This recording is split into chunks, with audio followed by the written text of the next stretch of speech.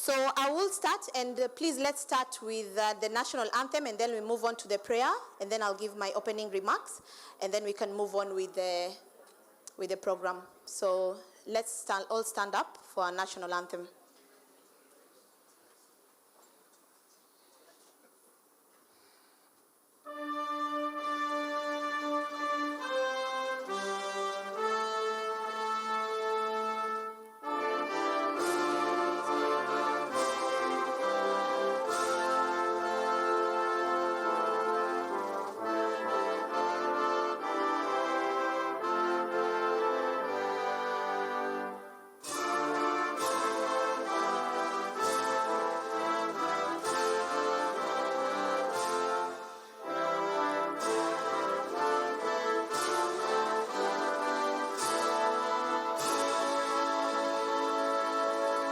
Journey that we've gotten here.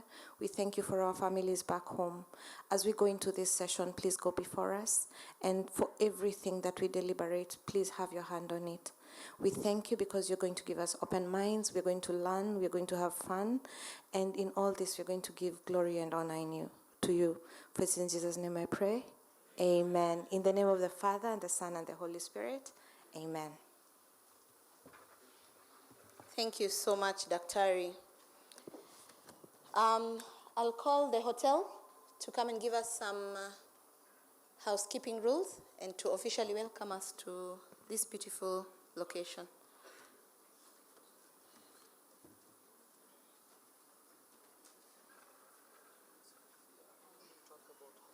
Housekeeping and just welcome. Yes, and any COVID rules or any guidelines we have, where the restaurant is. Thank you. Good morning, all of you. My name is Deepak Kumar. I'm working here as a hotel operations manager. So, behalf of entire Dhyaniri family, first of all, I would like to say welcome. In Kenya, here we call it Karibu, so Karibu Sana. Now it's about hotel. First, I will talk about security. Starting from our main gate, we have security protocol in place. We have security wherein we check cars and even guests inside and outside of the cars, and then afterwards at the reception we check their luggages. So apart from this, at the beach side we have South Beach and North Beach. Both the sides we have security person assigned. Even in restaurant area, in general public areas also there is security in place.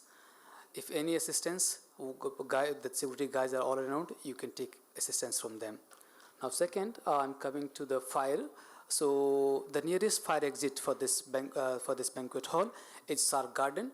So there the fire assembly point. In case of any fire, we all are around at your service. We can help you there. So just for your information, just to let you know that we have fire exit which is Shark Garden right here. Then about the facilities in terms of housekeeping, that's right there. We have the washrooms for handicapped people, for the ladies and gentlemen. And then for restaurant having lunch, it's there at CRC and the Fence restaurant. So two places we're having lunch today. One is at CRC, another we have there at the Fence. So once again, at last I will say thank you so much for giving this opportunity to serve you here at the Dhyaniri, and once again Karibu. Thank you. Welcome.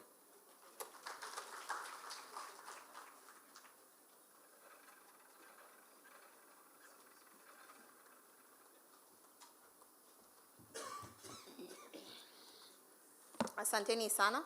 Thank you. Thank you for the warm welcome. We've had a first night stay here and it was good. Thank you. So I'll go in straight to my opening remarks. I think this year we've had such a short time to plan.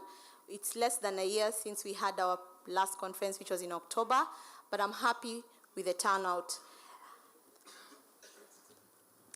So, Honorable Chief Guest, distinguished fellows, respected pharmacists, colleagues, ladies and gentlemen, all protocols observed. My name is Dr. Eva Amwai. It's a pleasure to welcome you to the 42nd PSK Annual Scientific Conference, themed Disruptive Advances in Pharmacy for Improved Healthcare. just to mention a little bit about this theme when we were coming up with it, and we saw all the good work that pharmacists are doing. I see Kenyans around the world. I see Kenyan pharmacists in Africa. I see Kenyan pharmacists making moves in WHO and even locally.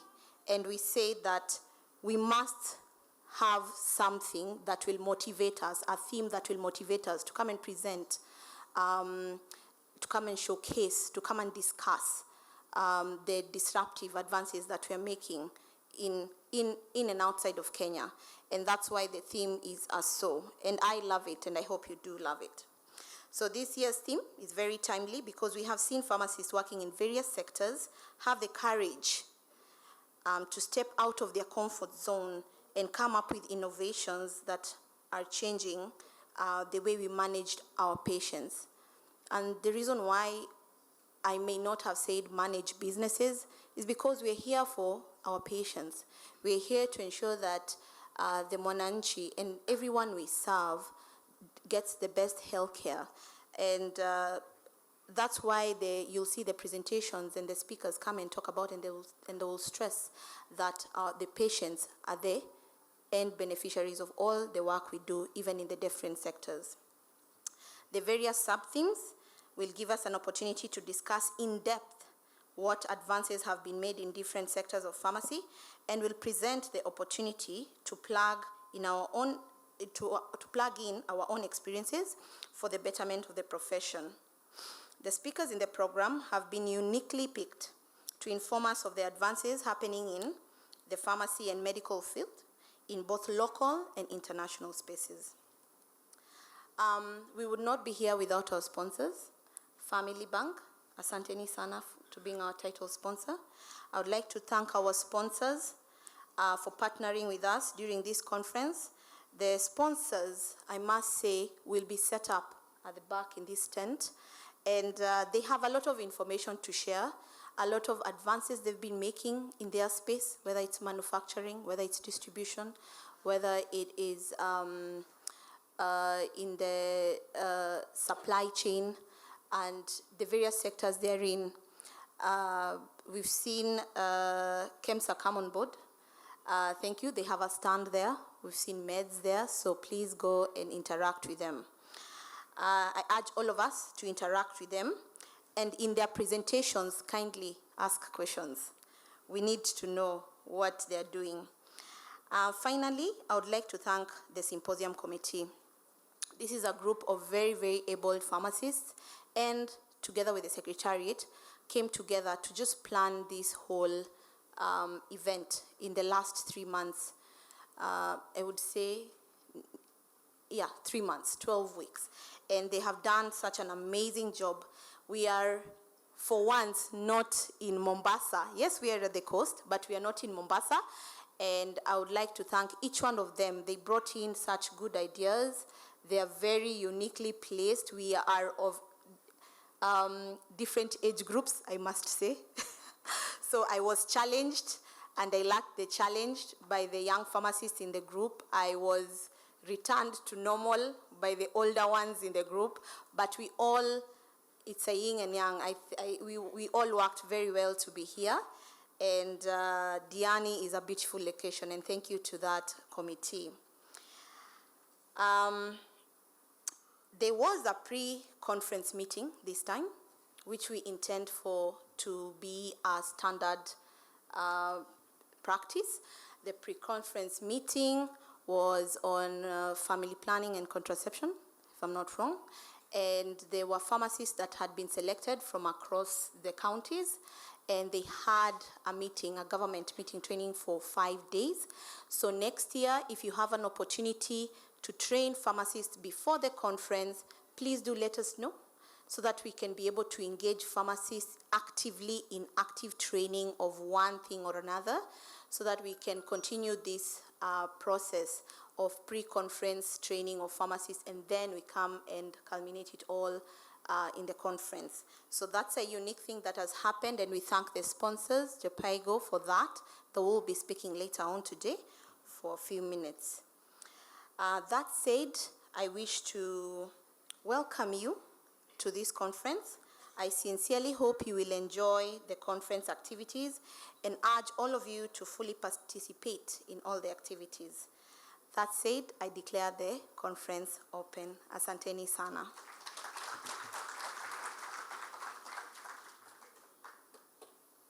Yeah. All right. Morning, members. I think I'm really impressed by the turnout. You need to look at your neighbor and just tell them how lovely they look. If you sit next to a Maasai warrior, just I can see there's one here. Yeah, so just tell your neighbor how nice they look. You know, this is my last conference. This is my last conference. I'll be appearing here without wearing specs. The other day I was with Dr. Masiga, and I can see she's there. We were making a presentation. You know, we are fundraising for a 1.8 billion manufacturing plant. And when you were making the presentation, I looked back to look at the screen. I couldn't see anything. Yeah, I just turned 40, so my life is just going upside down. Yeah. You guys know Dr. Kamau Nganga. Please stand and wave, Doc. The owner of Malibu. You know, I spent my time in retail. That's where I really grew myself. And Kamau Nganga, as a mentor, when I was turning 40, I said, I want to do something new. You know, I don't want to go buy a Ferrari. Yeah, I don't even know if I can afford one. My wife needs to tell me. And I said, I want a haircut like Dr. Nganga. Yeah, because he never ages. Yeah, and he's, I think, 10 years, 15 years my senior. Yeah, so I said, I'll get a haircut like that. I don't know how it looks. On me, not on him. I need feedback, and I know this is the first time we've had to change the conference from White Sands. I think it's been there for over 40 years. And it's the first time we're having it in Diani. So we'll need a lot of feedback about the venue, you know, what are your experiences, so that we can improve, we keep on improving. I think the hall is big enough. It's well aerated. I think maybe there might be challenges on maybe how to write, where we used to get a place to write. But at least bear with us and give us the feedback. We are running a little bit late on the program. Dr. Sioi and the CAS, Dr. Rashida Man, are here in the hotel, but they're having a Zoom meeting with the Senate. So they would like, so we are maybe postponing my speech. So we're trying to move some things around and see how we can keep engaging while we wait for the CAS, because the CAS wanted to be here for some of the presentation. And I think it's important, because also as a key policy person, it's important we do that. I know I had mentioned something about age, so I'd like to honor some of you here. I can see some of you looking away from my eyes, because you know I'm about to honor you. First of all, I think let's stand up and just give a moment of silence. We've lost colleagues during this past year since the last conference. Starting with the Honorable Fellow Dr. Is it Prakash Patel? Yeah, the founder of Cosmos. Yeah, so please, let's stand up and just... Recently, last month, we lost Dr. Bilha. I'm trying to remember who else. When I see you, I'm trying to look at you and see if I have the list nearby, but let's just take a moment of silence and just remember our colleagues who've departed.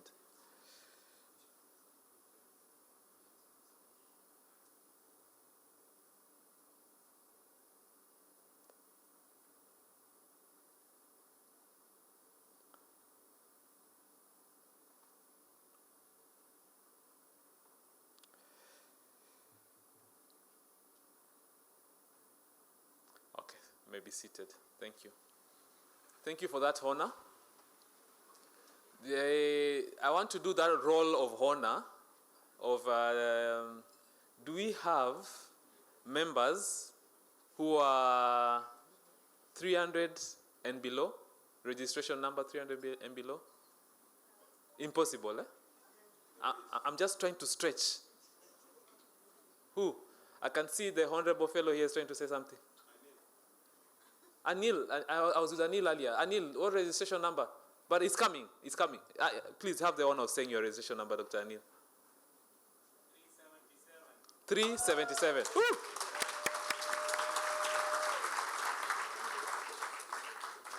Number 377 in being registered as a pharmacist to practice in Kenya. What year was that? 69.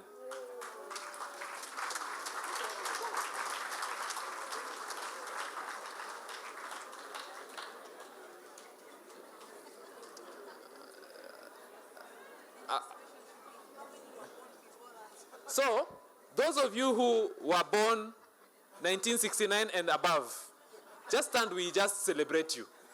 Just because we can. Please, the honorable fellows, I can see you, you are refusing to stand. No, before. Okay, so let's go. Registration number 500 and below. 500 and below.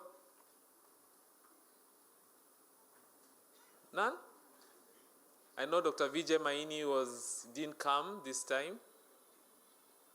Who else? Okay, registration number 750 and below. Woo! The honorable fellow, Dr. Professor Orwa and Professor Ndemo. Yeah? Yeah. We need more. We need to make Dr. Anila fellow and Dr. Vijay Maini. I think that's on your desk. You'll help us with that. Registration number 1,000 and below. Woo.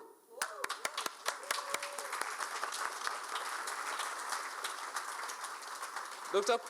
Solomon, even you, the way you look young. Dr. Wasiga, thank you. Thank you all for just up. Doc, is that you? Yeah? Nice to see you.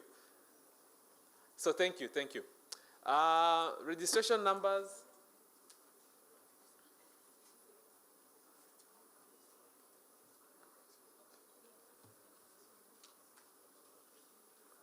I'm just receiving a note here on correction that I may have said we lost a colleague who we did not lose. Who did I say? I meant the colleague from Southeastern. Remember me the name? Dr. Bichanga, sorry, that's what I meant. Apologies about Dr. Bila. I meant Bichanga. The name just slipped me. Apologies. I know the colleagues are here and classmates, and apologies for that. Hii maneno ya leadership si rahisi vile inakaa. You have to apologize when corrected, yeah? Registration numbers 1250 and below. Registration numbers 1250 and below. I can see past Dr. Murisho. What registration number do you have? I have not seen you standing up. So let's celebrate these guys. Photographer, are they taking photos? All right, thank you. Registration number 1500 and below. Woo! By the way, as I am counting, it seems the majority is another registration number. Okay, so let's go. I think the profession is really growing. Yeah? Registration number, thank you, have a seat. Dr. Nyakiba, did you stand? Not yet. Okay. I was just talking with Dr. Nyakiba. I need his hairstylist. I need hair that is that color. But I think the stress I have, I think I can. I'm coming. I'm coming there. Yeah. Registration number 1750 and below. Have we done that? No. 1750 and below. Woo! The 1750th pharmacist to be registered and below. So we really honor you and appreciate you. Registration number 2000 and below. Woo!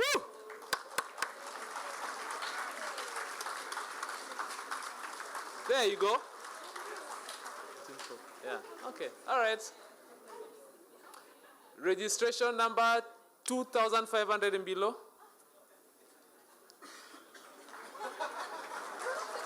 Yee!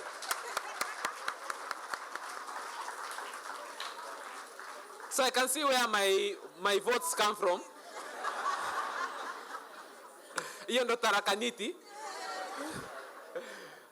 Santeni, registration number 3000 and below. Woo!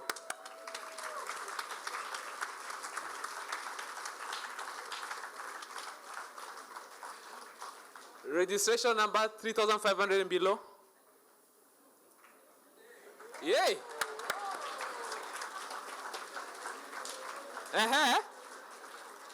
Nice to see all of you. Wow, nice to see younger faces, fresher faces. There's a time this hall used to only we will meet as pharmacists and it will be 100. Dr. Kahiga, am I right?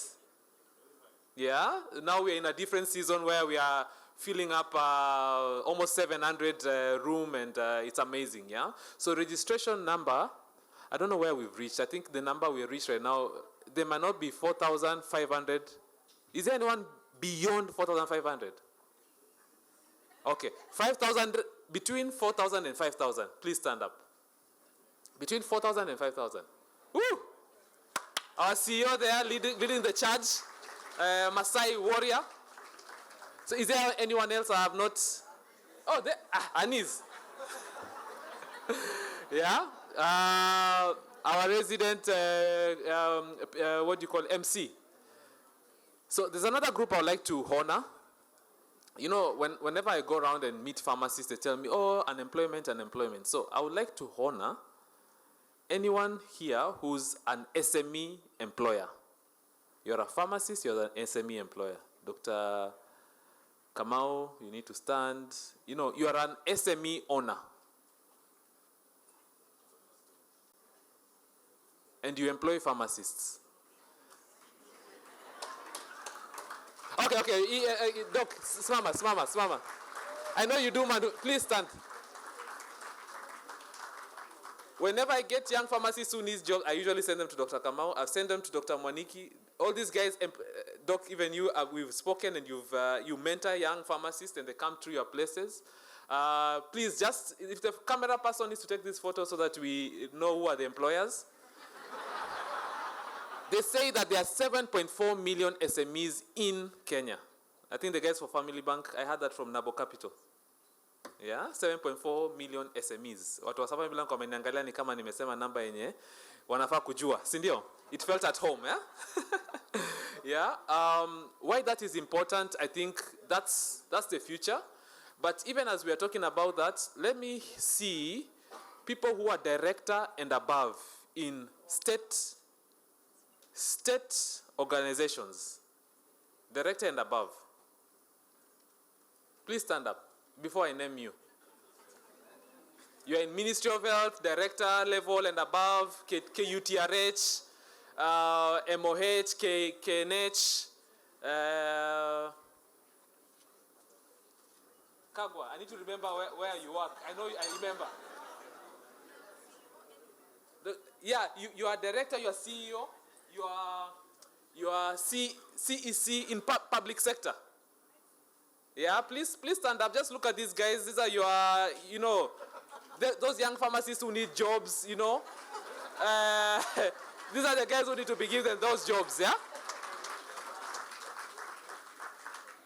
Yeah? Professor Oro. Okay. Now, when my senior corrects me and says deputy director, I don't know what to say. I can't even argue with that. Huh? So you are at a point where you, in private sector, the same thing I said. So deputy director and above, in private sector. You work in GSK. I can see someone in front asking whether she's a director or not. Yeah, GSK, Novartis, yeah? Please. I keep standing. Oh yes, even Madam Director is here, please also, yeah? No, there's more than this. We will continue standing if you want to make me... I have time. Remember, I was buying time. Dr. FK? Anyone else? Do you see your colleagues here who are refusing to stand? Wasimame, waonekane. Dr. Mwenda, you can't be chief of party and you are seated. Okay. NGOs also, even NGOs. I'm talking about private sector and NGOs. You work with USAID programs. Dr. Kusu. Okay, yeah, you see, everyone is standing. Okay, yeah. So please take a note, have conversations as we socialize out there. So please, you can have your seats. So who else do I need to appreciate? Huh? Board of directors and governors. Hata kama wewe ni board of director in... Oh, did I say deans? Deans and board of directors, please stand. Deans, boards of directors. Yes, boards of directors stand. Why didn't you stand? I know who I'm looking at. They need to stand. Yes. Please look at everyone. Wave. Okay, yeah. Thank you. So I have not mentioned you, but you're in charge of a team where you work. And your team is more than 10 people. It's more than 10 people. No, because these people have authority to incur expenditure to hire people. You made it. Yeah? Please. Yeah, so look at these people. They have authority to incur expenditure to increase their head count. Yeah?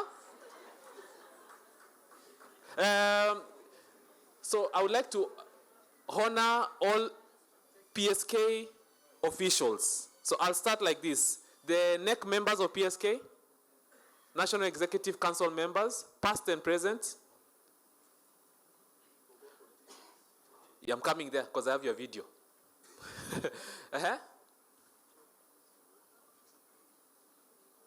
There you go. There, please wave at your leaders.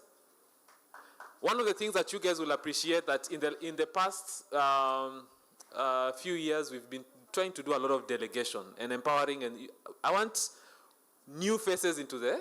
When we are calling for a press conference, there's other faces. You saw Dr. Nyabero the other day in a press conference with his team. We have a practice committee. So I'd like to call on the vice presidents, the 3 vice presidents, to stand up. Those are new. One has already stood behind there. Vice president of governance. Vice president practice is outside. Vice president lobbying, she's outside, yeah? So we are delegating those things because we need to strengthen PSK from different fronts. Yeah? NGC members, National Governing Council members, those are my bosses.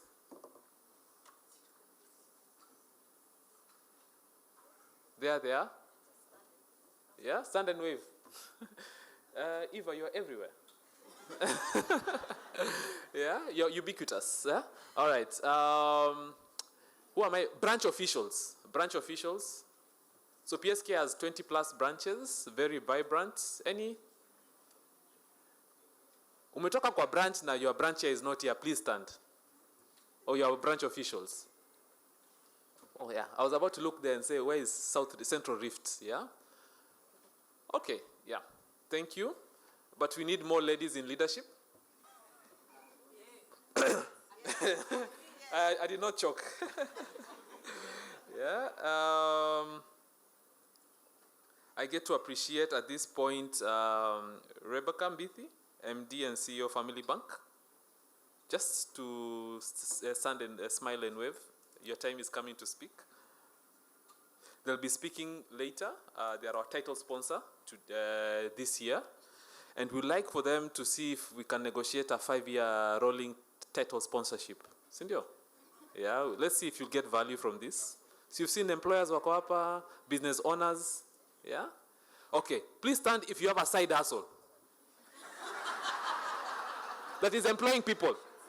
That is employing people. Please stand. Okay, maybe your boss is here and maybe you have not declared. No, because I needed these family bank people to see you so that they can give you money. Sindio? Okay. Chairs of allied farmer organizations. KPDA umesimama tayari. This is the chair of KPDA. Please stand. Kenya Pharmaceutical Distributors Association, Hopak Hospital Pharmacists. Please just keep standing and waving. CAPI chair, Regulatory Pharmacist chair, Dr. Adams Pale. Yeah, anyone else I've forgotten? Okay. PPP board, directors. Anyone here? Please stand.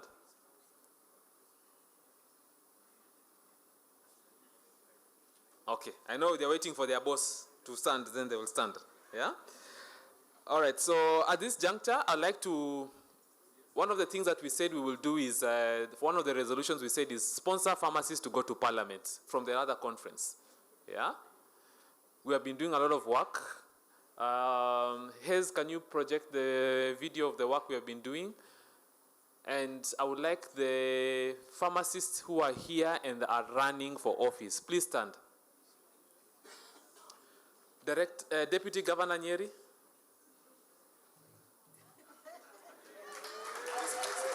Yeah.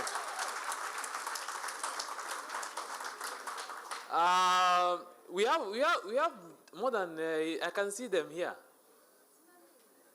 No, even if okay, let's start somewhere. Let me start with the MCAs. Are they inside the house? Cohen? Oh, they are coming. They are on the ground, eh? Votes are ziko hapa. Yeah, votes are ziko hapa. But we have, I think there's a video that's meant to play so that I just don't, I do them justice. For the first time, we got like a bunch of almost 15 pharmacists running for office. The video will be just showing that. Why this is important is, so we've been very good, I think, in only one arm of government lobbying it. Which one? Have we been lobbying well? Judiciary. No. That's the only one. Sindio? Wakifanya, tuna? Funua. Yeah? So we've been very good there. But I think what I've seen, and I think you can read in my opening remarks on the, it's printed on the document there you're holding.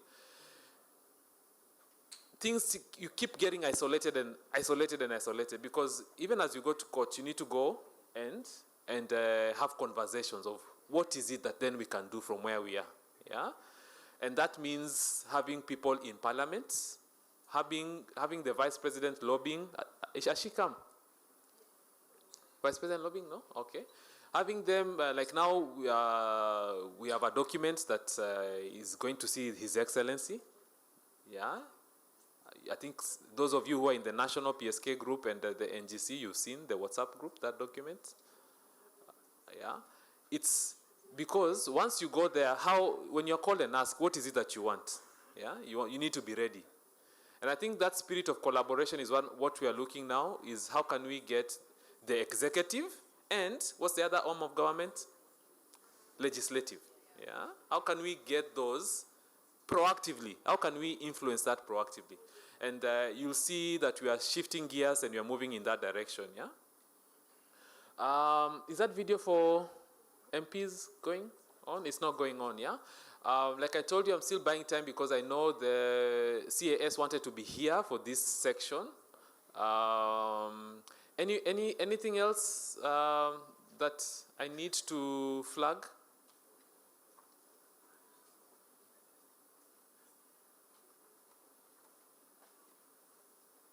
Anything that I need to flag? Yeah? Dr. Anis, do I throw for you a through pass? You take over from here? Yeah?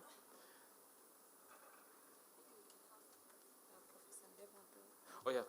Professor Ndema, are you ready with your presentation? Yeah, it's there. Just taken the flash disk. Okay. So remember there's we are waiting for the CAS, Dr. Rashida Mann. We are waiting for Dr. Sioi, and we're waiting for KEMSA. Remember they're our sponsor for this year. So they're also here to just share. Then we will go to the remainder of the program. So what's the time now? 10:30. Are we able to do some of these things before? Yes. Madam Chair. It was speech. Let's just Okay. do it, please. So let me introduce this matter because we've been talking about it. Sindio, can I introduce this matter? Huh? Can I introduce this matter? Huh? Yes. Which one?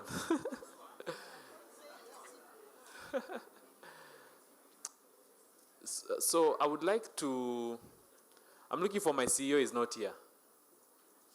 And you know, presidents can speak off the cuff. Yeah? And I just want to know that, are we ready for that part?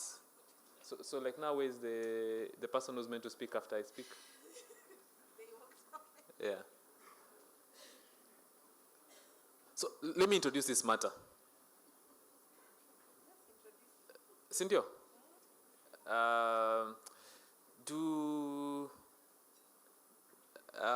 know our sponsors are here, so we'll have decorum with this matter. Cynthia, you know, we went to court over KEMSA CEO appointment, yeah, and the board, yeah. So KEMSA has always been our partner. Any colleagues here who work at KEMSA? Please stand.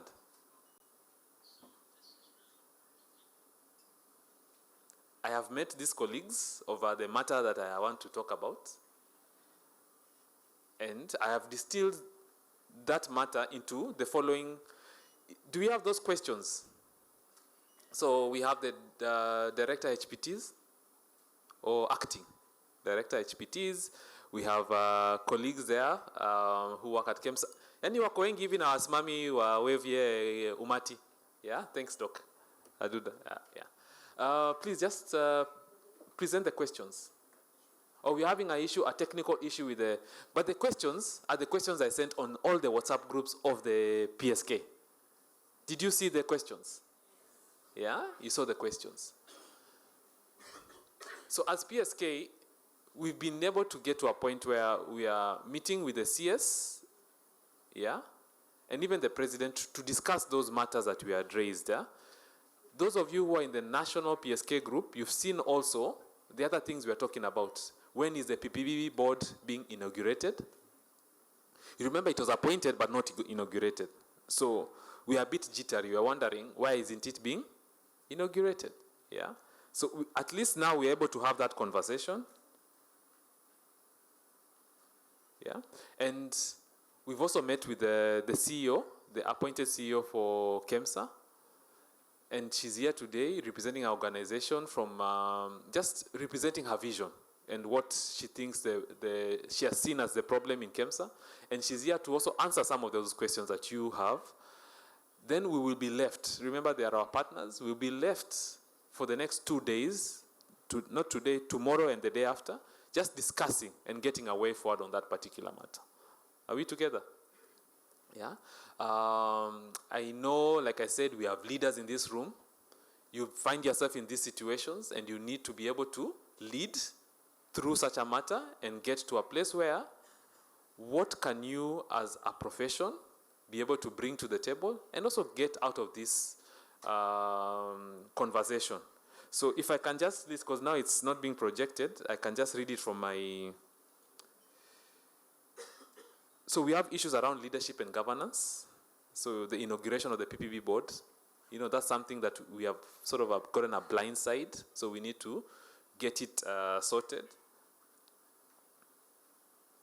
We have the KEMSA reforms.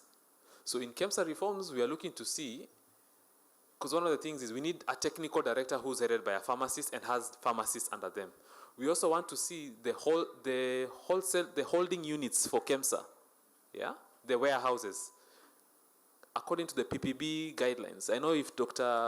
Kamamia here today got to license his warehouses, he will need to have a pharmacist in each of those.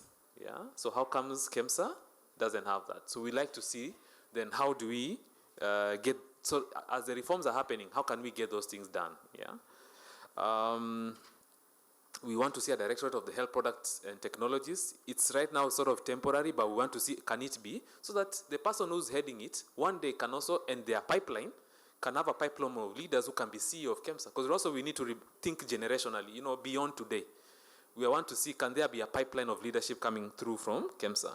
And you can see we actually have leaders who can fill in that pipeline. So we'd like to hear some of those things. The other things, is the presentation able to present now? We also have questions around the pharmaceutical policy. Yeah. That has been under review. We haven't been engaged as stakeholders. So those are the conversations we're having with the PS and the CS. The other ones in the pharmacy and HPT's bill, pharmacy practice and HPT bills, it's an ongoing process. Again, if we don't engage now, you'll now be seeing me again appearing on press conferences. I want to be able to engage from a more proactive. And you see, I have leaders who can open doors for me. Yeah. Dr. Menge is here. Yeah.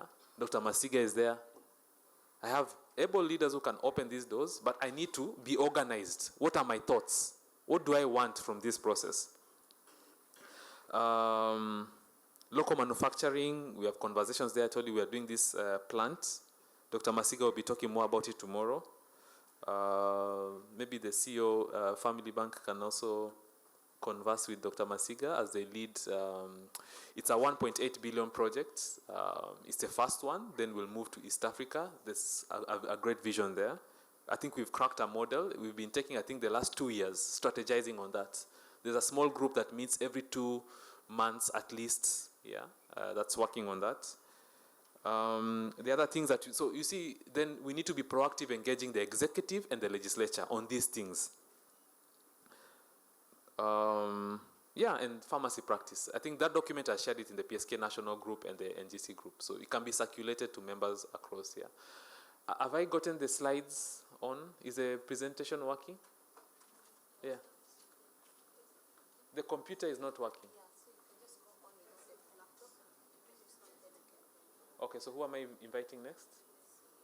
Okay. Yes. There.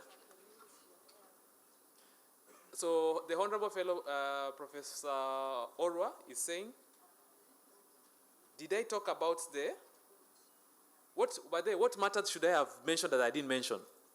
I want to test members if they know the real matters that are, if you pull yourself as a pharmacist from the trees to see the forest, to see what are the real matters. And I think what she hit is at the center of that. A Directorate of Health Products and Technologies. The name has changed, yeah, because that's what the Health Act wants it to be called. I know we have colleagues who are there in those. Could the colleagues who are in MOH director levels just stand again so that colleagues can see you? So that we can also appreciate that we are able to also, within ourselves, we're able to lobby and go outwards. Please, colleagues who are in that level and up to stand. Dr. Nyakiba, Dr. Eunice, Gatitu. Oh, okay. I know, maybe I know I'm not a government official, so all protocols observed. Watu kama kina Nyakiba and can they stand up? There you are. Yeah, there you are. Yeah. So we have colleagues that can help us with these things, but the colleagues, what they challenge me is, please distill your issues clearly. Yeah, and that's now what we are doing now as we, yeah.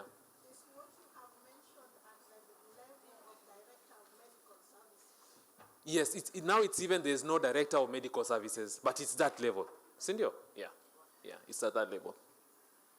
Oh, join me in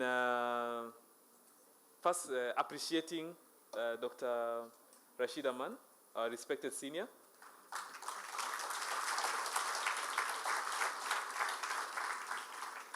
Dr. Fred Sioi, respected senior.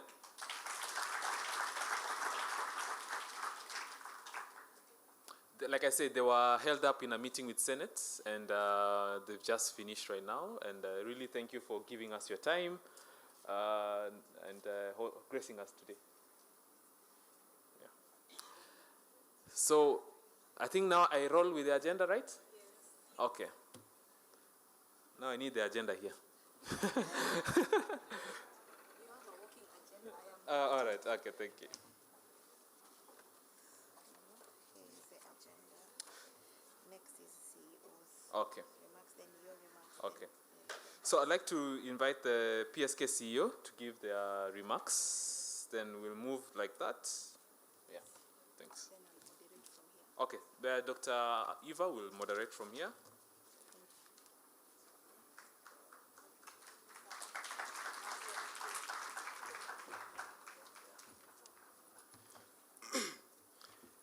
I think Dr. Mashogu has done a very good job. Okay. Let's take a moment to appreciate his outfit. Let's take a moment to appreciate his outfit. In true Kenyan spirit, asante. Some people passed me out there and they thought I was part of the staff. So I think, first of all, I think we'll do is it a one clap for Dr. Mashogu? He did a very good job in installing and doing a good job in sharing information. So 1, 2, 3. Ah, that really was good. So when I wanted to do this, I talked to of course, you talk to those close to you, my dear wife, and I talked to and they said, are you crazy? I said, well, not really. So here's why I do this. I'll go back a few years ago. There's a leader that I'm sure all of you know, Fidel Castro. How many know about Fidel Castro? He was the president of Cuba. So when he got cancer, he's a few miles away from Miami, Florida. He got cancer, and he did not go to Miami. He was treated in Cuba. Few years later, my mom got sick, my dad got sick, and I had to fly them out. How many of us have paid for people to go abroad for medical treatment? How many of us here will be comfortable to go to the medical clinics, the hospitals where we work right now? How many of us will think about the first time you're sick, you say, wait a minute, how am I going to get the money to fly to whatever it is? So, Cuban president wanted to be treated in the healthcare system he had built, because he said he knows that and he knows that they're competent enough. So, why did I wear this? Is to disrupt the way we think. Change things a little bit. What you do, if you come in every time you're not, if professionalism is an issue, change that. Think about it. And look at it in these ways. One, caring. If you care enough, if you start caring about what you do, how you do it, then you build a profession. If I give a pill to a patient, how much do I care? How much do I understand that they understand what it does to them, the side effects and everything else? How are we able to share that? How can we give superior care? Care that if you're on the other side as a patient, you want to see. When you come to work, how much do you put into it? Food for thought. How your neighbor, your spouse, how many of them know what a pharmacist does and well? How many policymakers understand pharmacy? How many politicians understand pharmacy? How many members of the public understand pharmacy? So let's talk about disruption. They think we count pills by 5. That's it. We're in that little box and we're in there. How about you talk to them about simple Tylenol and alcohol, what the risks are? Simple discussion.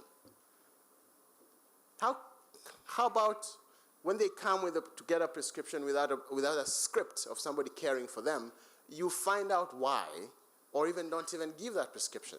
We have issues with resistance happening. The other day when the piece from Citizen, the part where a pharmacist said no, that has got so much mileage towards the integrity of pharmacists. I hope you value that, and you value that enough to make sure that you, wherever you are, you will stand up for all the other pharmacists and do what is unique and different and caring and competent. What do we do as pharmacists? We make sure that the therapies we give to our people, our patients, our clients, our parents, our siblings, we make sure they are effective, efficient, and safe. And if you do that well and let the public know and understand what you're doing, then they will start trusting the value that you have. And let me tell you, we will not have to say, we are pharmacists. Hey, look this side, we are pharmacists. They will understand what we do and we build it. Part of those moves are the pre-conference training we did. We did an FP training, thanks to JPIGO and Ministry of Health. We went to the public, we went to the clinics, and those people saw us, talked to us, and understood what we can do. So we're going to expand more. We will have more trainings. We'll have better ways to improve our care. How do we make sure that what we do is unique, disruptive, innovative, and to make a difference? So my outfit, I'm not Maasai, but I wore this because this is something that even my kids didn't expect me to wear. Actually, they were daring me even last night. And I decided to do it. So, and I'm still here. So if you decide to do something innovative, pharmacogenetics, other things, there are very many innovative things we can do as pharmacists, and nobody can take it from us. If you decide to do that, the fear of starting is what everybody does. The fear of what will happen, just jump in. I'm here, I'm happy, and some people like how I look, so thank you so much for coming. This is this is my first annual scientific conference. There's going to be many more. I hope from now on we'll have 6-7 months in advance to prepare for all those things, and we'll go everywhere. Give us suggestions of if you want us to go to different counties or different cities. Give us suggestions of what else you want to do. Give us suggestions of CSR projects we can do in the counties where you are. Let's let the public understand the gravitas of being a pharmacist. You're special people. You're drug dealers. You're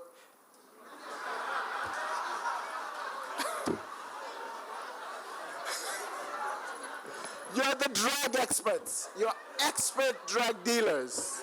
Yes. Thank you, everyone.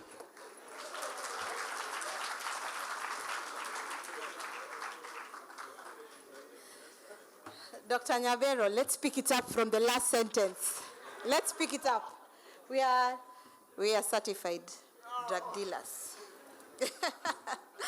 But if there's anything I've picked up from his speech opening remarks, is that we should be courageous.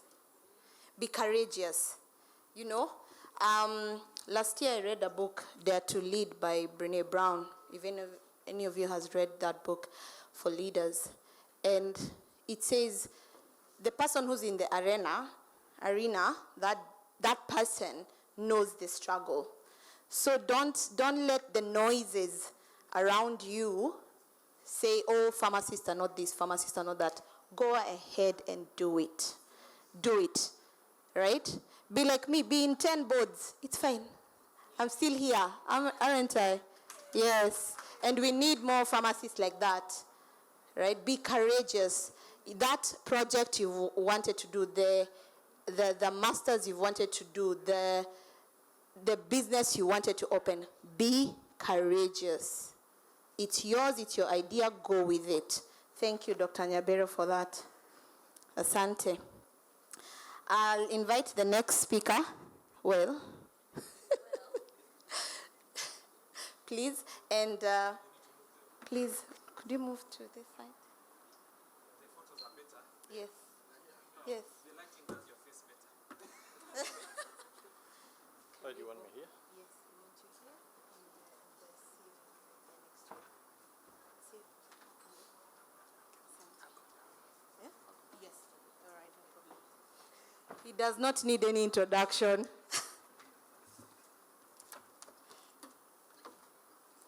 I need this. Oh, you need that? Okay, cool.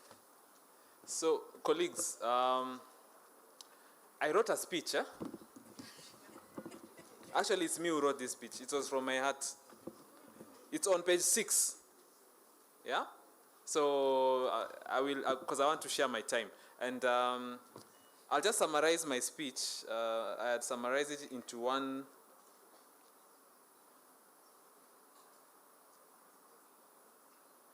So this is quote from Viktor Frankl.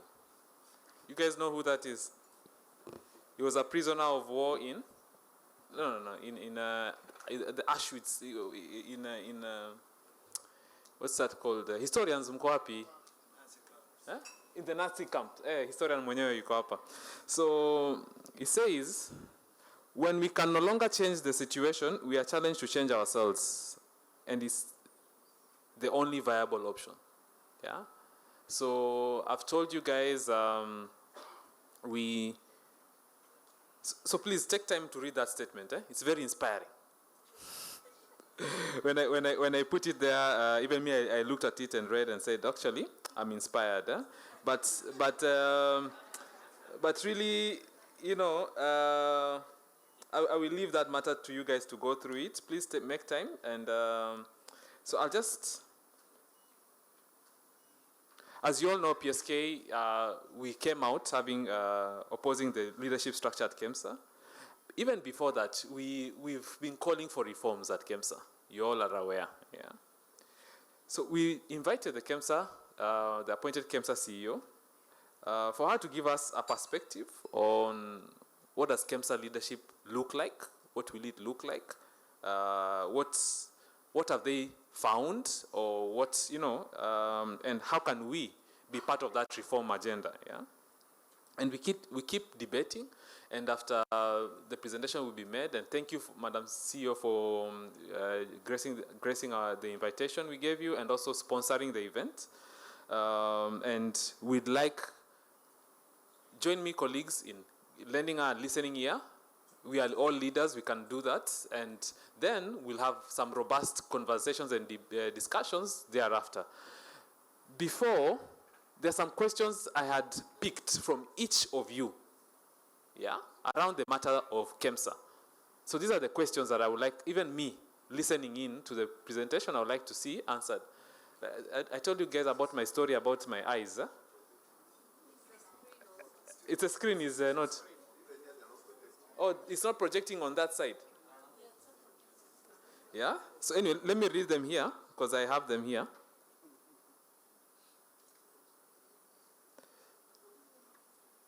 So one of the things I'd like to hear is, what does the new reform structure look like at KEMSA? The processes, the people, the structures. What is the role of pharmacists in that process? How many pharmacists do you need to support the reforms and run with the HPT evaluations? What happens to the pharmacists who are working from home? 3, in what ways can PPB support you with compliance on the requirement of a superintendent pharmacist for all operational warehouses, as per CAR 244? We had said earlier, if Dr. Kamau Nganga's warehouses were without a pharmacist, PPB will close them. Yeah? So how can they be supported? And in all the above, what are you looking for in the team member that will be supporting you in the reforms? And what support do you need from us as PSK for the success of these reforms? Aren't these good questions? Do you know where these questions came from? They came from the engagement that we had with each and every one of us. Yeah? Dr. Rashid, are these good questions? Relevant. Yeah, they're relevant, yeah? So, so please join me in welcoming this. Is the presentation ready for the PSK CEO? Okay. So, Madam CEO, please allow. Yeah? Oh, sorry. The other CEO is Mr. CEO. So, Madam KEMSA CEO, please just join us on the stage and to make your presentation. Or would you like to make it from down there?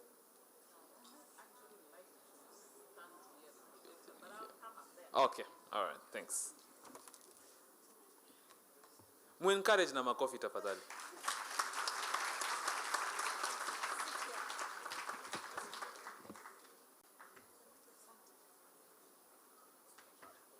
Thank you.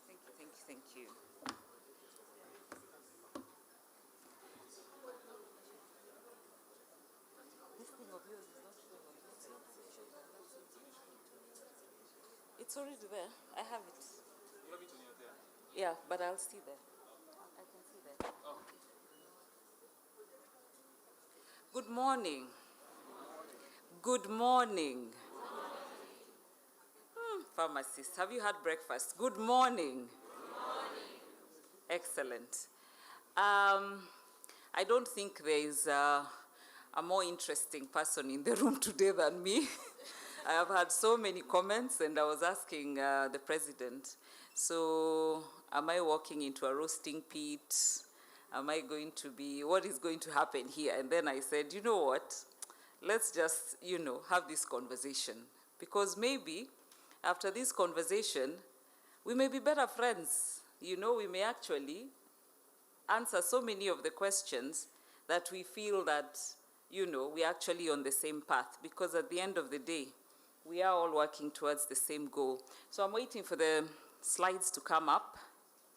And as I wait, maybe I can start off by saying that I wish to celebrate you, pharmacists. I wish to celebrate you, pharmacists, because the jobs that you do are very, very challenging and critical. And you do them in unprecedented, difficult circumstances, particularly the period we've just come out of. The pharmacists that we have in KEMSA have done a wonderful job. The team that I have found in KEMSA that has been doing the transformation journey that we began last year have done a wonderful job. They've actually really, really done well. Dr. Nyakiba is here. He knows, what it is that he's been achieving within that particular institution. And he's one of you. So even when you have questions about what's going on in the institution, he knows because he's in there. Our board members, Dr. Menge is here. He's one of you. He also knows what's been going on in the institution. So we are not excluding pharmacists. Far from it. We'll be embracing and bringing pharmacists closer because, you see, the commodity that we deal with is a pharmaceutical product. So pharmacists must be charged with ensuring that that commodity is safe, it is in the right conditions, it is stored well, it is distributed well, it is transported well, all the facets, and I will be sharing that with you shortly. But I thought first off, we need to give that reassurance to everybody that no, we are not disregarding the role pharmacists play. In fact, we are making it larger because we understand how critical it is. President, are we getting there? Or might you have to come back to share with us some more applause?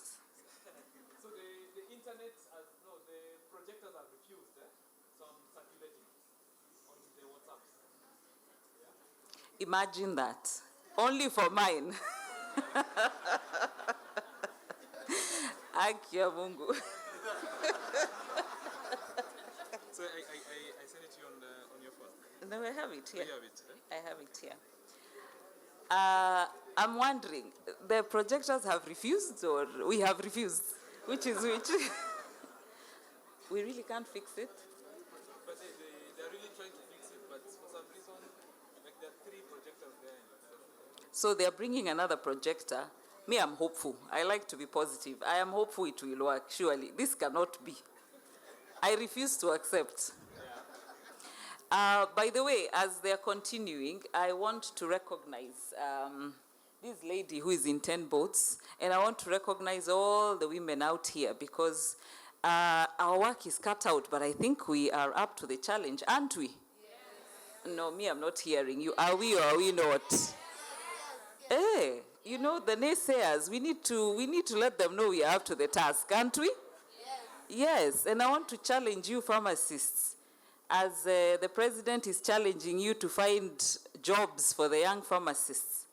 I want to challenge the old ones to join hands in mentoring our young pharmacists in KEMSA that we'll be bringing on board in the regional distribution centers as the superintending pharmacists, according to the recommendations from Dr. Sioi and team, and according to the law, and also the responsible pharmacist who is going to take over the HPT's directorate in the new organizational structure will need a lot of your support, because without you it won't happen. It won't happen. Let's just be honest. You know, we are all Kenyans, and we know what ails us. And unless we come together and solve what ails us, we have no opportunity to say we have a country to bequeath our children. Let's just be honest. Let's just be honest. You know, for those who have children, you know how much you want to give them a better future. For those who don't, I am sure you'll aspire to give them a better future than you had. So this is not about us sitting in Nairobi or in the big cities. It's actually about all those WhatsApp groups we get invited to contribute to Auntie Flani, our neighbor Flani, our other I don't know who, because that product that we can get in the city cannot get to them. This is what this conversation is about. It's not about Terry. It's not about I don't know what. It's actually about getting KEMSA to work. That is the important narrative. The rest of the narrative, well, what can I say? You know, we're always busy having one story after another. It is the state of the nation we live in. But I want us to refocus and repurpose this conversation as to why we are here, as to why KEMSA is here. Because PSK is not an end in its own, is it? Do you live to fulfill the needs of PSK? Is that why we all invested in what we have learned? No. So it's now up. Let me stop the remarks and continue, because this really is where everybody wants to see. So if we go to the first slide, are we ready? We're ready, yeah? So in all our journey with all the different stakeholders, and I wish you had a mic that is moving. Do you have a mic that moves? Or you only have this one? Okay. So in all our journey with all the stakeholders that we've been engaging, yeah?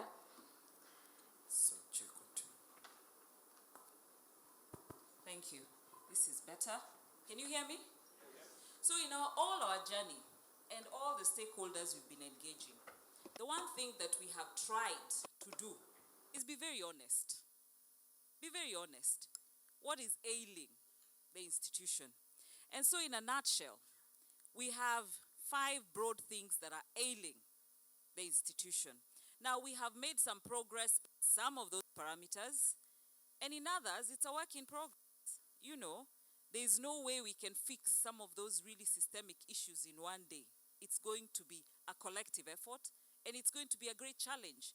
And it's not a challenge for just Terry to solve. It's not a challenge for just the leadership or the ministry to solve. It's a challenge for all of us. So, we have what we call the financial crisis. And the financial crisis, I mean, I don't even need to belabor it. We talked about it last year in the media. We talked about how we were struggling in terms of even having money to run operations or buy commodities. And we also talked about the debt crisis, which we've been trying to chip away by trying to engage all those that owe us money to reduce, you know, their commitments and honor their obligations to KEMSA, because if we cannot get that money, then we cannot buy the commodities. But most important was the lack of financial controls. And I won't belabor that because it played out, you know, in the court of public opinion. It was all over the media. You know, when you talk about how supplies have been bought and there was no budget, there was no this, it's really lack of controls. And then we've got the procurement crisis, where we have unprofessional conduct, long lead times. We have issues to do with distribution, where we have, and warehousing, where we have a lot of dead stock, you know, and some of your leadership came to visit us the other day, and we will be doing more visits even to our regional warehouses. We have a lot of items that are just not moving. Now, when you try and ask yourselves, how did we get there? Well, I don't know, but one can speculate that if the pharmacists or others have ordered things that they know are not needed. I don't know what their motivation would be, but, you know, we can try and fill in the blanks. I mean, we're being honest, right? And we live in this country, do we? So we generally have an idea of why some people do things. Well, but now it's our problem. And the problem with dead stock is that it's not just stock, it's money. It's money, it's inventory. And then we have poor contracting. In fact, that's quite salient. What I should be saying, we actually have what we would call capture by the transporters, where contracts are heavily skewed in favor of those who do transportation. If I'm a transporter, I can pick products, then I go and put them in a warehouse. I'm supposed to take them to Marsabit, but I put them in a warehouse as I wait for somebody else to give me some more items, so I take them together. I don't care that in Marsabit, it was expected yesterday. At the end of the day, the contract allows me to do that, because the contracts favor business more than the citizen. Now, nobody is saying we can't do business, but must our people suffer? Our people suffer as we do business. I was encouraged. You wanted honesty. You wanted us to talk about what is ailing us. Can you handle the truth? Can you handle the truth? Okay, so let's have this conversation. You have items that don't get delivered to where they are supposed to go. They go to other places, and we all know. Somebody's shop in a corner. Some even go across the border. But where are we when all this is happening? Where are we? I mean, did we outsource our country? Did we one day have a collective meeting and we decided, by the way, we are outsourcing this country, we don't care?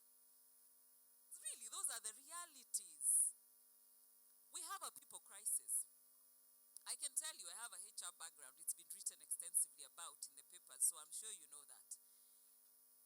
You have employees who have multiple contracts, the same person. Multiple. The same file. You know, you're looking at it and you're wondering what's going on. You have employees who have been given promotions with notes. No, I'm telling you the true stories. You know, this is real stuff. I'm not making this up. In fact, you know, sometimes truth is better than fiction. But I'm telling you, this is the true scenario. Now, you have a structure in place that does not optimize your ability to deliver what you are created to do. And we know what KEMSA was created to do because there's the KEMSA Act. Then you have a structure whereby the people responsible for the commodities are not necessarily responsible through the whole line. They don't have the relevant technical capacities. So when you're asking, how did we procure this? What was specified was this, but what we got was different. Unamkamata nani? Me, I don't know. Procurement, I don't know. The warehouse, I don't know. The who. We passed the buck. So we had to re-engineer a system that will allow us to fix some of these things. Next slide, please. Before we get to what that system looks like, I want to tell you a little bit about what we want to do. Are we okay? Okay, so this is our vision. We don't want to focus on 50 different things. I promise you, there are over 1,000 things that need to be fixed in KEMSA. In fact, 1,000 ni kidogo. There are many. But we must focus on 3 things that can really get us the highest impact.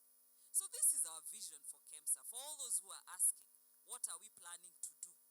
In a nutshell, this is what we are planning to do. Number 1, we want to focus on driving operational excellence. And operational excellence touches on the entire whole institution. We are talking about systems. We are talking about people. We are talking about processes. A lot of this work has already begun in earnest. We've been working with Kaizen. You know, the people in the warehouses talk about it being the Gemba. You know, they talk talk about all the handling and everything else they do according to the Kaizen principles, because we must be lean. If we have to give the advantage of pricing, the advantages that come with bulk procurement to the end consumer, our operations must be efficient. We have other issues that we are dealing with there in terms of qualities and standards. And here is where you, my brothers and sisters, really come, because you're the people who can ensure we have the appropriate qualities and standards by having those responsible pharmacists, the superintending pharmacists, and all the other cadres that are related to ensuring that we have the appropriate quality and the controls are in place.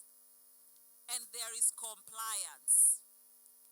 Now that is going to help us to deal with our operational crisis, to ensure that we no longer have the situation of expired medical supplies, to help us with the excessive turnaround time, to deal with the ineffective transportation and inventory issues, and ultimately to stop underutilizing the talent. Because if we have people who are brilliant minds and should be doing what they are doing, why can't we let them do what they are best at? You know, I cannot pretend that, you know, I am qualified to talk about how these drugs should be stored and transported. No, but the pharmacist who is responsible for the inventory will. And that's what we intend to make sure we do. We want to focus on ensuring that we have customer satisfaction. The counties keep crying, KEMSA this, KEMSA that. I mean, surely, you know, it's ridiculous. And if we cannot focus on the demands of what the people who are expecting us to give a service and give commodities to, then we're really not meeting our mandate. And finally, we want to focus on repositioning KEMSA.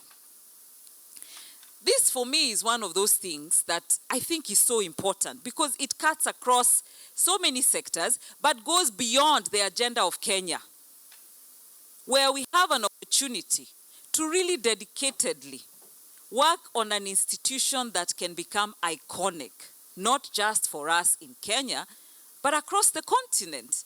I mean, at which point will we, in the global south, solve our problems and stand on our own 2 feet? We saw what COVID did. We saw the lessons we learned from COVID. This institution is critical to the conversations that we were having around COVID, particularly around contract manufacturing, manufacturing of local content, you know, all those conversations that we don't have to rely on others to get the products. We can do them internally. And all the benefits that will be realized are all there. We start to regain confidence that when you hear the CEO of KEMSA is coming to the PSK, we are happy. We are not feeling like, we don't know what's going on. Shall we continue fighting or not fighting? You know, we need to move away from there. We need to fix this institution so that even when we meet in the streets and people see you moving in a KEMSA vehicle, you don't have to wonder, now they'll just call me a COVID billionaire. I don't know, they'll call me a what, they'll call me a what. You know that if you work there, your children don't like to talk about where daddy and mommy go to work because everybody will say, oh, that's what happens in your family. You know, I mean, there is a lot, you know, and these things are important. When we talk about the reorganization, which is where I want to go now, I want to focus on the 3 critical areas. Oh, before we get to that, let's just talk a little bit more about the theory of change. Now, we all know that in any change process, there are 3 important things. But for us, we've added a 4th critical ingredient. The 3 important things in the theory of change: people, processes, systems. But for us, we've added a 4th pillar, which we are calling information. Because the age we are at, data will be everything. I promise you, if we can get the data to work, then we would have a lot more intelligence-driven procuring, intelligence-driven prescribing, intelligence-driven everything. So we need to start focusing on that pillar so that we figure out how to make most out of it.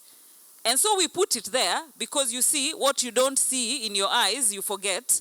And when you forget it, you can't track it and you can't focus on it. So we want that to be an important part for us to look at. The others, in terms of technology, our ERP system, despite what many people may think, is not end-to-end. You can be approving something, an LPO to go out, which is a contractual document, whereas there is no money for it. So you end up in the same problem. Now, with thousands of products, thousands of orders, can a human being really be able to make sure that everything that goes out speaks to the first point of budget? Is it possible? Who has that capability? So that robustness in the system is a critical point for us that we are really pushing to have in place. The people element, which is the all-exciting one. The people element, the truth of the matter is, the institution had instruments of 341 positions approved quite some time back. But as we came on board last year, when I was in the board, the establishment was 950 something. So we had all these people that we have brought on board without having them properly established in the system. So we had to go through this process of getting all those instruments reviewed. There are a few other steps we need to just finish, but I can show you what it is that we are looking to have as the future. Looking at best practices of pharmaceutical supply agencies, looking at best practices in terms of people operations, and also looking at efficiencies and the leanness that we require to be able to have a streamlined organization. I need to also mention that from an organizational perspective and in terms of the operations, we're looking to automate in the very near future all the warehouses. We have the racking done for the new warehouse. We have the epoxy floors going on. We are trying to get the entire new warehouse done with all the relevant best practice materials, the rackings and everything. That needs to be done even before the new office building, because it is important that the warehousing system starts to work right, so that people are not looking for the same product around the warehouse the whole day. And you can't find it because there is box after box after box after box, and they're all over the place. Sometimes you feel you can't even blame anybody if something expires, because if it's hidden right at the back of the shelves and in the warehouse, how are you ever going to find it? You know, really, even with the best intentions. So that encapsulates, you know, our thinking around how we need to reorganize our operations entirely from top to bottom so that we achieve what we are looking to achieve. And then the last slide that I want to share with you is about critical elements that touch on your profession.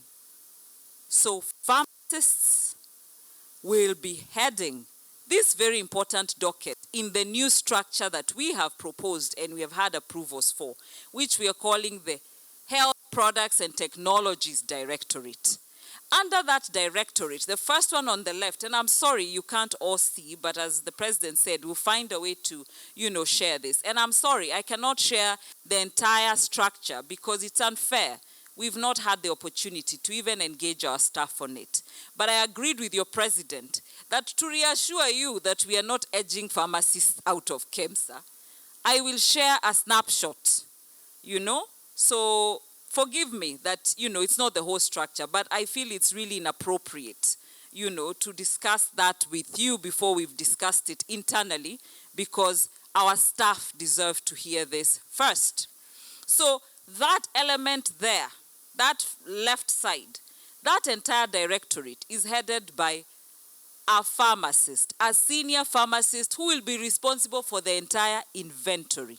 Next to it is customer service. And the reason I put that next is because I needed you to understand that in the new thinking, once the orders are collected from the various people who are buying from us, and they come through the door into KEMSA, we will need somebody. See, they're coming from a pharmacist out there. Those are the ones who are ordering. So you're the people who order out there.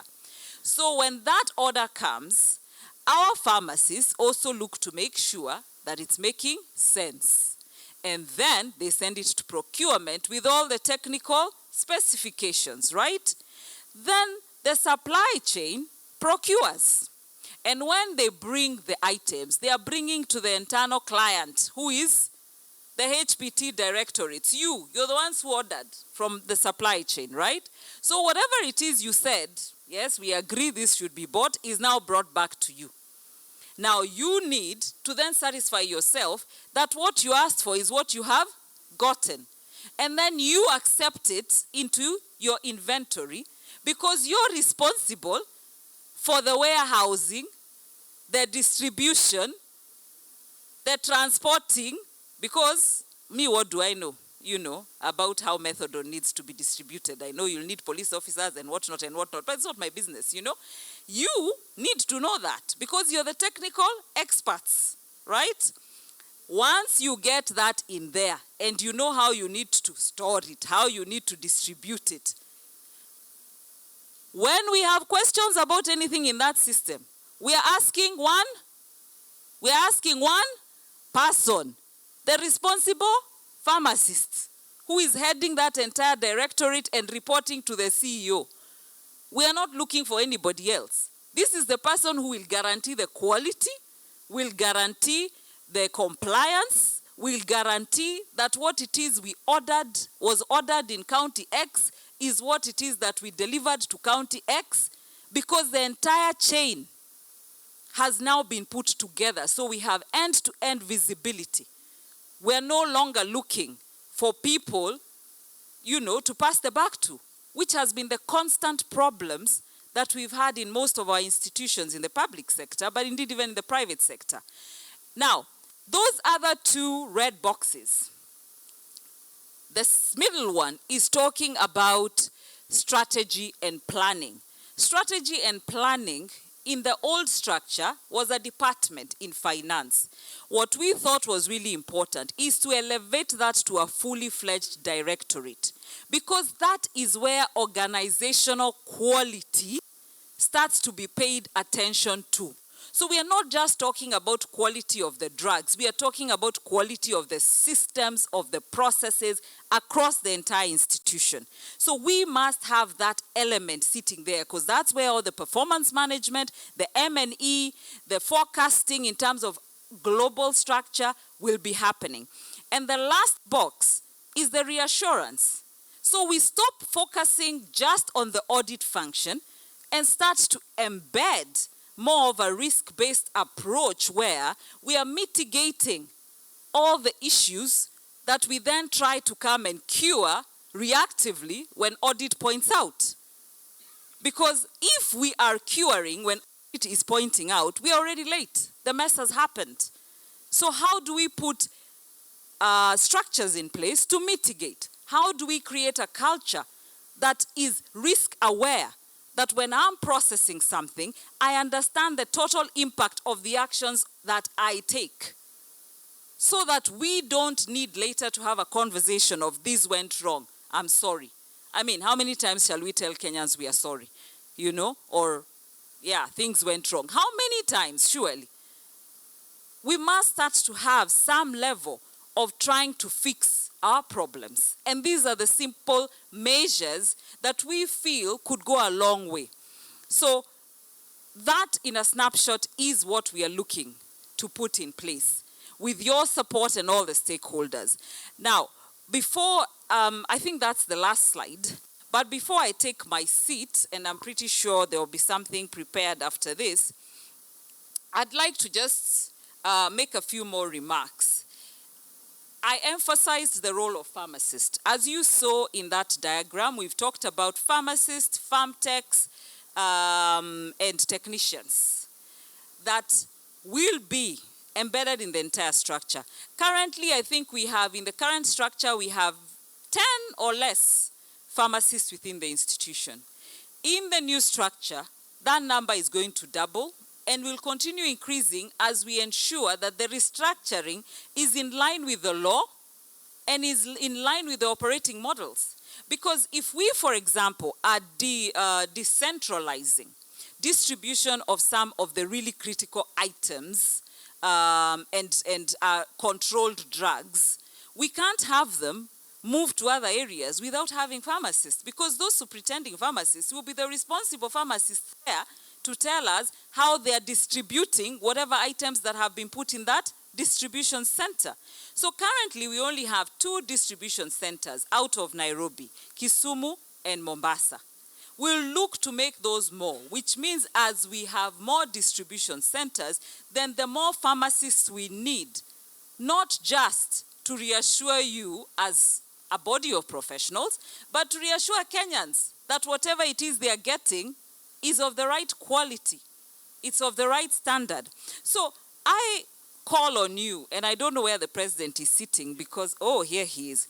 I call on you as the professional body to, and I think we've had this conversation, before, to figure out how we will work together in many ways, because there are so many opportunities. In every challenge, there are many opportunities. But one area that I feel would really begin to help us, particularly in the process of reform, is to find ways for you as professional members to censure, your colleagues who are not living up to what is expected. Because I promise you, none of these things have happened without some people in your profession being involved. We are talking the truth. So how do we hold each other to professional ethics? How do we make sure that we are all pulling from the same side? How do we regulate that space and make sure that we are also presenting solutions all the time? Disruption is good. CEO talked about disruption, and by the way, I really like your. And I was telling him to give me his colors, but they are too big. And the challenge is that as you're trying to disrupt and do things differently as pharmacists, I look to seeing what progressive pharmaceutical standards come out as you're looking to do things better.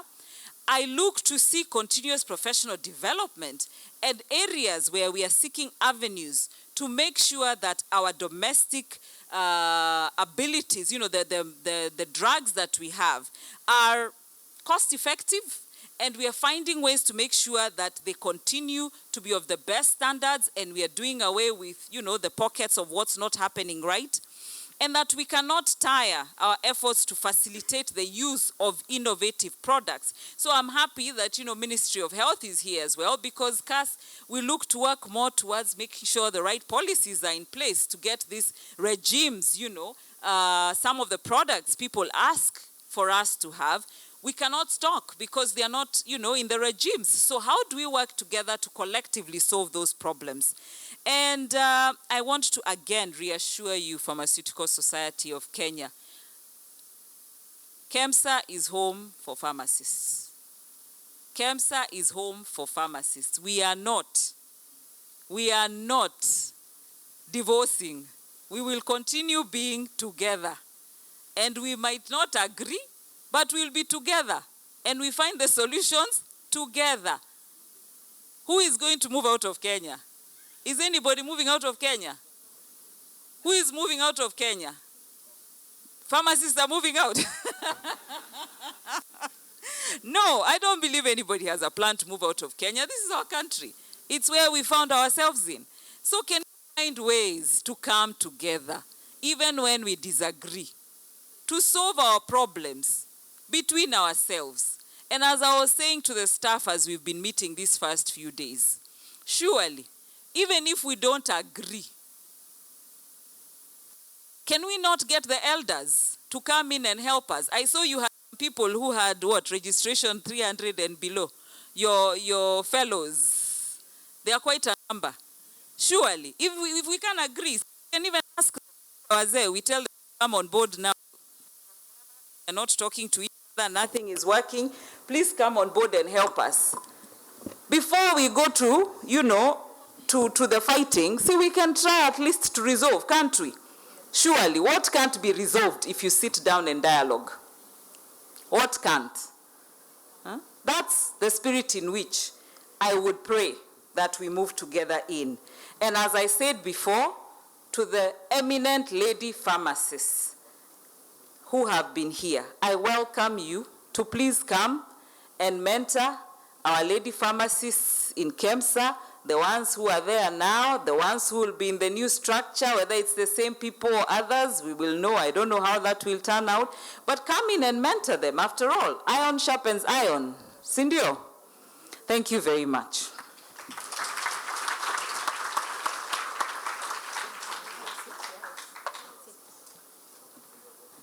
Asante sana, Madam CEO. We appreciate you coming here, having the courage to even speak to us. I'd like to just ask that we will have her answer some questions after we've heard from our chief guest. So please, if you have any questions, please write them down on your notebook, and then we'll pass them to the front or to the symposium committee members. They'll be able to bring your questions to her so that she can also prepare to have very good answers for you. All right? Next, I'll invite Dr. Thiui. Please come to the podium and give us your opening remarks.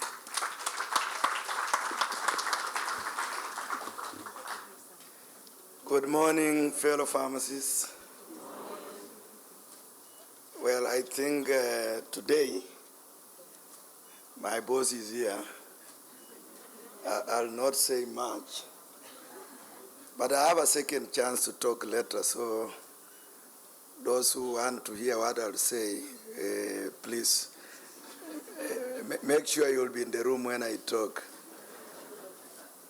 I know when I say I'm now an old man, soon I'll be a senior citizen.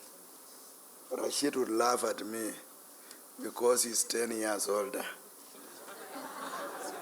Professor Ndemo will laugh, say, what are you talking about? I know Angela, one of the old pharmacists, yeah, he's there, finishing his PhD in supply chain management. They will laugh at me. So I challenge you to be in the room around, just before lunch, because this may be my last time I'll be talking in authority. The next time I appear here, I'll be a senior citizen. So, having said that, I'd like to say that I think the theme for this year's symposium is about disruptive change and advances in pharmacy for better health outcomes. And when you talk about change, then you know what it involves. You cannot change if your skills, mindset, and knowledge are at the same level. So if we want really to disrupt and change, then we have to have three attributes. Our mindset has to change. It should not be the same level. Our knowledge about things, technology, somebody was talking about pharmacogenetics, should change. So knowledge, you acquire and acquire knowledge, and there is no age at which you don't acquire knowledge until the day you die. So you can acquire knowledge until you are like God. That is the skills, how to do it. You have to know how to do it. So, but I'll talk about it later. Mine this time was simple, to invite the chief guest to come and address, but I also want to recognize my fellow colleagues, the President PSK, for what you've done. I see colleagues here. I see Jen Masika, who is now a senior citizen. She did very good work in MEDS. I've seen others. I see Paddy. Paddy, it's nice to see you. Yeah, I'm not able to mention everybody, but I want to appreciate all of you and appreciate the lady pharmacists in the room. I see you are more than the men, or I'm biased. Maybe my eyes are seeing ladies more than men, I don't know. It is not scientific. So with those few remarks, I have pleasure to invite Kaz. I like calling him Professor Rashid Aman. He's a researcher, he's an innovator, and I think he's the right person to talk to you about the theme of this conference. Welcome, Dr. Rashida Man. Thank you. So that we've been forgetting to do this. Thank you, Dr. Sioi. Good morning, everyone. Good morning once again. First, I think it's a great pleasure to be before you here today in this hall. And I'm very pleased by the turnout. I'm told that you are well over 400 and more are expected. I've seen chairs coming in. I think this is a very good indication that the profession is coming together. And I hope that this is something that will last. Dr. Sioi said I'm 10 years older than him. Who between us looks older? Huh? By the way, I've seen a lot of faces here that I know, some from far off, some from recent. I would like to know whether there is anybody here who was in the pioneer class that graduated, which I was one. The class of 1978. Is anybody here? Please stand up if there's anybody here from that class. I'm the only one. I don't know where they are, but they're there somewhere. Dr. Ndemo himself is almost one of those. They're following in the WhatsApp. They're following in WhatsApp. I want to say hello to all of them. These were my colleagues and classmates. They're in different places. Be good someday that we can actually physically be together. So I'll start off by reading my speech, and then I will just have a frank discussion with you on the profession and the things that you're planning to do. I take this opportunity to welcome you all to this 42nd Pharmaceutical Society of Kenya Conference 2022. This is a great tradition that we have kept over the years, and I'm proud of the commitment by the society in keeping the members together. Keeping the members together is very important. If you want to go far, you need to keep together. And abreast of the latest knowledge and practices in the practice of pharmacy. Dr. Sioi here talked about the elements that you require to be able to change things, to be disruptive. And acquisition of knowledge, continuous acquisition of knowledge, is one of those critical things. As you are aware, the Ministry of Health is committed to achievement of universal health coverage under the Big Four agenda. This is in line with the Constitution of Kenya 2020 and the Government Development Blueprint Vision 2030 to elevate Kenya to a position of a middle-income country by 2030.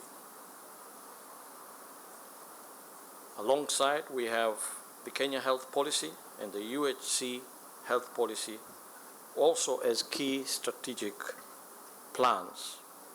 The Kenya Health Sector Strategic Plan and the Kenya Health Financing Strategy. All of these documents, policies, are very important in shaping the trajectory that our healthcare system is going to take going forward. The health products and technologies subsector is well guided by the Kenya National Pharmaceutical Policy and the inaugural Health Products and Technologies Supply Chain Strategy 2020 to 2025.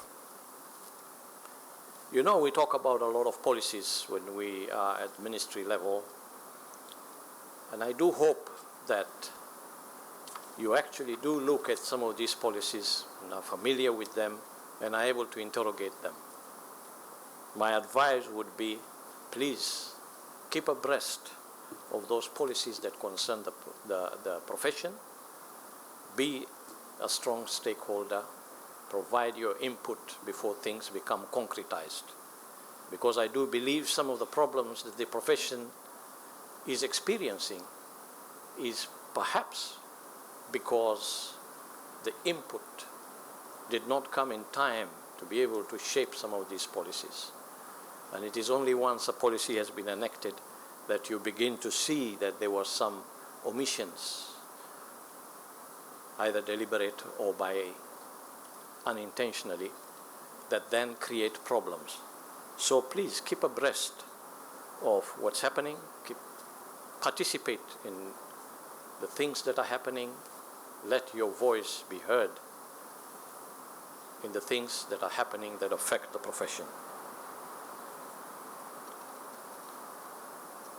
We must then appraise ourselves with the sector policies and align our service provision accordingly in the advancement of the UHC agenda.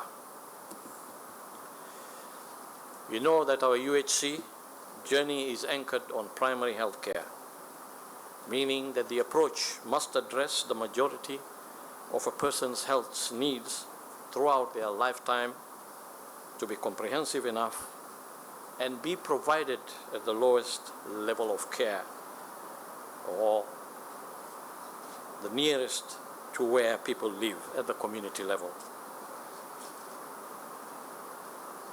Towards this goal, we must think of avenues of primary health care such as levels 1 to 3 health facilities and community retail pharmacies to enable Wanjiku to get access to safe, effective, and efficient health care. And I may add, to affordable products. Therefore, the pharmacists and pharmacy practice in Kenya has a great opportunity to strengthen and utilize effectively to support and realize UHC. Access, affordability, and quality of health products and technologies remain core to achievement of UHC. You all know the contribution that HPTs make in the healthcare. They are a very critical component of the healthcare. Collectively, we must be willing to address the quality, cost, and availability of health products.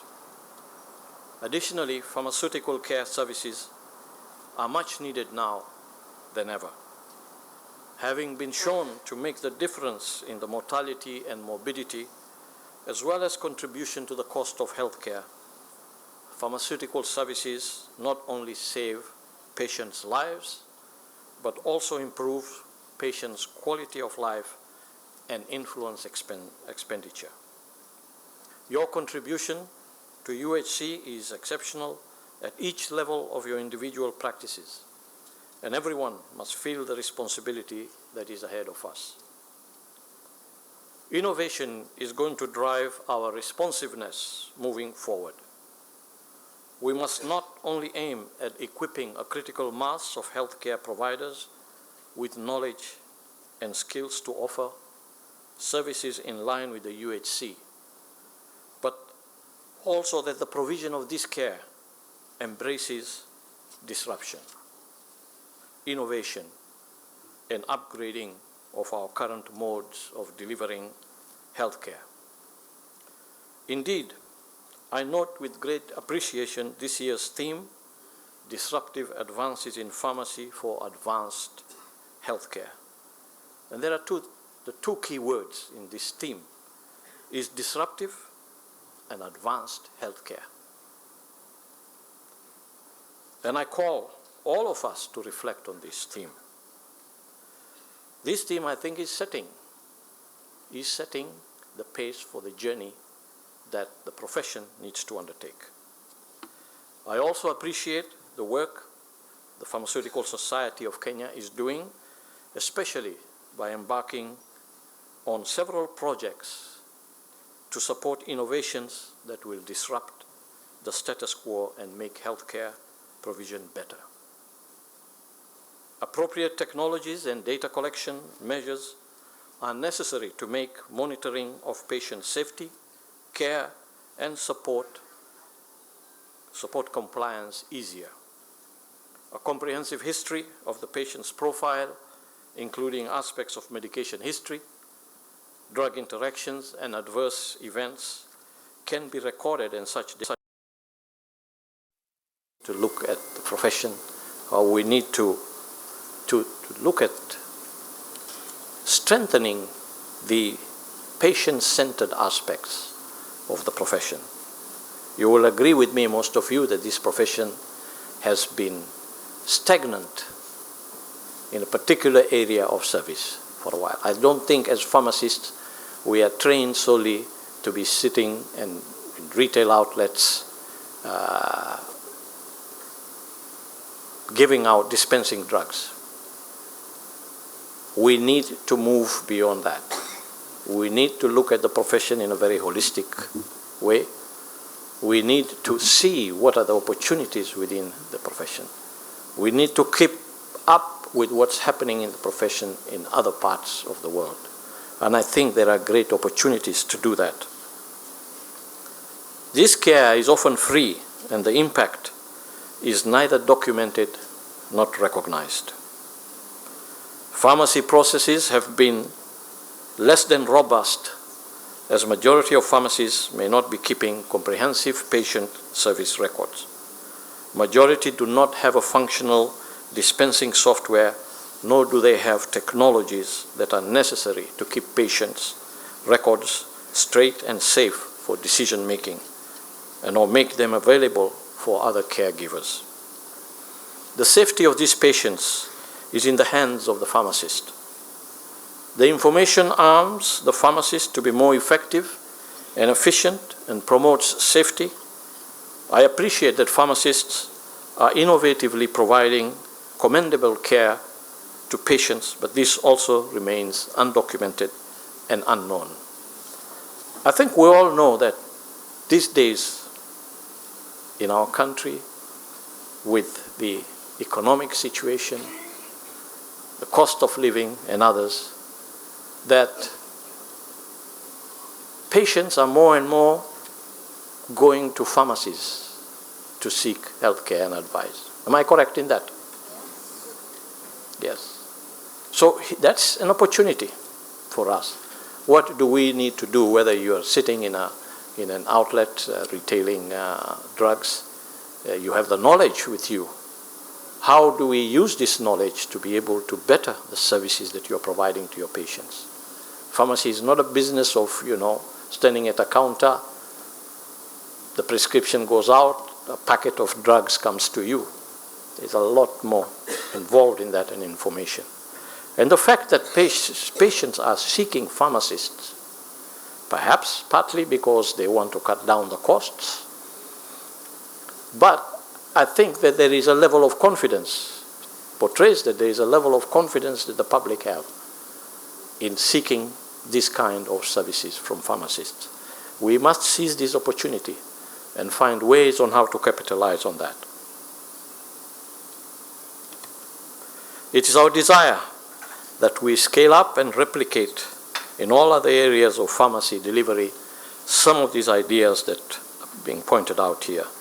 It is paramount that pharmacists' contributions are documented and acknowledged, as this will enable the categorization of pharmacists' contributions. To provide better care, specialization will be a key part of upskilling. We are aware that the current available specializations are limited. I disagree with that. I don't think the specializations in pharmacy are limited. I believe, and when I look at my own experience, I believe that the pharmacy profession provides you such a foundation that can allow you to move into many, many different specializations. If you look at where pharmacies are employed in the developed world, you will see that they are present almost in everywhere once they have specialized. So I think their opportunities are there. And we're working closely with the regulator, the Pharmacy and Poison Board, to expand this specialization to include other clinical and non-clinical expertise in many areas like communication, management, and supply chain, to name a few. Specialization will develop highly trained pharmacies that will expand the provider services pool for the benefit of patients towards UHC. We still have key activities pending that are dear to the advancement of the profession. We are keen on strengthening governance of health products and technologies, both at the national and the county levels. In the last 2 years, we have supported county governments in several critical aspects, such as the forecasting of health products and technology needs and establishment of government structures, just to mention a few. Of course, also including revision of the essential medicines and medical products lists. The goal is to elevate health products and technologies governance structures to a level of authority and responsibility that supports effective oversight for health products, especially at a directorate level within the ministry, and this is an area we continue to pursue. And I'm happy to hear the CEO of KEMSA in presenting the organizational plan that equally KEMSA recognizes this need and has created a directorate for health products and technologies. We are also keen on working with the manufacturing subsector to grow the local industries for manufacturing health products and technologies. COVID-19 has taught many that a level of self-reliance is critical, and indeed UHC implementation calls for this if at all we have to meet our needs sustainably. We have other processes in the works, including the Kenya Food and Drug Administration. I don't know whether it is still now the Kenya Food and Drug Administration or the Kenya Drug Administration, but there is discussion there. You need to be involved, the society needs to be involved. The Pharmacy Practice Bill as well, you need to be involved and participate in that, because these are the documents that will define services that a pharmacist must in the advancement of UHC and areas that we are pursuing under this policy. The Pharmacy Practitioners Bill or Act will endeavor to make pharmacists' cognitive services an essential health benefit. The Act will provide a framework solid enough to support pharmacies as they serve the general public by recognizing their contribution. We are also aware of the Kenya National Pharmaceutical Policy 2012 that is due for review to align it with UHC and the devolved context, and I think this is another area that the profession must seriously be involved in. And we look forward to working closely with you to ensure that these policies address the emerging needs in the pharmacy profession towards better service delivery for the population.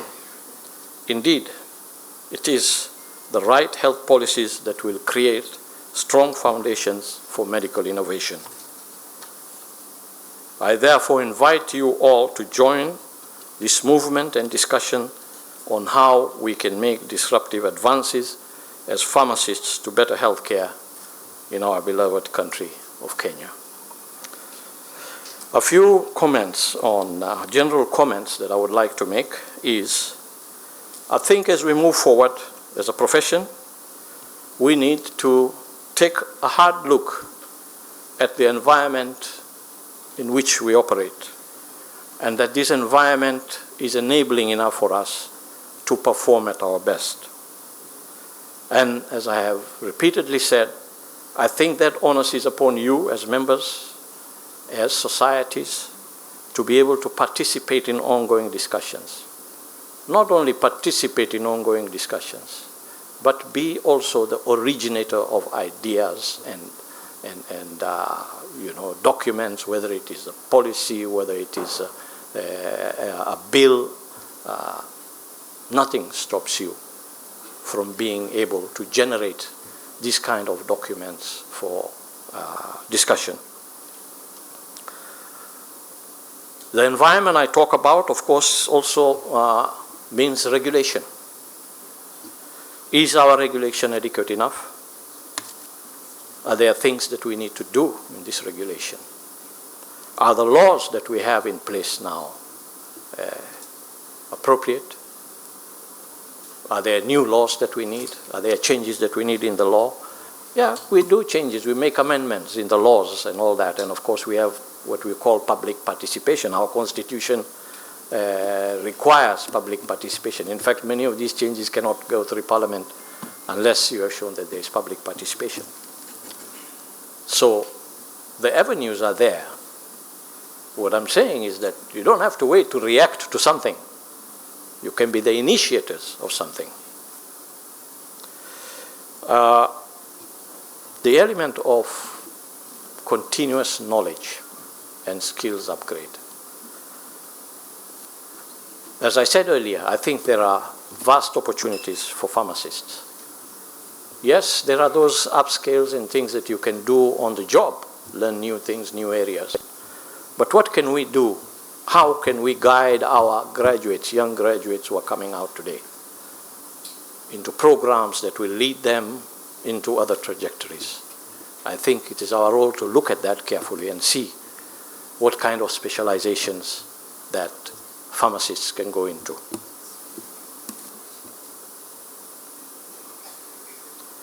We need to seize the moment. When we see an opportunity, we need to seize the moment. I think we have, in this country and throughout the globe now, a great recognition because of the COVID-19 pandemic, a great recognition of the role of science and technology in advancement. We are promoting local manufacturing of pharmaceuticals in this country. I have sat with the manufacturers several times, and one of the things they say is, you know, one of the disadvantages we have on costing of our products is because we don't have the type of skilled pharmacists that we require in industry. And therefore we have to either import people and pay them large sums of money. Why is this so? Should this be happening? We should be responding to our industry. We should be looking very closely, and I know that many of you here come from teaching institutions, the universities. The universities are the producers of skills. What do we need to do to take advantage of this moment and to chart ways in which this profession can grow in different areas? I think we need universities, and everybody needs to come up together to work out and see what can we do. Can we begin a PharmD program, for example, what you've been talking about, Ndemo, clinical pharmacists? How can we change the culture of service here in our facilities and hospitals?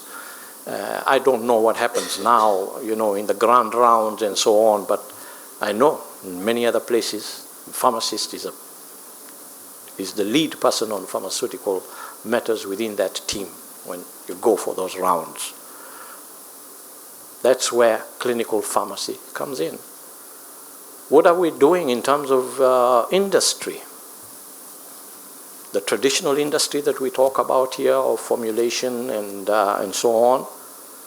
But, as I said, the moment is here. The moment of COVID, because of what we learned from COVID-19, the importance of every country, and especially developing countries, to do things that will make them self-reliant, and the will to be able to invest in that self-reliance is there.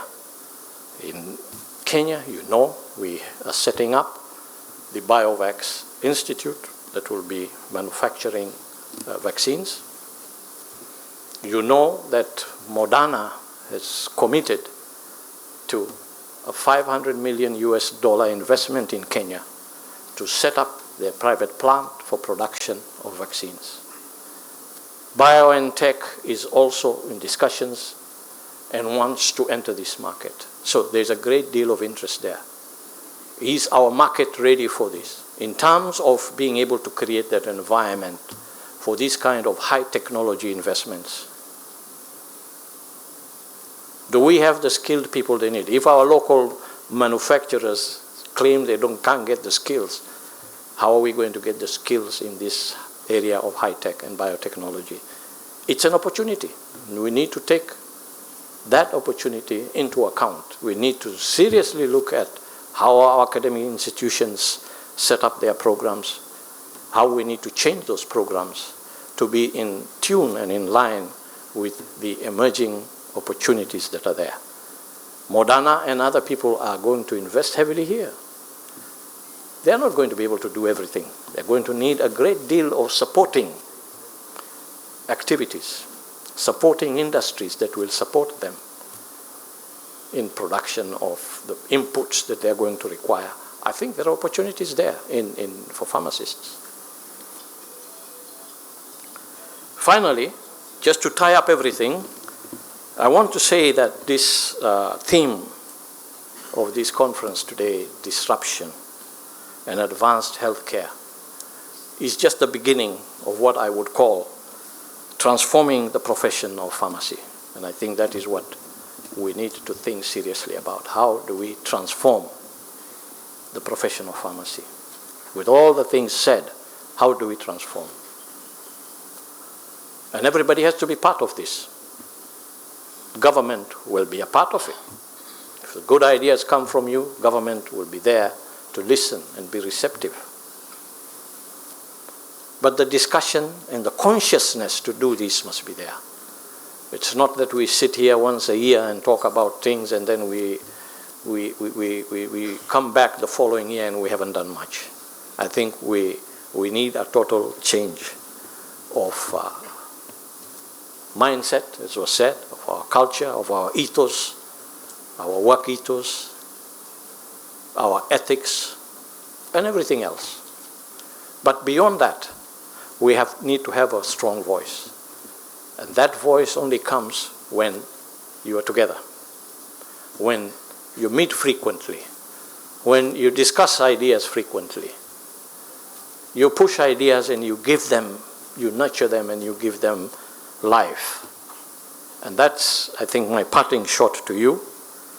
I want to say thank you very much.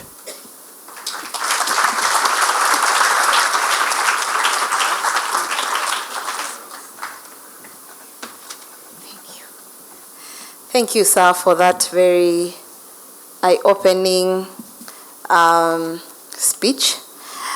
I picked a few things, and, you know, the one thing you said, and I can confirm it, is that our patients, the Mwananchi, Wanjiko, she has a lot of confidence in pharmacists. We are the first line.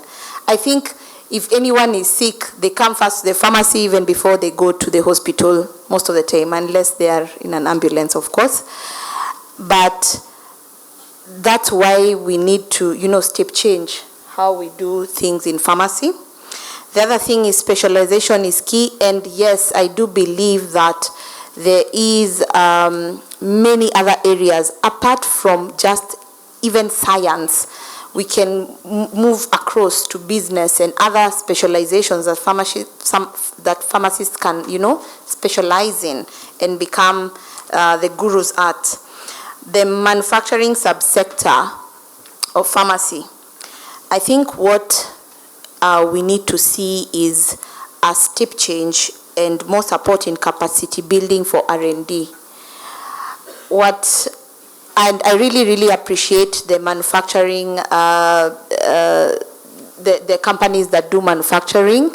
I think we need to move on forward from just manufacturing the older molecules and move ahead and start being R&D in vaccines, being the R&D in biosimilars, being R&D. We need discoveries to come from Kenya. We need to capacity build ourselves. And it might start with knowledge. As Dr. Sioi has said, go and read, come back and implement. The other one is the KFDA/KDA bill. We need to really look at this as pharmacists. Go and read and see what kind of changes are there and how it will affect each one of us. and how it will affect your families going forward. You need to give your comments. We need to send our people to Parliament.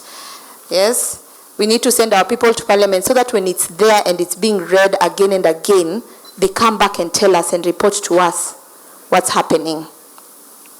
The other thing is the Pharmacy Practitioners Bill. We all appreciate the recognition, but it first starts from the leadership. And if the leader of the Pharmacy Practitioners Bill is not a pharmacist, then there's no use of standing here. For me, our leader must be a pharmacist. And that's it. There is no other profession that's going to come and tell us how to run our profession. Right? And we must comment, and you're there, and we want that to be taken on record, that we do not want any other profession to run our profession.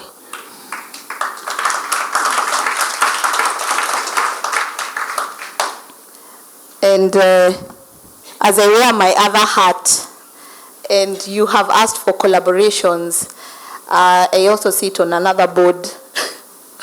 And, you know, CAPI, we have a lot of members who are R&D.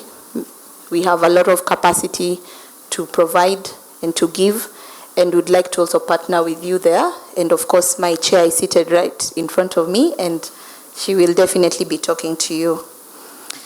So that said, Madam CEO is still receiving questions and digesting them. I will invite the MD and CEO of Family Bank, our title sponsor, to come and give her remarks. And then after that, I'm hoping you'll have already finished giving the questions, and she'll come in and just give us a brief of all the questions. I know some will be repeated. So, Mrs. Rebecca Mbidi, please. Yes, please come and welcome.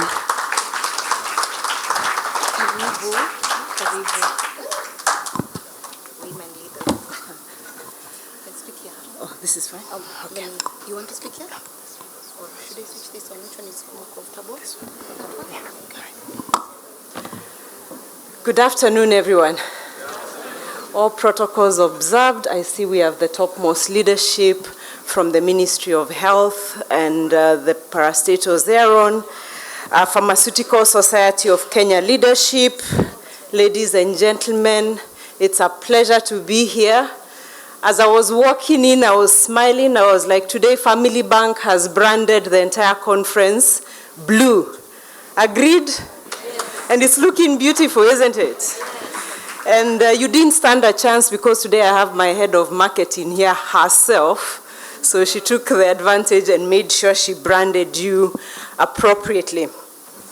So for me, it's a pleasure on behalf of Family Bank. My name is Rebecca Mbidi, as you've heard, the CEO of Family Bank, to be sponsoring this event.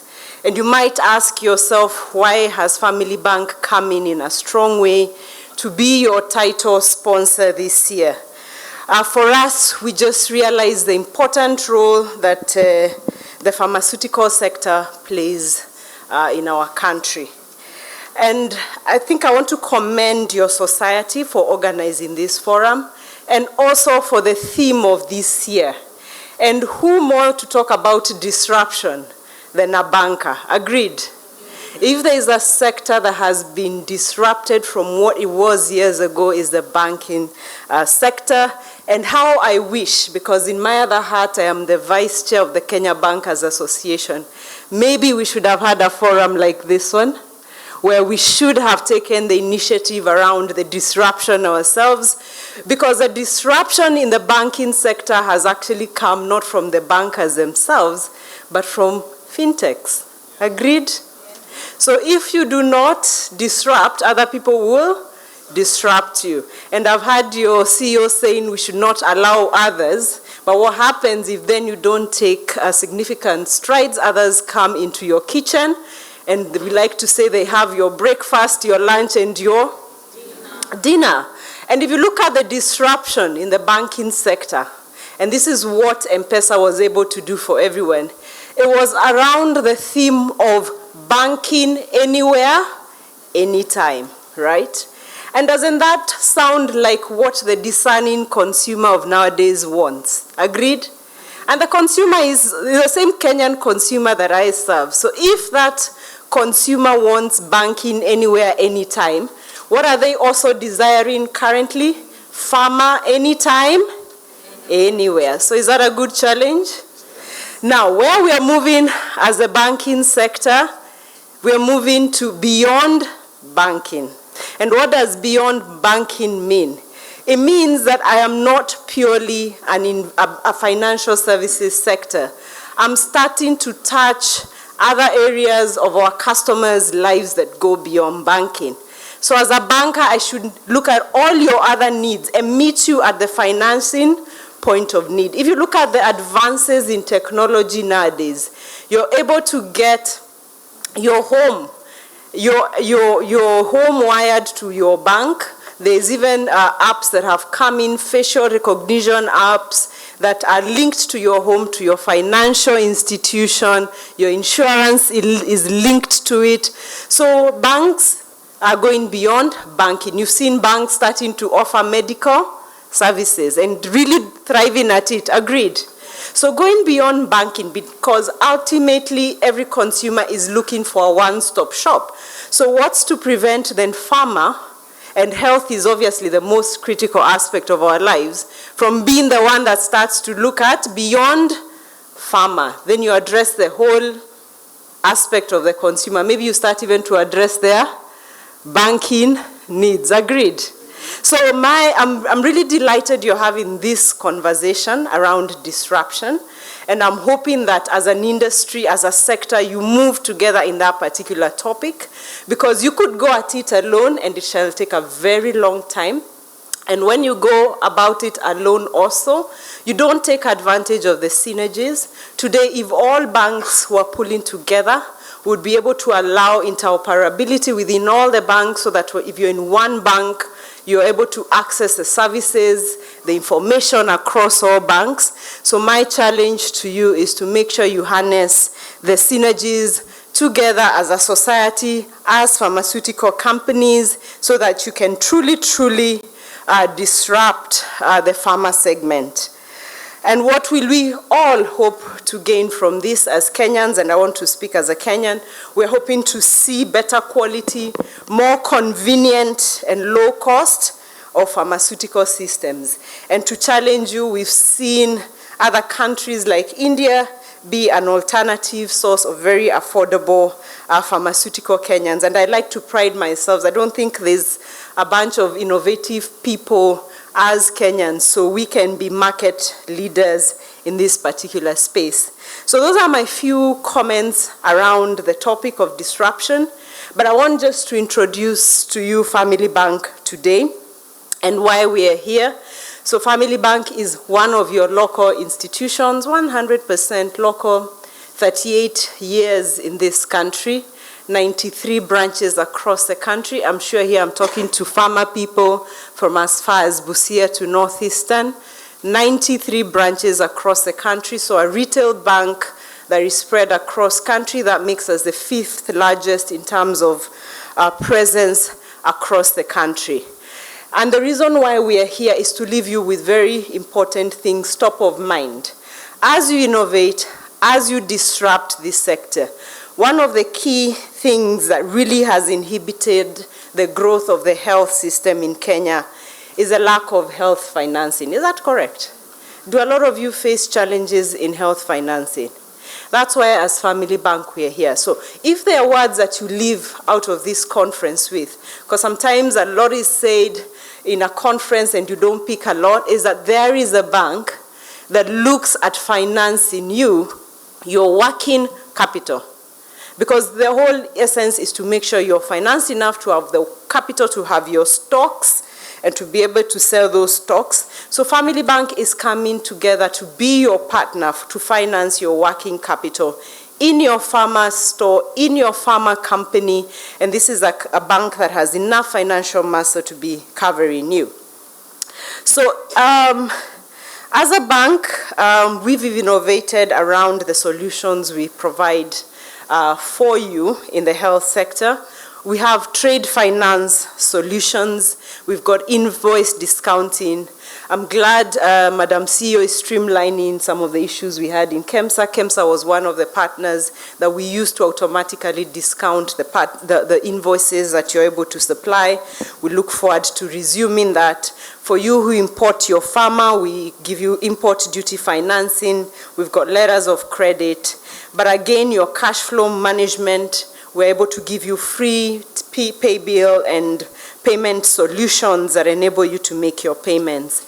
Asset finance for the equipment that is pharma equipment, we are also financing that and giving you a very competitive package for yourselves. We also have loan facilities for you as individuals and also your companies. So basically what I'm saying is Family Bank has a wide array of financial solutions to complement your business needs, and we are here to walk the journey with you. Over the COVID period, we've seen a lot of interest in the health sector, especially by a lot of the development fund institutions. So I'm pleased to tell you that we have almost over 5 billion towards SME sector with a focus on the health sector. Isn't that a good thing? And COVID brought this to light that we really do need to support our health sector. The universal health coverage as a strategic pillar has also set good policies and championed reforms which have seen the medical sector assure quality and affordable medical financing and health financing.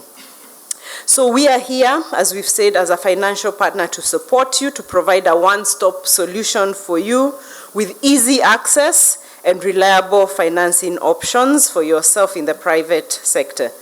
So our commitment to you is to ease access to capital, access to financing for you healthcare providers, entrepreneurs, so that we can assist you improve the quality of essential healthcare, acquisition of new technology, and increase employment within our country. So we are here in Family Bank, we say Fuzu na family. That means that we want you to succeed with family, and we welcome you to the family. So today I have a large team that I will be leaving you with in the next 3 days that will be able to sit with you and tell you more of what we have. I'll just ask 4 of them to stand. I'm joined here by my area manager in charge of Coast, and Coast covers from Diani to Malindi. That is Gilbert Mutinda, who's my area manager.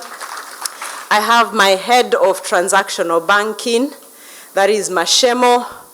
Mashemo takes care of the transactional banking, what we are talking about, your cash flow, financing, so he'll be able to support you. We have financial, that is our head of SME. And SME does not mean you're a small person. It can be SME, small, medium to large enterprises. So he's financial Theriki. Last but not least, we have our head of trade finance, none other than Rehab Bugwa. So I want to leave you in the hands of this competent team and welcome you to the blue team, to the family of Family Bank. Please leave here with at least some knowledge of how you can be supported to take your business forward, to innovate around your business and disrupt the Kenyan market. Asanteni sana, and I wish you a fruitful conference. Thank you.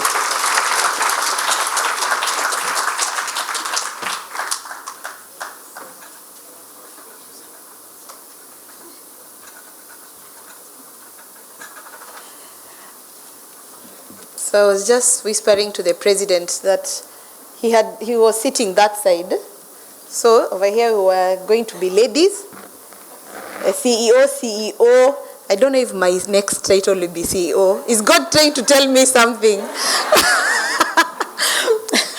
But thank you so much, Family Bank, for coming on board and sponsoring. We really appreciate it. Anything we want to do, whether it is R&D, whether it's going to Parliament, whether it's going to wherever, we need money, isn't it? They say money is makes the world go round. Does it really? Well, but Family Bank have very, very nice products that can help you. It's one bank that in the past 2 weeks I have learned that support SMEs as young as 6 months or even less. They can support you to know how do you start your business from scratch so that they keep financing you and working with you, and Family Bank has come through, right? I thank you so much for coming on board, and please visit their stand, see what they can do. Some of the businesses are really struggling. We need capacity building. You should come on board, continue working with us so that we also know how to do finance management. To the education committee, we need to learn how to do this. We know how to mix medicines, but sometimes budgeting inakuwa ngumu, madam. So please come on board and do that and work with us that journey so that we can move from being just plain pharmacist to pharmacist with finance knowledge, how to run a business, and a successful one for that, right? So we'll go on to the next. We'll give Madam CEO some time to answer her questions. You have sent her some questions, very thematic, I must say. Let's give her some time, like 10 minutes. You can answer the questions. I did realize you have received some questions as our chief guest. I know, but because you will answer for me. yes, all protocols observed, and we are all pharmacists here, so I believe that they are important questions, and you'll also be given some time, Dr. COE, and all right, thank you so much.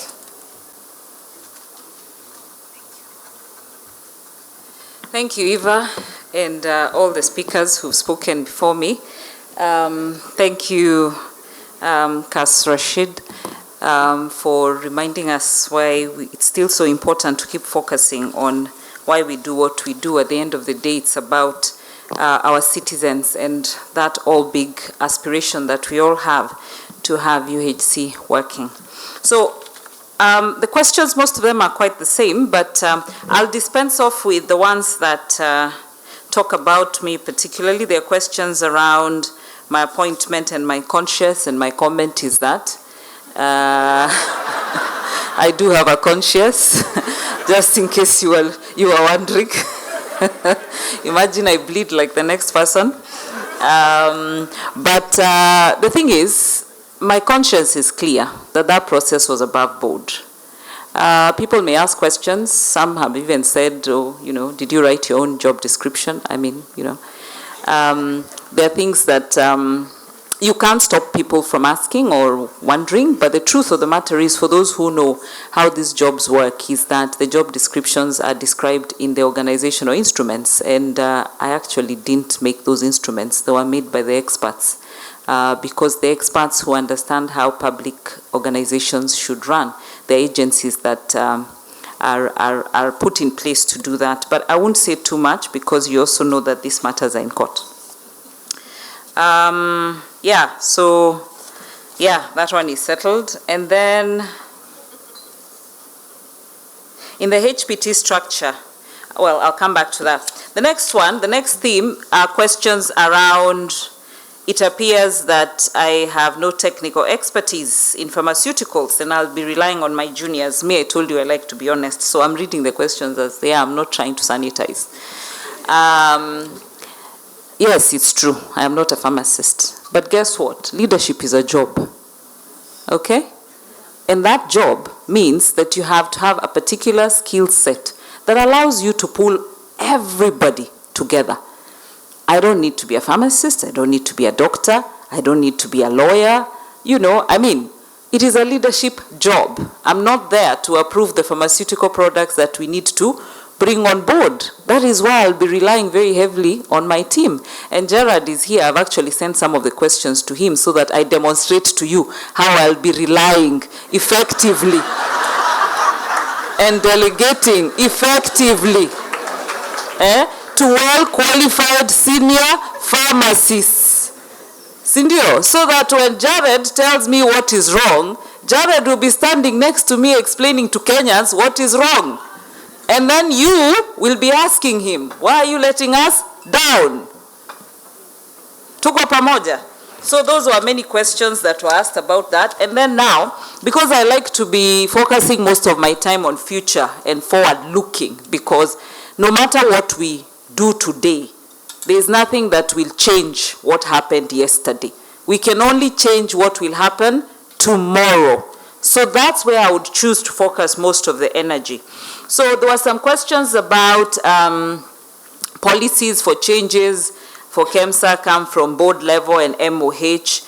Indeed, a lot of that comes from there, but you know, just because certain perhaps steps have been missed in the past to do what was correct, that should not be the mindset that we carry into the future, because then we are stuck in a paralysis of nothing ever works.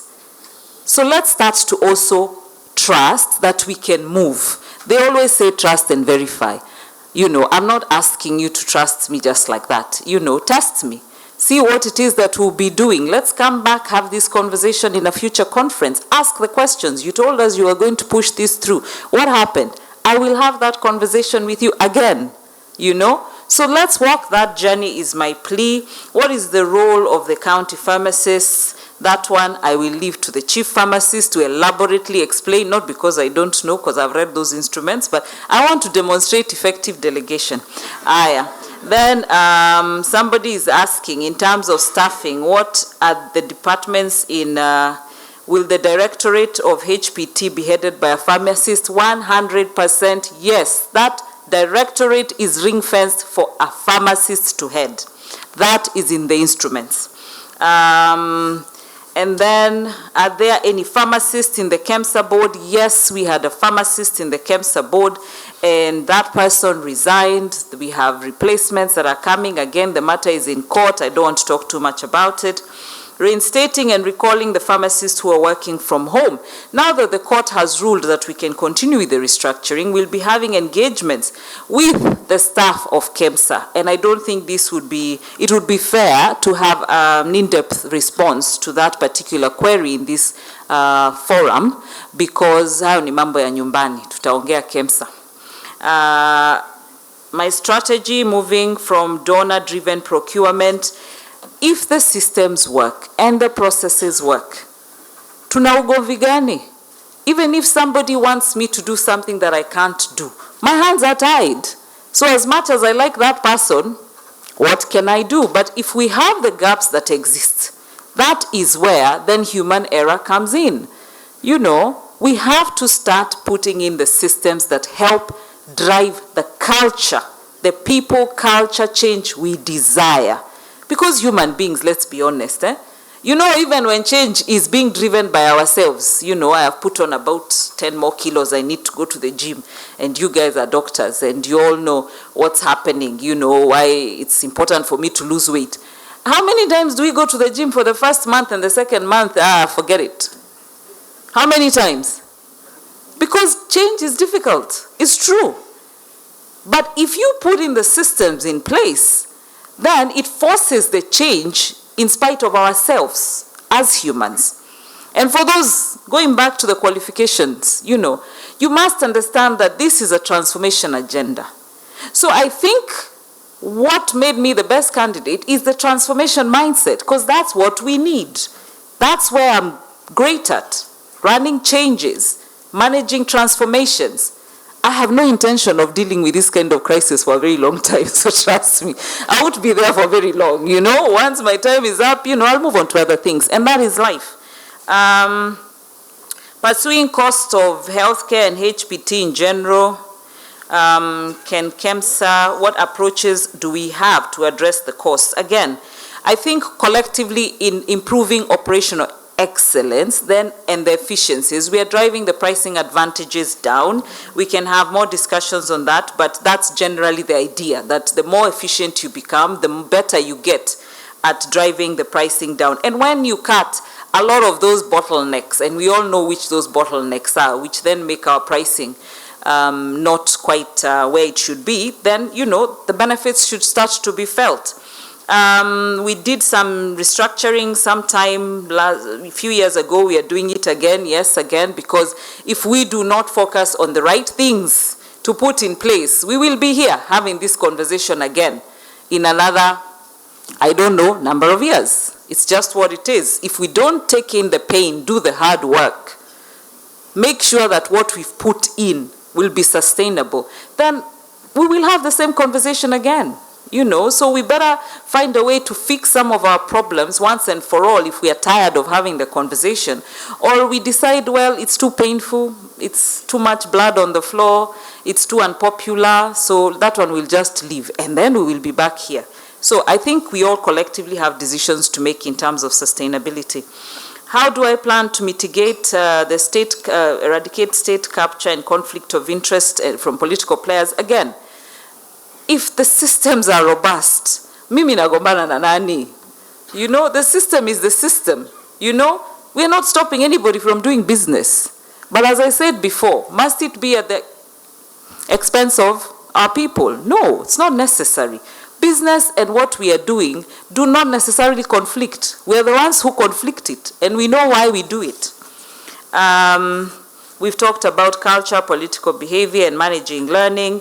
Quality assurance practices that we intend to put in place. We talked about the structure, which has the QC, and those qualities for the particularly in commodities will be run by pharmacists.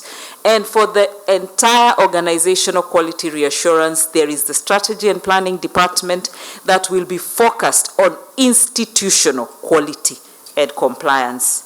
I'll leave my favorite for last. So at this point, I'll ask Jared to respond to 2 questions. Jared, can we give Jared this mic?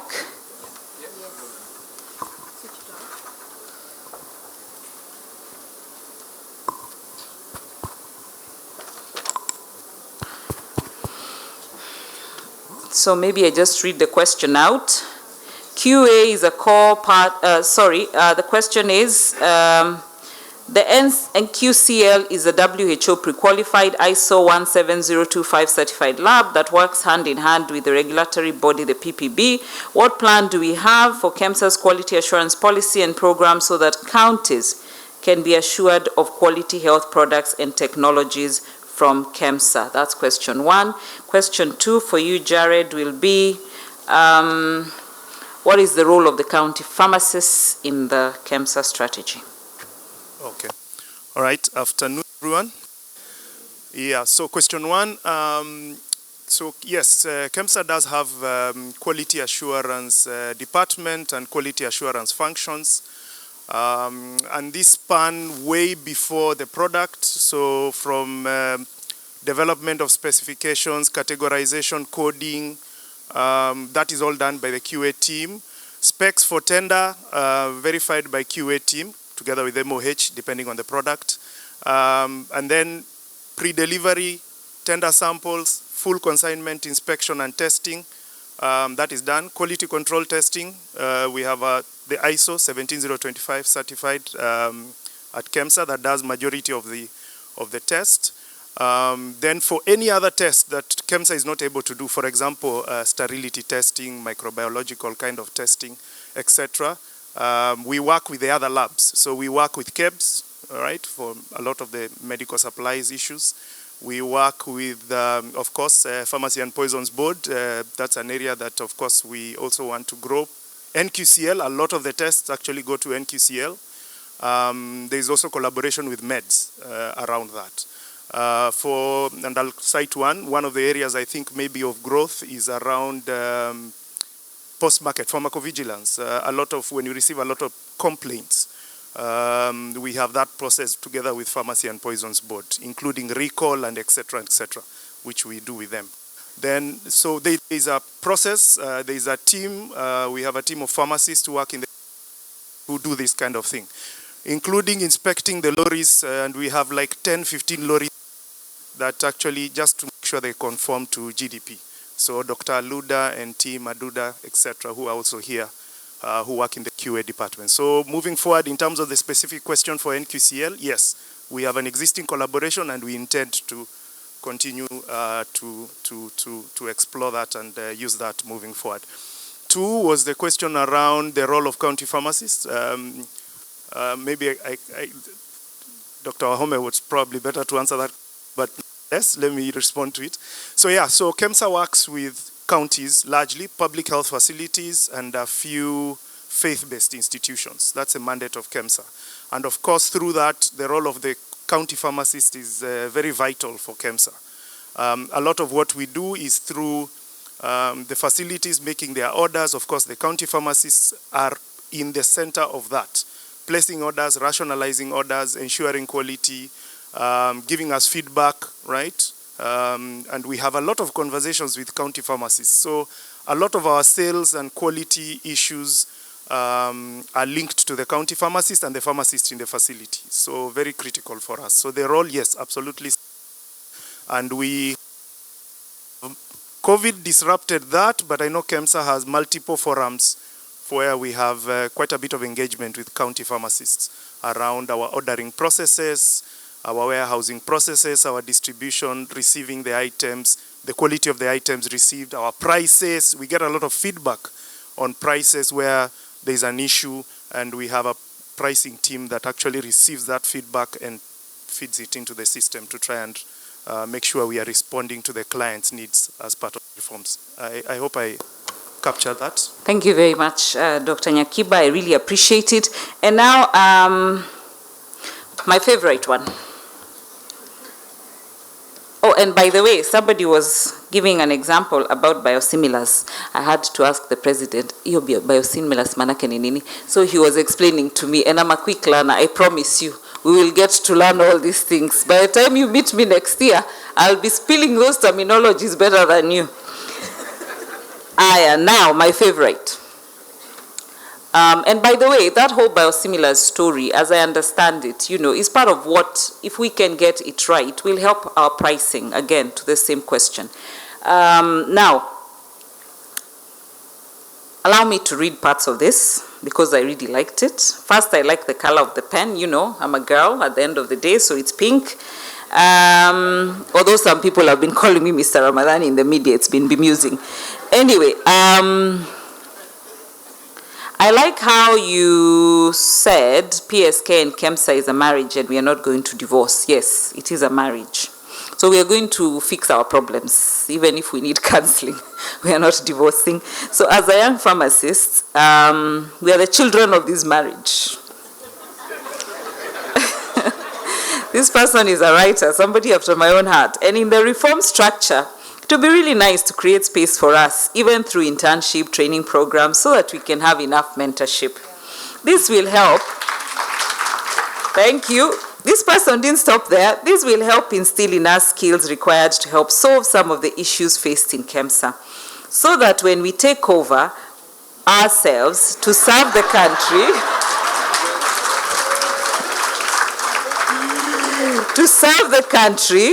we will not have to learn at the job. When you learn at the job, we might repeat the same mistakes as our parents and the cycle will repeat. I personally want to meet this person. Please, let's have coffee. But, whoever you are, I don't know who you are, but please. We'll find them. Yeah, I need to talk to this young pharmacist. Here is the thing. I welcome helping young pharmacists to get trained, to get mentored, indeed, even to take my job as soon as possible, okay? Because as the Act, when it was amended, said, it opened up that, so whoever you are, whatever shape, as long as you meet those qualifications, I am happy to welcome you and mentor you and grow you, because my biggest job is to always grow myself out of a job. I'm not going to be the rock of ages. I don't think somebody can take the headache of being in such a role for too long before your hair all turns gray. And there's nothing wrong with having gray hair, by the way, but I'm just saying, so it's a process. And finally, as I go to sit, I wish to thank you very much for engaging and for honestly writing the things you've written. I've read each one of them. And I have tried to respond to all of them as honestly and as candidly as I can. And that is my promise to you, that all our engagements will continue to be honest and candid, because at the end of the day, our interest is one, the citizen in the country of Kenya. And then we think about going beyond our borders, because there are many opportunities that lie there for you and for us. Finally, a lot has been said about courage, and I want to repeat a quote that I said somewhere recently, which I usually find very encouraging, and it's often my mantra. Many people have asked me, really, why are you doing this? You know, I was working in a very, wait, let me remember the word somebody used this morning, sterile environment before. They said sterile environment before. So, I mean, I'm drawing the inference that they must think that KEMSA is in sterile. So, why did you move? And I said to them, you know, I hear you. We'll respond another day, but I'll respond to you. And the person who asked is in the audience, so they'll have their answer.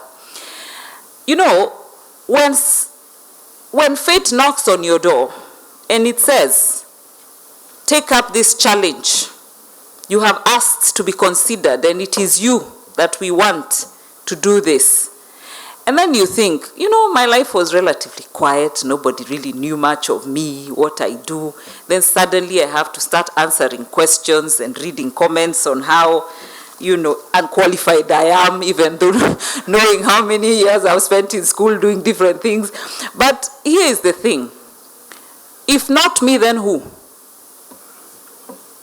If we cannot stand up to the challenges of our generation, then who will? There are no easy jobs. There's no free lunch. So yes, we must be courageous. And to my quote, courage is rightly esteemed the first of human qualities, because it is the quality which guarantees all others. Winston Churchill. He also said that courage is what it takes to stand up and speak. But more importantly, it's also courage that is required to sit down and listen. Thank you very much, ladies and gentlemen. I wish you a wonderful conference.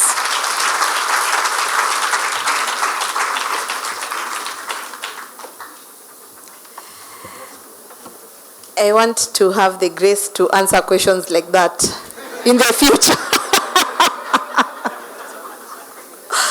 So maybe we'll just have lunch or tea one day so that she can mentor me into calmness.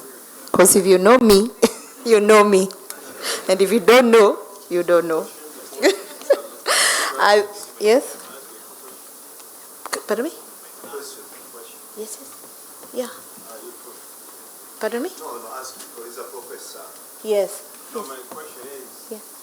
who was fighting the program appointment? Who what? I'm just wondering why the problem is. The appointment is okay, but who sets up the criteria? Was there participation? Who said that? Maybe there was no pharmacist. No, I'm saying, yeah, I mean, I'm just, no, actually my question is, if you go by the appointment criteria, it's absolutely correct, but I'm saying, who actually set the criteria? Maybe that's where the problem is.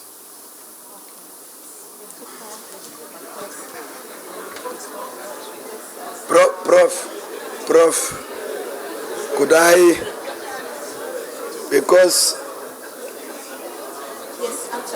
Prof, I wanted to request,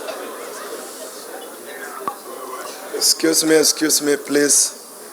I wanted to request that I think you talk with her as she goes out, because the chief guest wants to leave, and you know planes don't wait. They are not like matatus; you can wave them down. So please, allow me to answer a few questions. I'll be straight to the point. Somebody is asking about a clause in our regulation that will make a pharmacist a superintendent of a hospital and not a farm tech or at certain levels. So what I wanted to say is that we have a provision, but it is not explicit. So as we amend the laws, maybe we talked about public participation. You make sure you push it through so that we have levels of practice. But currently, the way we are structured, there's no way you can stop it because it is by statute. So if you want it to be implemented, you have to change the statute. Somebody asks, is KEMSA a wholesale pharmacy? Who is qualified to wholesale what? So to us, if you are a distributor, you are a distributor. KEMSA to us is a distributor, just like meds. And I think we engaged KEMSA sometime that we wanted them to register as a wholesale dealer. I think the works are still on the way. And I think it is a major distributor in the country. It's the largest. So we've asked them to put those structures, and I think, Nyakiba, you wanted to be exempted from some fees, but we are in discussion. So that's okay, Senator.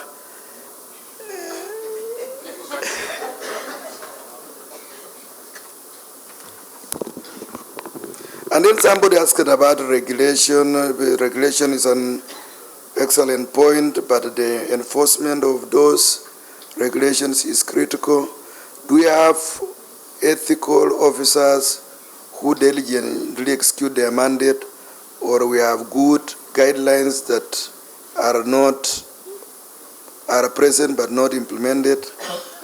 This is a waste of time if you can't implement what? Okay, I may not be able to read the design or deserve to have in place for maturity level 3. So I'll do the reverse. We are aspiring to reach maturity level 3. Yeah, the works are on, and we are being inspected from 21st of June. So we have a few months. So, and for you to get maturity level 3, there are quality management systems you have to comply with. We are already ISO 2015 certified. But then WHO is coming to accredit us. They will be inspecting. We've done what we call self-assessment with the help of WHO. And there are some things that actually are at level 4. But what is going to kill us if we don't pass it within the next 2 weeks is the law itself, the rules and regulations. And I think we prepared 6, and you people participated. We had public participation about the rules and regulations, transport, pharmacovigilance. There were many. So, in fact, as you saw me going out, I was talking with the Senate. They want us to meet on Saturday. We present to them. And if they agree, then they will be published. If they don't agree, we will remain at level 1 or 2, just because of those regulations. So, all is not lost. What I wanted to say is, we have our own challenges. We have 2 basic challenges. One is the legal instrument. It is 1957, and it has not moved to the current situation. But we are working on it to make sure it. Number 2 is usually the staff.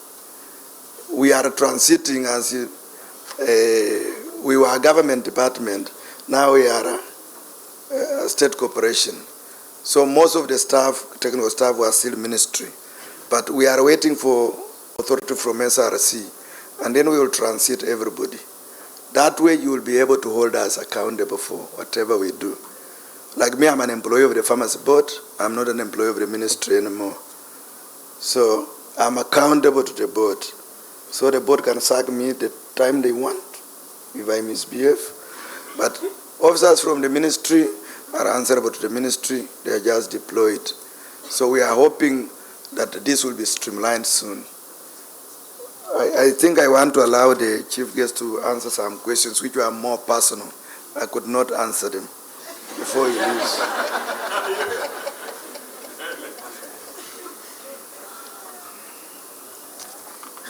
Actually, I decided I would respond to some of these questions because they were directed at me. And there was one here which had a number of sub-questions, but I think it generally addresses the area of career development and what are the career development pathways that can be available to pharmacists. And I think it was triggered by what I had said earlier on, that we need to be looking at that. And the person who raised the question, clearly understands that this issue of training, career pathways, is really an educational function, and it falls under the Ministry of Education and the institutions under the Ministry of Education. But that doesn't mean that, the Ministry of Health and others cannot participate in this. I think we need to have a way in which we really seriously look at this moment we are in, as I said, on this transformation journey. I would suggest as a beginning for the pharmacy profession to come up with a project to develop a 20-year master plan on the profession of pharmacy. A 20-year master plan. How do you develop a master plan? And this is places I think government can play a role, because a master plan, if there is sufficient interest to be able to develop this, we have development partners that we work with. The best way to go about it would be choose a solid team of people who can do the necessary work, the research that is required and so on, to put together a document like that. This is usually done through consultants or consulting teams that will look to best practices and research on what's available and come up with a plan that meets the needs of the country. Okay? I suggest that that could be a beginning to start to do that. PSK, as the body that embraces the profession, could begin looking at this, bring some of these ideas over to the ministry, and not only the Ministry of Health, but Ministry of Education, because they're the ones who train the pharmacists, right? And as a government, we can then bring in interministerial collaboration together with the society and so on, and see how we can move forward with this. I think at this point in time, because of the interest in generally the area of pharmaceutical development, I don't think we would have a problem in getting a development partner that would be willing, USAID or somebody who would be willing to now take this on and get the resources required to get a consulting team to come up with a master. That's a starting point. Then you can begin to work from there onwards. And what are the career paths that you want to look at? I think, yes, we can offer many courses in universities. We can say today we want to have a specialization in pharmacy in the area of patents or something like that. But my own experience tells me that the best way to do this thing is we have a bigger challenge than just that. And the challenge that we have is, do we have the right environment for even some of these things to work? The master plan, for instance. What is the right environment for moving forward innovation? It is research and development, right? Do we have a culture of research and development in our academic teaching institutions? Mostly no, right? That is where the challenge is. We need to develop a culture of research within our teaching institutions. If you look at other parts of the world, that is how talent is developed and talent grows. Because graduates and undergraduates are already exposed to some level of inquiry that the professors and others are conducting in their research, and then they grow into that and develop from that. I'm a good example. When I went to the University of California, San Francisco, I joined a program there. I did my PhD under a professor who was working on molecular parasitology. It appealed to me, parasitology, because it was relevant to where I come from. It was on trypanosomes. So of you who still remember what trypanosomes are. And so, you know, you moved on there. And then once you are in that environment, you begin to understand all the different type of tools and technologies that come to play in a research environment. Okay. You can choose to become a biochemist to look at proteins and other things. You can choose to become a cell expert. Or you can choose to go down further and become a molecular biologist like I did by looking at, you know, the nucleic acids and all of that.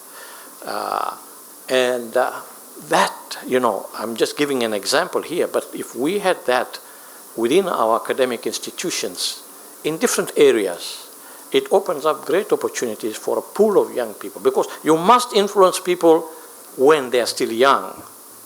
You must shape them and you must direct them when they are still young and have that energy and passion to do something. So that is part of the challenge that we have, is to inculcate and support this element of promoting research within our institutions. The government has taken certain steps to do that, but we are still not there. For instance, the establishment of the National Research Fund, the establishment of the Innovation Center under the Science and Technology. But these conversations need to happen around all these stakeholders. The Ministry of Education, under which NACOSTI falls, these funds fall, the Ministry of Health and other ministries, the other stakeholders within this area need to be able to coalesce and look at this and see how we can develop. But the idea, I think, is to plan ahead, 20 years down the line, what we want to be. We may not know exactly what will emerge in the intervening space, but at least we can learn something, and we can learn a lot from what we have seen COVID do to the globe over this period of time. So that one is something that we need to seriously look at, and it's a big issue. I have talked about, somebody wanted me to talk about my own career path and where I am today. I am in government not because I'm a politician. I just found that, and I'm thankful that I was appointed to be in this position. And I believe that this was an opportunity for me to make a contribution to the country in terms of what I can do, the little that I can do. Anyway, we will see as we move on now where we shall be in after 2 months or so, right? Somebody asked about medication therapy management services, how we can incorporate this in what we do, and that it is being done in other places and supported by I think in the UK by the National Health Service. How can we implement this under UHC? I think this is a great idea, because if this is going to, one, give better quality of care, which is what the intention is, and two, save resources, this is the kind of things that we are looking for. That's what UHC is all about, isn't it? Is that. So how do we then promote this, and how do we take this up? I think this is a great idea. We can pick it up and see how this can become a part of the teams that are working on UHC. Alongside this, of course, there's been a lot of talk also about, in terms of efficiencies of things that we do, cutting down wastages, particularly wastages in terms of the type of products, technologies, and equipment that we purchase. We've been talking about health technology assessment and how we can begin to develop a health technology assessment institution that can critically look at some of the things that we want to invest in and show that the value for money for some of these things. So I think these are very appropriate things, and these are the kind of things when we say disruptive, perhaps these are some of the disruptions that we need to bring in. The others were about particular issues which I may not be too aware of to answer in terms of applications for a master's program, which I don't know, master scholarship, which apparently was advertised and people applied for it. I don't know, but scholarships generally are, it's a remit of the Ministry of Education, so it might have been an advertisement by the Ministry of Education. I don't know, we need some further information on that. Then, of course, there's the issue of delayed posting of pharmacy graduates for internship, and as well as delayed payment of postdoctoral fees. I'm aware of this, and I know this has been a challenge. The challenge here largely has been resource-based because of the, as you know, tax collection, revenue generation is something that is not predictable and can be affected by many things. And the resources have just not been available, but it's being addressed now. And I understand in the supplementary budget or so, some of these things may be addressed, especially the posting of the interns, the 29 or 31 interns who were not posted. So this is work in progress, and I hope that we'll be able to solve this in due time. Thank you.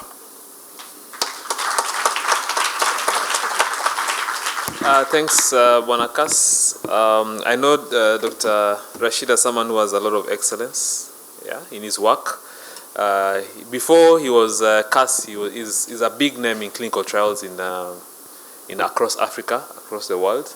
I don't know if he mentioned that. Actually, I knew about his work even before I had met him. And something that he's just spoken and said, this challenged us about, do we make a 20-year master plan? And I was just posting it to another group, so just to get a reaction. Of course, it's 50-50. Oh, 20-year plans take forever, they gather dust. I understand. But then it's how you get to define your, someone else said, it's a rolling stone gathers no moss. So with that document, we're able to keep moving. And so that, let's say, for example, when I leave, someone else comes, so I think, is that a resolution we are saying that we need to have this document by acclamation? Yeah, by the time we are coming, so Vice President Governance, I think that's under your docket on strategy and the 20-year master plan, get experts into that. I'm also calling you guys, remember we are making the pharmacy practice bill. We already have a generous colleague who has given us already 200,000. We need 2 million to draft a legal draft of the pharmacy practice bill. So wenyewe tukuje kwa ministry na document, yeah? So enweni mikono wala watachangia hiyo story. Pharmacy practice bill, si ndio? Yeah? No, toa simu ya, toa simu. Toa simu. Sio M-Pesa, toa simu. Write this number 0705 0705 01 5501. So andike yo nini? Dr. Gidinja uandiki 0705 01 5501. So I'll collect all the numbers that will send me I am interested. Then you add your name. So like Dr. Winnie Nganga can say I am interested, Dr. Winnie. Sindio? Yeah? I'll collect all those and I'll give to the CEO. He'll personally follow up to see tuchangie hiyo story wenyewe wameshaweka hiyo wengine wananipigia simu hata wametuma M-Pesa. Okay. Yeah, so please, thanks for that challenge because these documents require money for us to make. And remember, I think we've led your organization well. Hatujakula pesa yenu. Yeah? And we want, as we leave some tangibles. And I think these documents are a good thing for us to challenge ourselves with. So thank you, Bwana CEO. Umesema mengi lakini nimepiki hiyo moja kama a practical resolution. Yes. Yeah. All right. Thanks. Thank you. Moderating the morning session has been quite an experience with very informed and interesting speakers and our able president supplementing me. Asante for coming through. So what I would like us to do, as I had mentioned, we had a pre-conference. Thank you. Maybe we can just thank you for the session. The messages, please keep bringing them. 0705015501. I'm just reading them like as they come, and I could get teary, but I'm not that kind of person. So thank you to the chief guest. Thank you to Dr. Siri and our CEO and our president.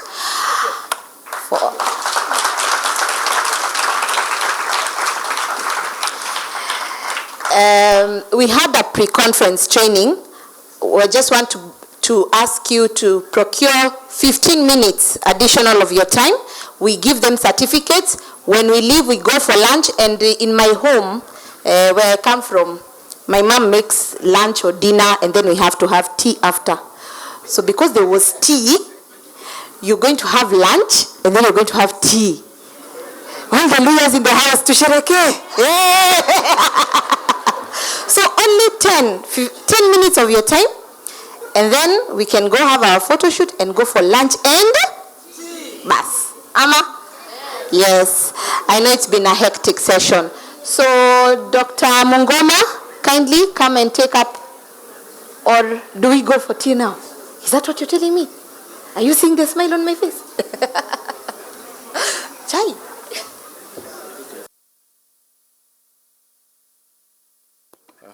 Good afternoon, everybody.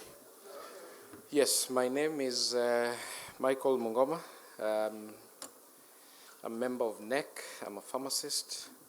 I'm also the chair of the Education Committee of the Pharmaceutical Society of Kenya. And I'm very happy and honored to be part of this process. So I think I'll just go straight for purposes of time and introduce this session. So the Pharmaceutical Society of Kenya is really keen on developing the pharmacist, and part of that is ensuring that there's continuous professional development as well as getting into other areas. Following the speeches that were made this morning, it is very, very clear that there's support in ensuring that we move towards dispensing and get to provider status, so that we're able to provide services over and above commodities. So as a society, we've had several programs and partnerships with people who are like-minded or people who really want to progress this profession. Part of this has included a program where pharmacists are being trained to provide quality family planning services at the community, in the community pharmacies. These followed several steps where PSK came together with the Ministry of Health, together with other stakeholders, and came up with a program. And this program, the details of it is going to be said by some of the presenters that I'm going to bring to the podium. So, like I said again, pharmacists, we are underutilized. We have a lot of potential. And as regards to the community pharmacy, there is quite a lot that we can do.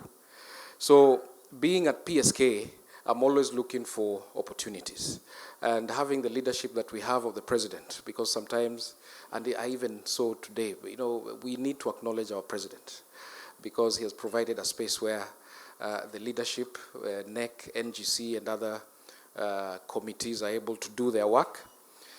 And part of it also allows people to bring in ideas so that we're not on the receiving end. I will go straight to what we did.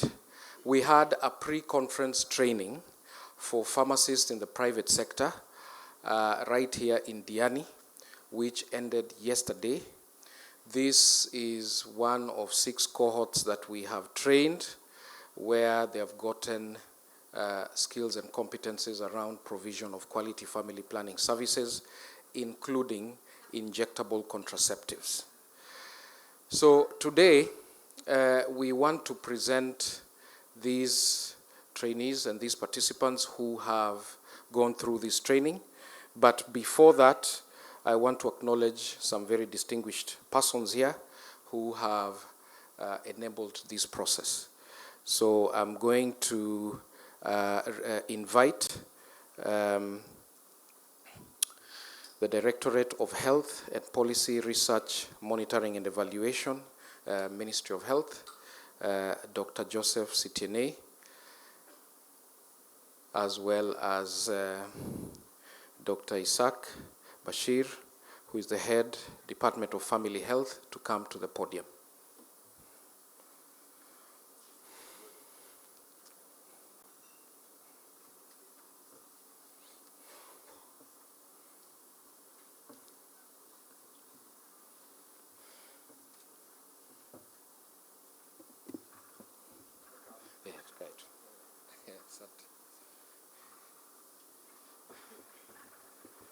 So at this juncture, I'm going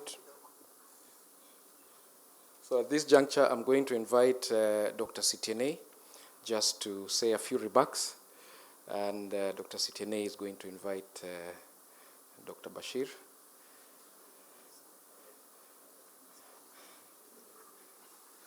I hope that is okay. It's all right, it's okay. Good afternoon. In the absence of the CAS, the CEOs who are here, and I can see Dr. CEO is still around, and others, all protocols observed. Good afternoon. Maybe I should introduce myself in Kiswahili because I'm more fluent in Kiswahili for the purpose of emphasis. Mimi ninaitwa Gimagutra Sitiene.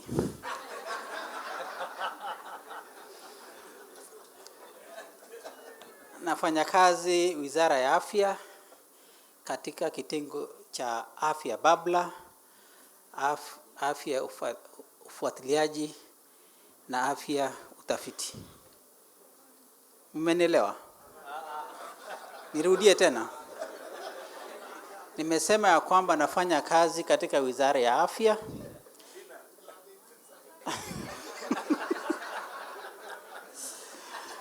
Okay, naona mtanielewa, wacha tu niongee Kiingereza. Yeah, so thank you very much. I feel extremely privileged to be here this afternoon.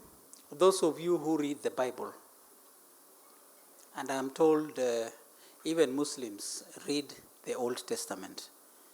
And if you read the book of Hosea, chapter 4, verse 6, it says, and it's a very short verse, that my people suffer for lack of information. And we are gathered here to share information. And I'm privileged that this is the area that I really like most, because I could hear earlier on in the day, including what the CEO of KEMSA was saying, there is need for information. There is need for information for us to be able to effectively plan and to effectively do anything. So the gathering that is here, definitely you are sharing a lot of information. And I hope that this information becomes useful thereafter. But I'm privileged to sit in a position in the Ministry of Health where information is the center of everything. And I think you're also in that particular space. Pharmacists play a very big role to generate information. And information only comes about when we generate data. Because from data, we get information when we manage the data. However, there is something that was said earlier today by the chief guest, the CAS, that we don't seem to use that information to generate two things. One is knowledge. We seem to have gotten stuck somewhere that the information we have generated from data does not become knowledge. And in the few cases where it becomes knowledge, we have totally failed, not just as pharmacists, but as a nation, to use knowledge to do innovation, which is the final piece. And other people are using the data that we have to churn out information, knowledge, and they use that knowledge for innovation. So even as we sit here, we should know that we have failed. And because we have senior people like Professor here, who teaches in the university, there is something that is missing, that the training that we give our staff, our people, including myself, seems to be stuck somewhere. We've reached a crescendo where we cannot go beyond, and that's really a big tragedy for Kenya, because we need to innovate. But having said so many words, it is not my day. I am privileged to sit in a place where our interest is data, and I'm also privileged to be the one taking the lead in the Ministry of Health in digitization of the health information systems. And consequent to that, I would like to say that the ministry and the government at large is treating the issue of data with a lot of seriousness. We are all aware that the Data Protection Act has been passed, 2019, the Data Protection Act 2019, and it specifically identifies health data as sensitive data. If you look at the Health Act 2017, Section 105, it again gives the ministry the mandate to develop a comprehensive, integrated health information system. And this is why perhaps I'm privileged to sit in front of you this afternoon, just to give you a glimpse of what is happening.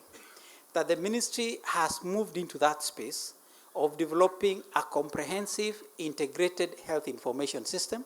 And the training that was alluded to earlier is part and parcel of that, so that everybody who generates data, however minimal that data is, can be aggregated at a certain level. And that data can give us information to assist this great nation to do planning. Consequent to that, the Ministry of Health has developed, I think most of us may have interacted with this, the digital health platform, and you may have heard about this, that really is an end-to-end solution.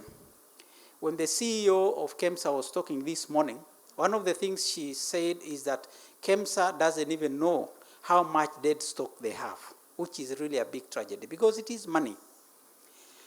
The solution that the ministry has developed as an end-to-end solution, once fully deployed and used in the right way, will give Kenya for the first time a glimpse of how much is consumed of what commodity, either per day, per week, per month, and per year. And because the system is using real-time data, we have moved to the level of going to innovation, where the system will be intelligent enough, and all of you are aware about the big data that the whole world has moved into right now, where we are talking about artificial intelligence and machine learning. So this system will be intelligent enough to give stock control levels alerts. If a particular commodity falls below a certain stock control level, is it 2 months, depending on what it is, it sends an alert. It is also going to track not just the batch numbers, but it will also track the expiry dates of those particular medicines. This system is up and running. We have interacted with part of it without really knowing that it is happening, and I want to give you 2 examples that some of you may have interacted with. The first one is Chanjo. How many of us have interacted with Chanjo system? I'm not sure whether all of us have been vaccinated. There are those Thomases who still doubt the efficacy of the medicines and the vaccines. So if you have interacted with Chanjo system, that is one of the modules. In total, we have 63 plus modules. The other system, the other module that has been rolled out is the blood management and information system. Anybody who has interacted with that? Those of us who have interacted, if you have gone to a hospital that has this system now, it provides a visibility of the blood and blood products from vein 1 to vein 2, where vein 1 is the donor and vein 2 is the recipient. And if you have interacted with Chanjo platform, if you use your phone now and go to portal.health.go.ke, in that landing page, you'll find 2 services. One is the blood information system. If you want to be a donor, you can actually put your details there. The other one is the Chanjo system, where you can be able to upload your details and pull your certificates. There is a third service portal that is coming that is now going to be used in the health facilities. And this third portal, service portal, is for anybody who will be consuming health services wherever they want to, be it in the public, in the private, faith-based, state or non-state. You upload your data to the best of your knowledge. Because what we have noticed is that when people go to seek care in a health facility, there is a lot of time that is taken for your data to be entered, the basic biodata. So we've asked, instead of you going there to be asked questions, you just go there with your identification and the system pulls your biodata immediately because you are going there for a service. And then you'll be guided accordingly. And I would like to say that this system is already up and running. Today and yesterday and the whole of this week, there is already an ongoing training for some people in the counties because we want to roll it out. The system is integrated with other important national health databases. For example, when it comes to prescription of medicines, and Dr. CEO is here, the system is pulling from what is approved by the Pharmacy and Poisons Board to be prescribed in Kenya. So you cannot prescribe what is not approved. And if you do, then the system will not be able to pick that particular medication. So it is integrated with that particular system. It is using the ICD-11 classification so that we become global in the way we classify diseases. It is also integrated with the Huduma number for the purposes of unique identification of individuals. I know you have issues with the Huduma number, but we are going for it because we don't want you to be that professional sick person who goes from one facility to another one, to another one, and to another one. We need to identify you, and so that we don't count you twice or 3 times. And it is basically for the purpose of planning, not just for you, but for this country. It is also integrated, and this is something which may be of importance to you, with the NHIF, so that if you are a beneficiary of NHIF, once you appear in a facility, the system automatically tracks you. That is the far that we've gone.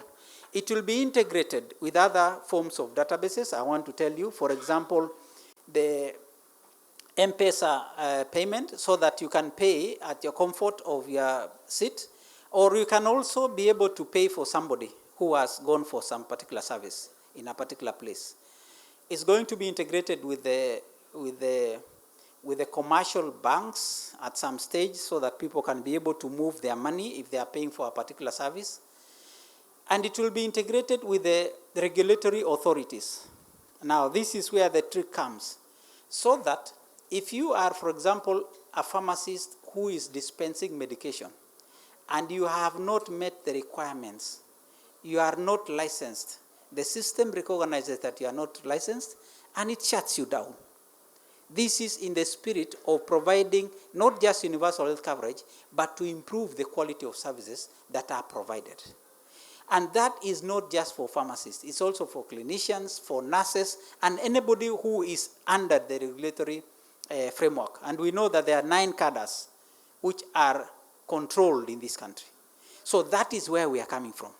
But for us to be able to collect this data that can now make meaningful use at the national level, we've also enlisted now, for the first time, and I think it is the lead in the whole of this region, that even the private pharmacists who dispense, it is important for this country to know what you have dispensed, how much you have dispensed, so that globally we can be able to aggregate and know how much of what family planning commodities are required per week, per month, per year.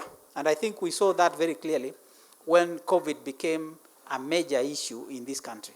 And we are yet to recover completely. So this is for national planning. It is also for sub-national planning. And it is also important for provision of quality care to Kenyans. That system is up and running. So the training that has been taking place, sponsored by JAPAEGO, the Advanced Family Planning, and I can see the team there, led by my brother Sam Mulianga.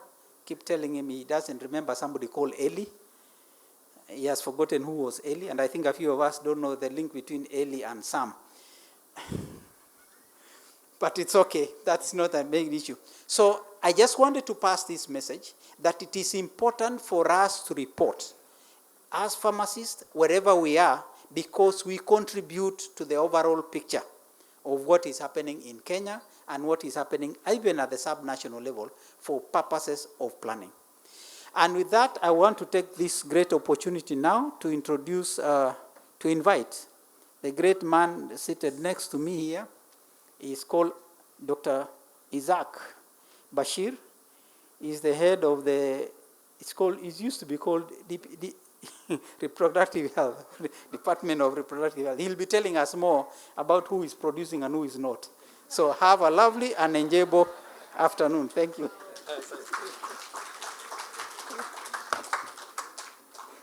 Thank you, Dr. Sitinei. Good afternoon, colleagues. Huyu alianza na Biblia na akamaliza na reproduction. The worst and most scary part is the huduma number, isn't it? Inakubali wanawake ngapi? As many as you want. Anyway, colleagues, it's a great pleasure to be here today. I am a gynecologist by background, and this is my first PSK conference I'm attending. And it is purposeful, and I'm happy to be here. Hopefully, I will be a very regular attendee after now, albeit my retirement age is close.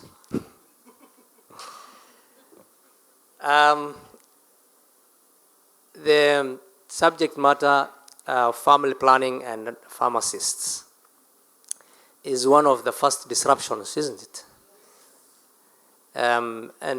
Therefore, I'm the pioneer medical officer who has opened up that gate. I didn't know why I was being called here because I forgot that a few years, 2 years or 3 years down the line, I signed a policy which allows pharmacists and pharmaceutical technologists to provide comprehensive family planning services.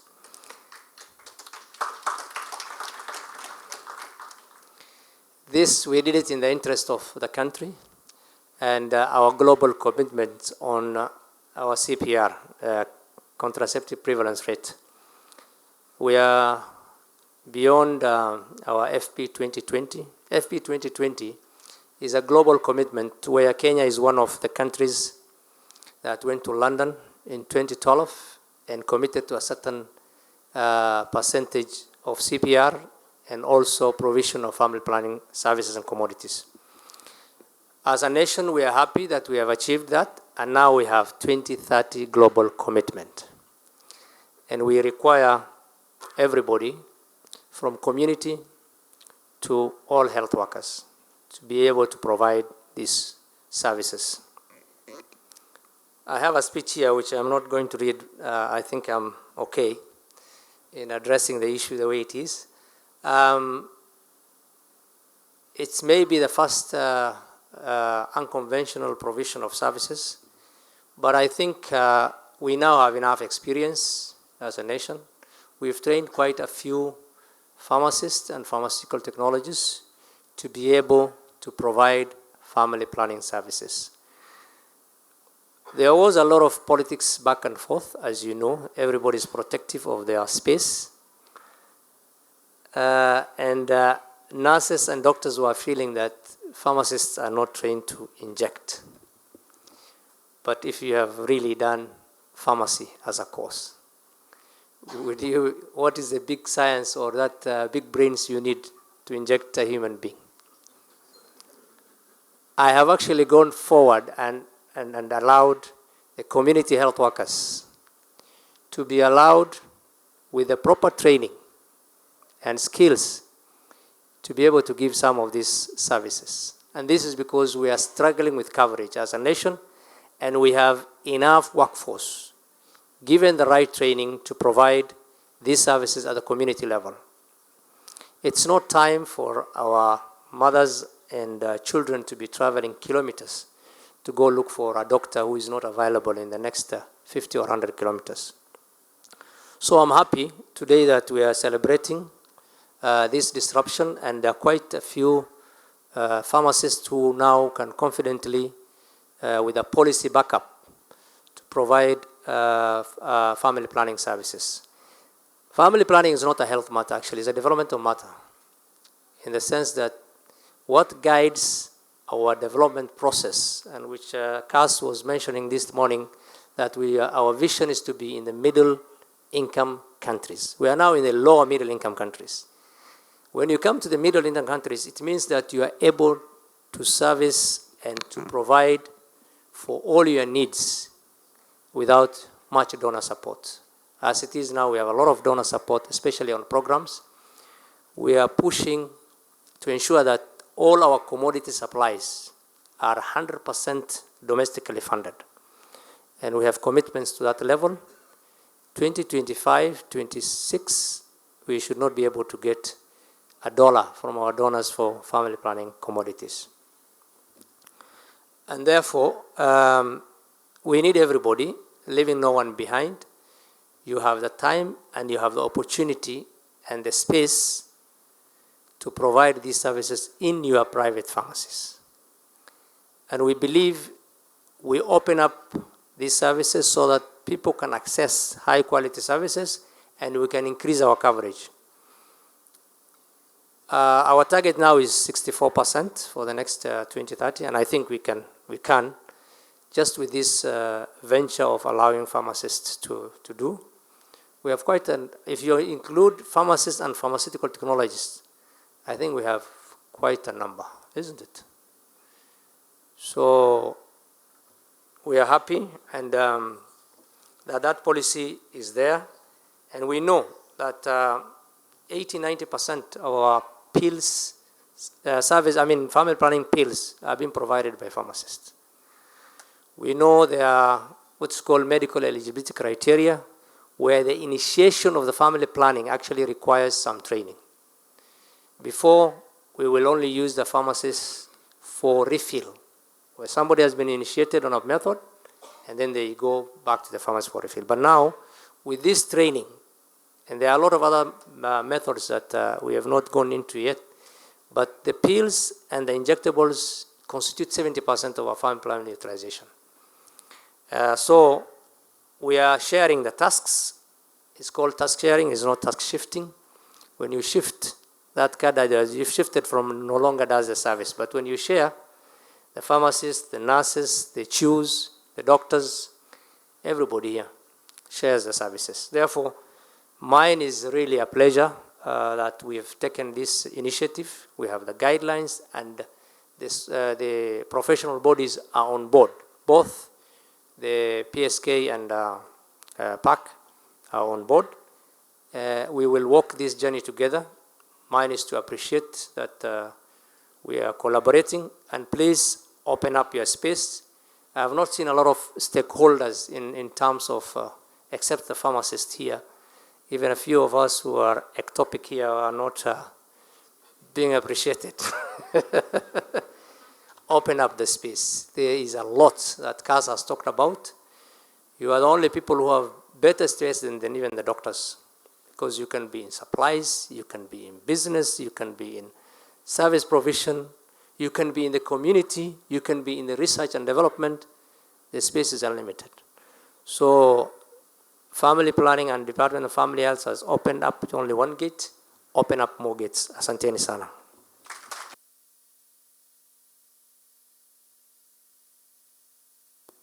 Thank you very much, and I think I really want to appreciate the fact that pharmacists are trusted. I think that is something that has really come out of the speeches here, and the fact that we need to take advantage of this space, yeah, and really bring in what we have to build more. So I'm going to quickly move to the next part of the ceremony, which is awarding certificates to our trainees, because they are here. They are people who have gone through the training, and we are going to call on, Sally is here, and I'm going to bring in all the players that took part in this, so that we are just part of this process. So I'm going to invite Dr. Bashir and Dr. Sitiene just to issue the certificates. But meanwhile, I also want to acknowledge the presence of Dr. Ndwiga and Sam Mulianga, the head of the program, who I would request, especially Sam, just to come to the fore so that we can see you.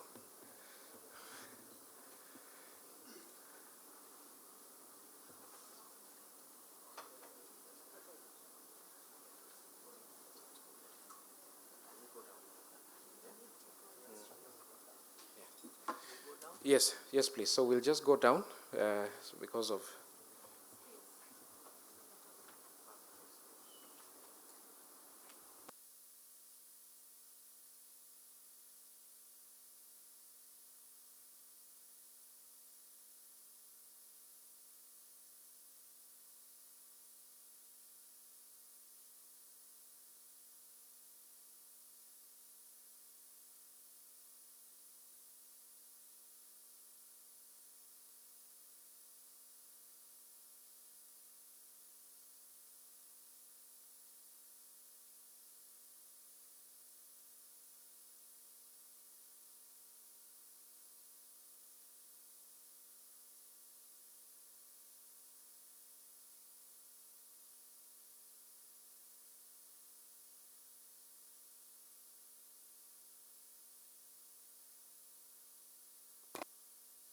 ICT team, kindly assist us by providing sound for the mics that they have.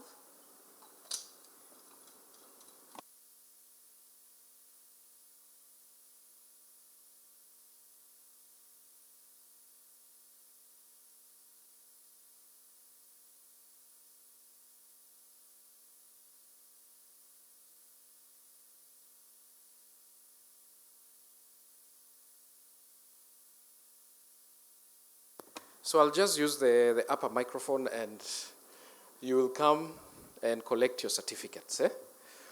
So,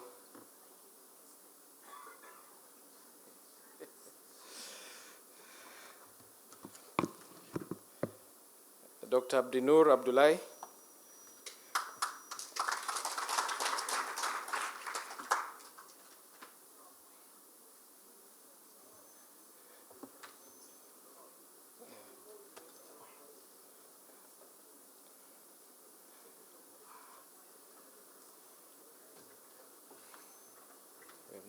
We have not.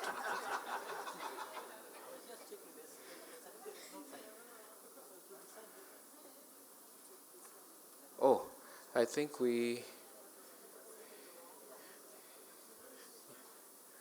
Yes, that particular one probably had a...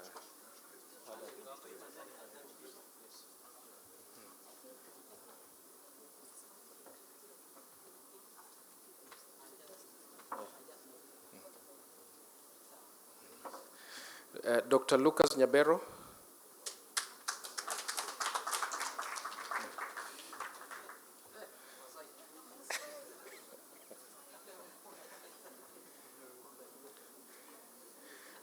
Dr. Humphrey Mwavale.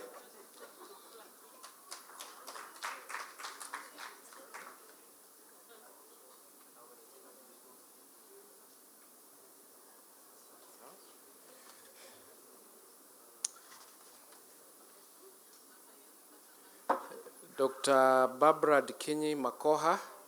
I know that she's not in. She's, yeah, there was something she was attending to.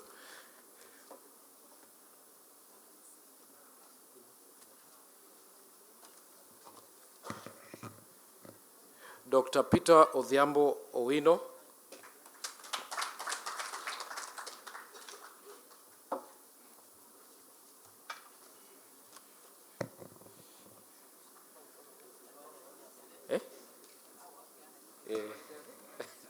Dr. Chester Kolek.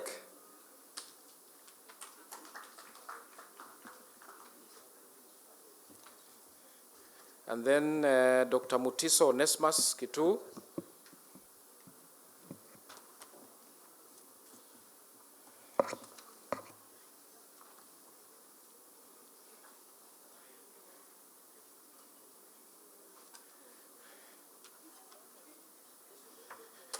Dr. Edwin Okemwa.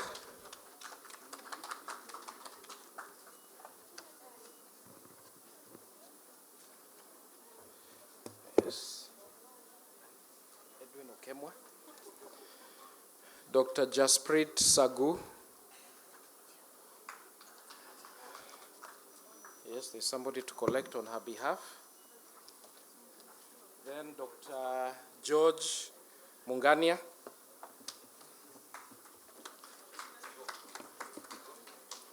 Dr. George Mungania. I saw him here earlier. Okay, he's not there. Dr. Zainab Mohammed.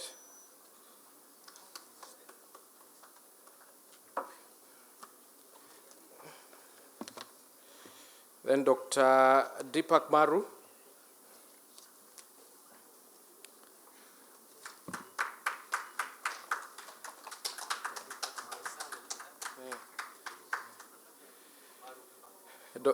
Lily Jebet Kipkeno.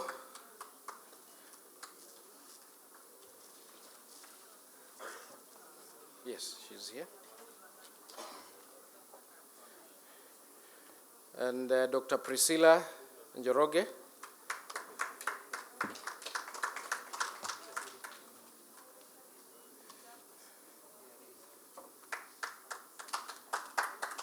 Dr. Kwansan Demo.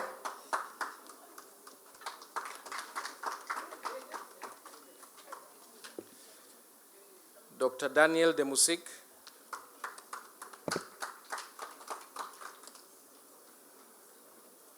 And since we have the privilege to have the father here, can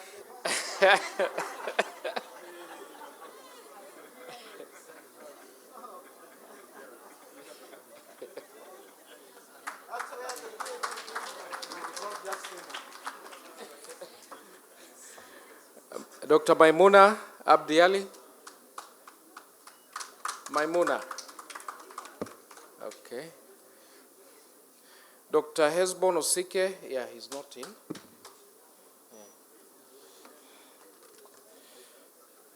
Yeah. Dr. Dominic Mbula Mutie.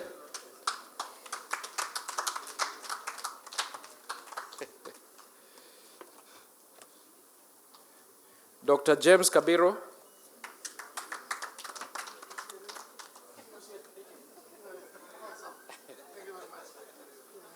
Dr. Farida Chakera.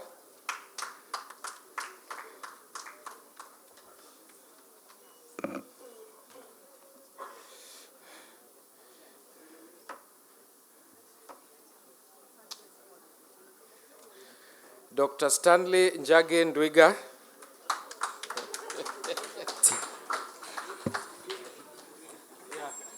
So Dr. Stanley Ndwiga is going to be given a certificate by Dr. Stanley Ndwiga. One has an H, the other one doesn't have. And George Muthuri. George Muthuri. Oh, he's not in. Yes, so those are the participants who went through this training.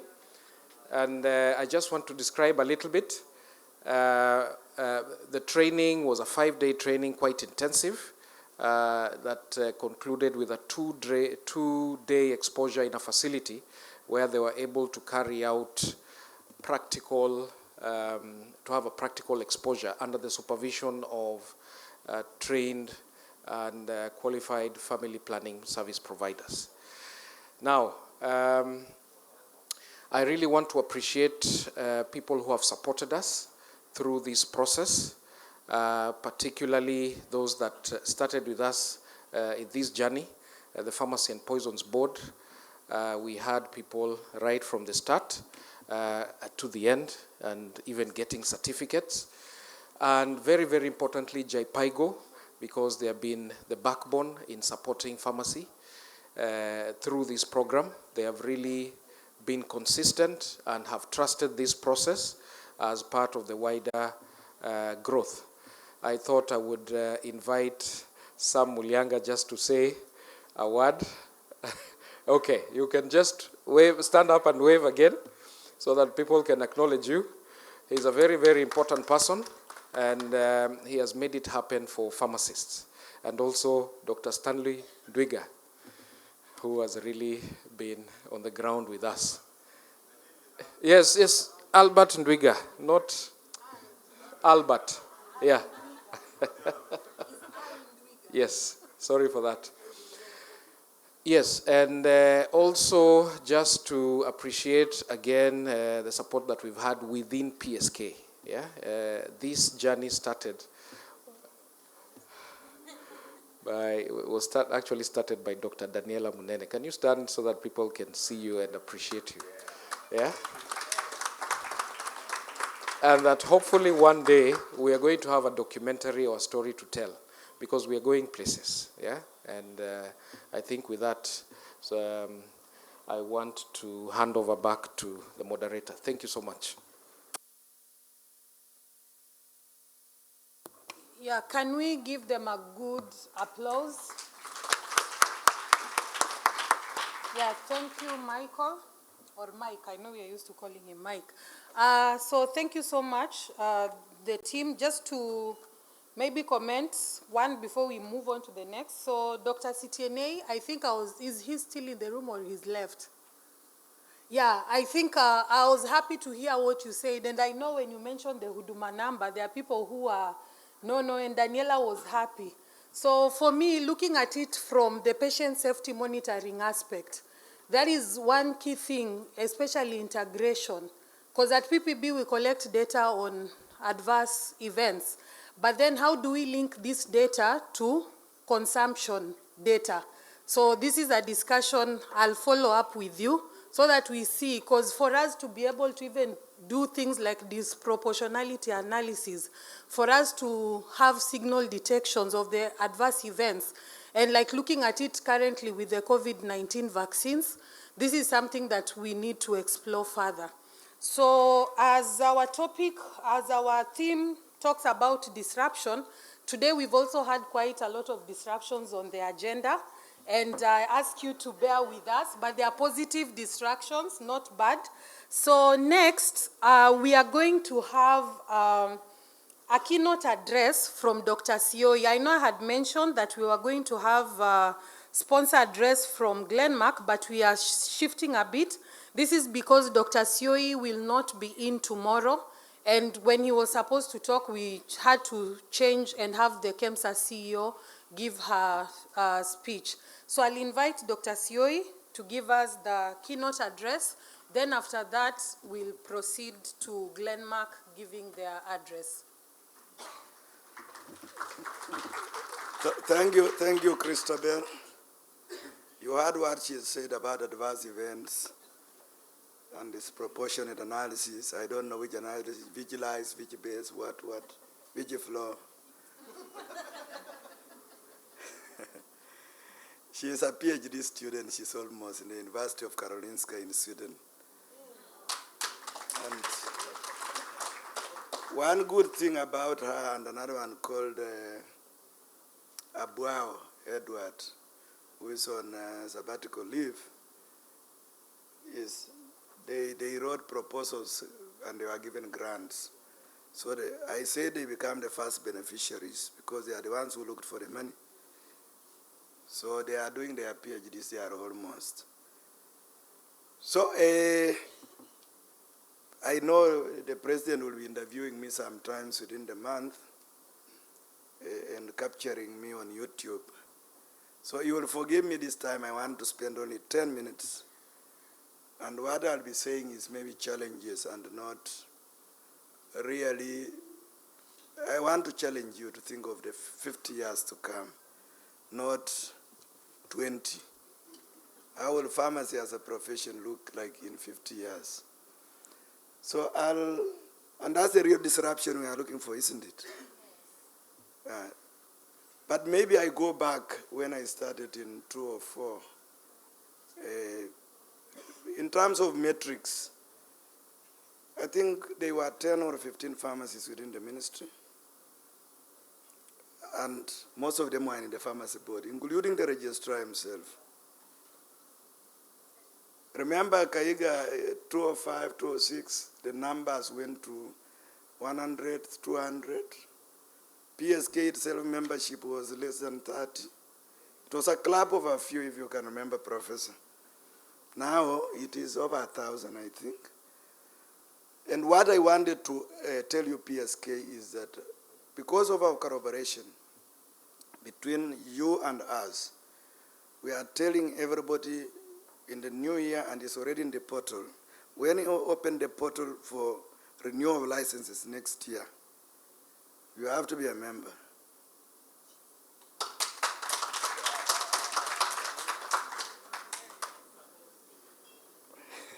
Some guys don't like it.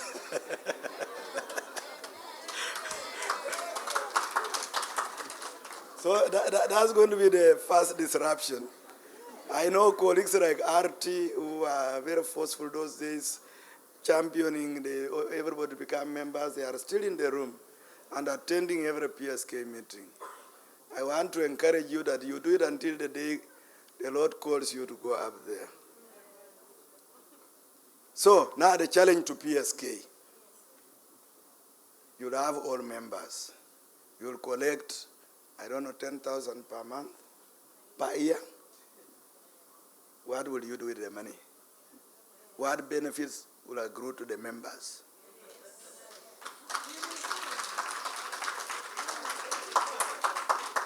On the bad side of things, sometimes it's a reality we die, isn't it? And sometimes I have seen a check of 5,000 from PSK. What will 5,000 do? As a serious society, look at the Law Society of Kenya. Now, I want to challenge you members also. Is 10,000 really a good fee per year for membership? Think about it. If you asked me, let me give you my opinion. It is just an opinion. I'm not saying you adopt it. If you asked me, I'll be comfortable to give 50,000 per year, as long as they are what? Benefits. So now PSK, the challenge to you is, if you are going to increase membership fee to 50, let's say, what will the members get back? Let me leave that area now. Membership. Everybody should be a member. Okay, maybe I add a bit. You've seen PSK go to the president or somebody and lobby. Even when they were creating positions in the new constitution, it is them. Where were we? We don't have the muscle to lobby. And you cannot lobby without having facilitation. So think about it. It is my opinion, and because I told you in the morning I'll be leaving, when I step here next time, I'll not be in the same position. That one truly I can tell you, because my time will be coming to an end. And I'll not be renewing. So second thing, Professor is here. And I think I did not want to say some things in the morning because I didn't know what my boss had in his speech. But I just want to echo some of the things he said about specializations. If we come to academic area, is there a need of a PharmD? Do we see a need of a PharmD? Professor, I know you have been championing. More universities, they are doing something. They started as CPD, but now they are doing MSc clinical pharmacy, 3 years. And I can see Hila is here. You know the benefits of it. So can we then look at not only PharmD, other courses, and do our institutions of higher learning provide for? What does the market really require of us to do? Is it only dispensing? 50 years, what will be the role of the pharmacist in various areas? And I don't agree with the people who say you cannot be a leader. That one, I don't agree. Personal opinion. Daniela, why can't you be the president? You can, isn't it? So why should people straitjacket you and say you should only hold certain positions? Food for thought, pharmacists. I want to thank those who are in academia. They have expanded the space. Those of you who have done clinical pharmacy, industrial pharmacy, toxicology. We have not deployed those who have done toxicology properly. You remember the late Professor, scolded this man from Isinya, Ombega. Ombega didn't wait for people to cheer him. He used to tell a story, and if you are not cheering, he cheers himself. And he made a difference, whereas he made some mistakes, but at the end there was some positive impact on pharmacotherapy. We are not talking about MTM. We've evolved, we are evolving, and we need to know in 50 years where we'll be. So, it's a challenge again, those of you in academia, industry, research. Look at the M-Pesa. It was an innovation, isn't it? How much money does it earn to this country? Just one innovation. Orwa, you are a researcher. And you are in the herbal area. I hear there's a certain tree and its fruits which can cure epilepsy. I'm told. Maybe we'll sit with her and talk. So if you can do research and get that it is true, that fruit can cure. The Luyas call it mufutu. In Kalenjin, you call it perkenwet. Yeah. If it can really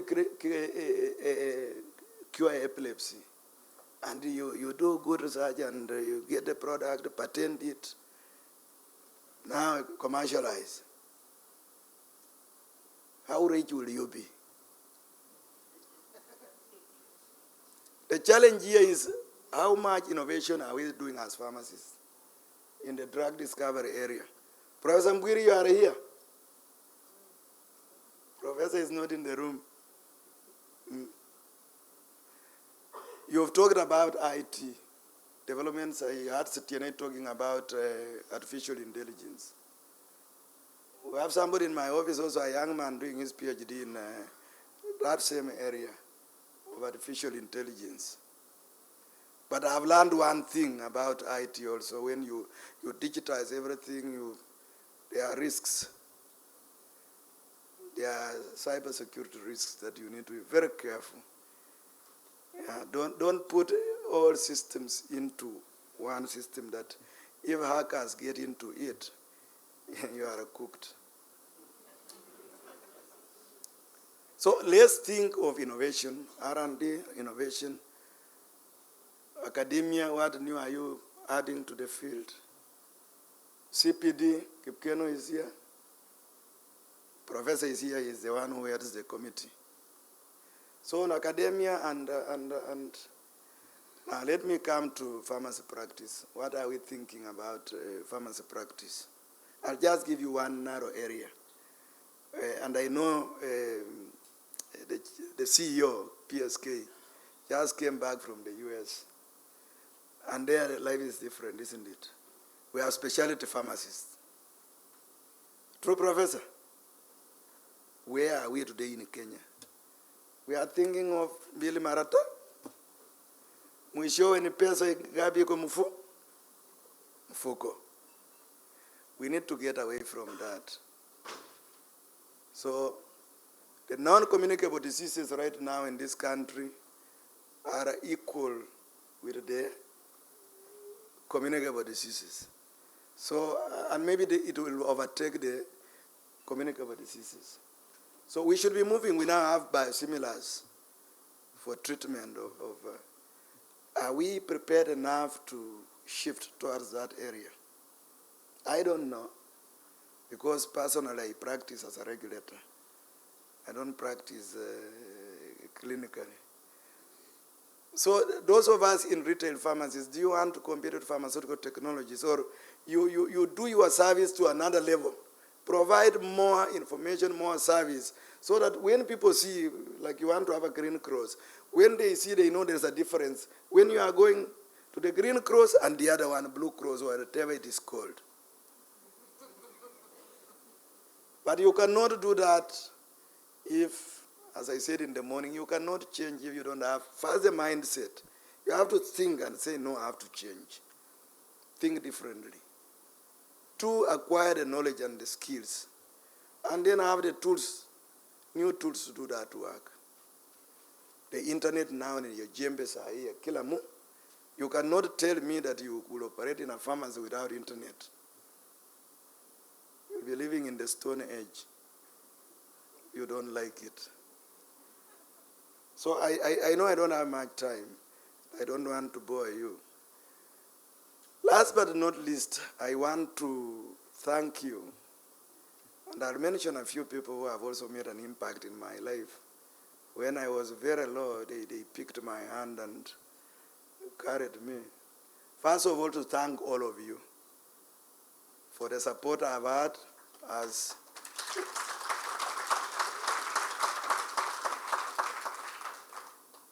acting chief pharmacist 205 to 208. PSK was always with me. Jennifer, I remember Professor Kibwage is now the Vice Chancellor of Egerton University. It's leadership. A good example. Never be told that you cannot be a leader. I don't buy that.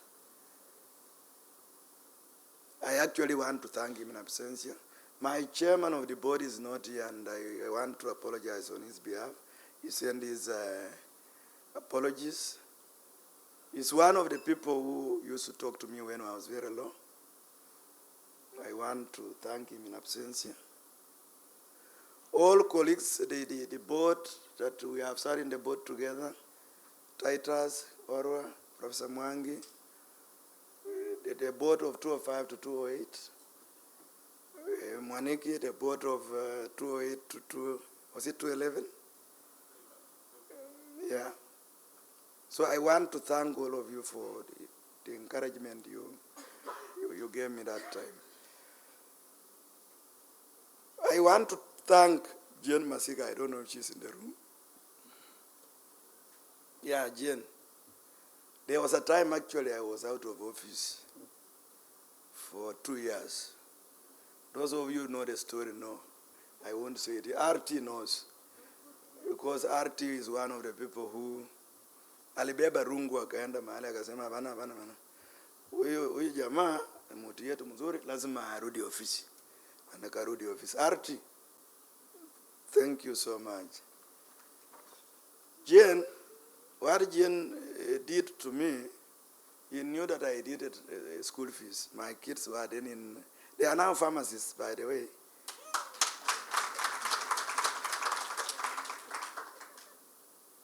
He knew that I had to pay fees and I did not have fees. And she knew that I had a skill. She gave me a locum in meds. For some time I was very low. Jen.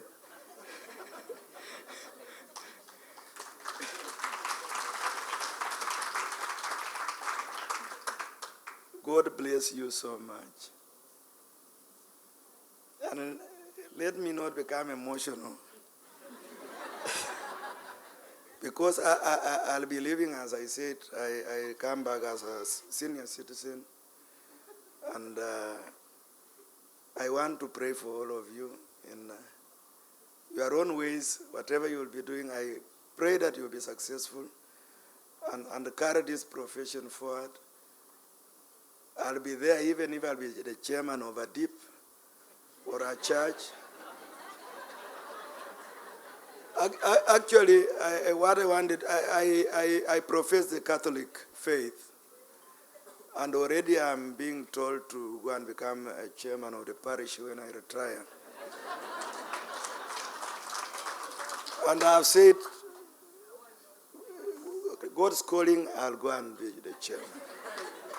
Tujenga makanisa, tutajenga madip, lakini mashule, lakini hatutasahau pia profession. So once I retire, I'll be available. in my private capacity, those who want to consult, because I have quite some experience, both locally, regionally, and internationally.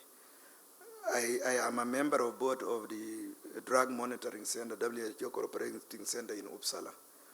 I still attend the board meetings. So I have quite a wide experience, and if there are any who would like to be mentored along certain lines, I'll gladly be available. But you'll hear more when I'll talk to, when Machog will be interviewing me. I'll be on YouTube. It started with Maini, and then he has said June I should be interviewed. I'll give my journey from where I began as a small boy in the caves of Mount Elgon up to where I've reached, with the challenges we have gone through in life, the profession, and how we have surmounted them. So thank you very much. Dr. Sioi, before you sit down, I would like to ask us to give him a standing ovation. Yeah, so let's do it in style. Yeah, so I want us to give him 4,321 claps. Yeah, so it will be 1, 2, 3, 4, 1, 2, 3, 1, 2, 1. Okay, let's go.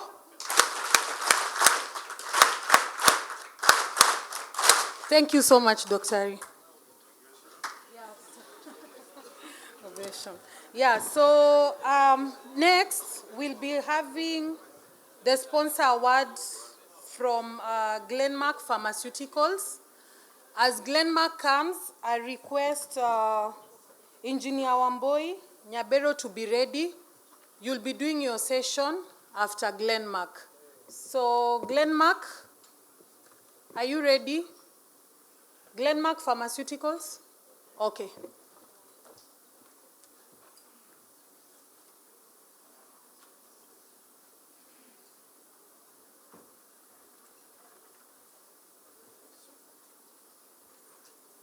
Good afternoon. Good afternoon again. Yeah, it's quite good to be in this forum, and we appreciate PSK for this opportunity to allow us have this time to share together. I'll have a very short presentation. There's nothing new on what I'm going to present. I think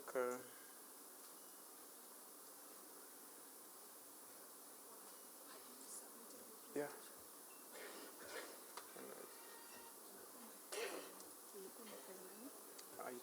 The IT guide.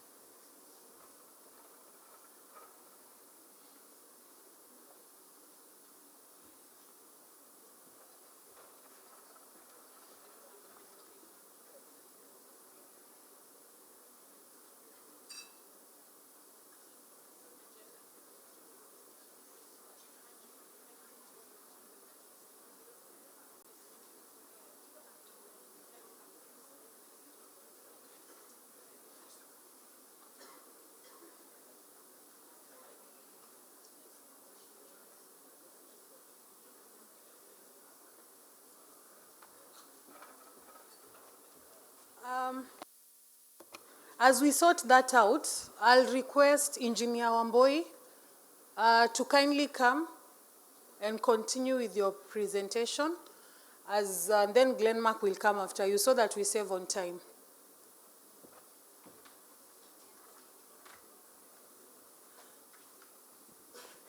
Good afternoon. Wow, it's nice to be standing up here. I was just thinking, I'm in a very small minority. I'm a non-pharmacist. So, you know, it's nice to look out to the sea of pharmacists in the room and to share a little bit of what it is that I'm at this conference as a non-pharmacist to do.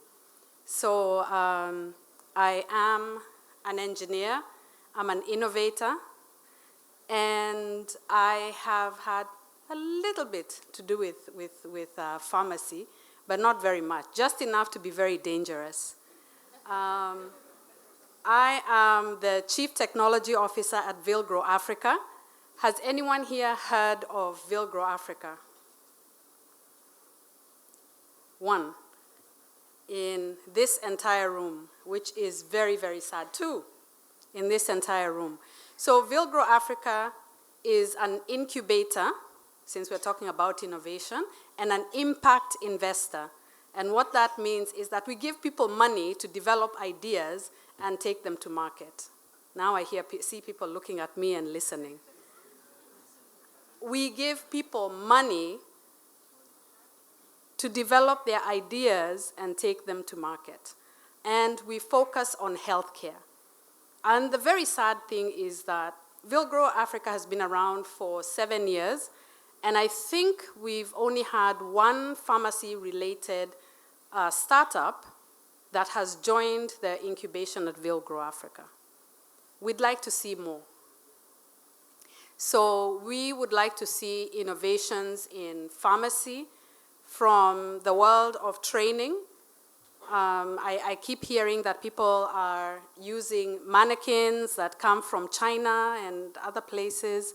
And, you know, we are here. We are able to innovate and come up with ideas and be self-sufficient in the things that, that we need.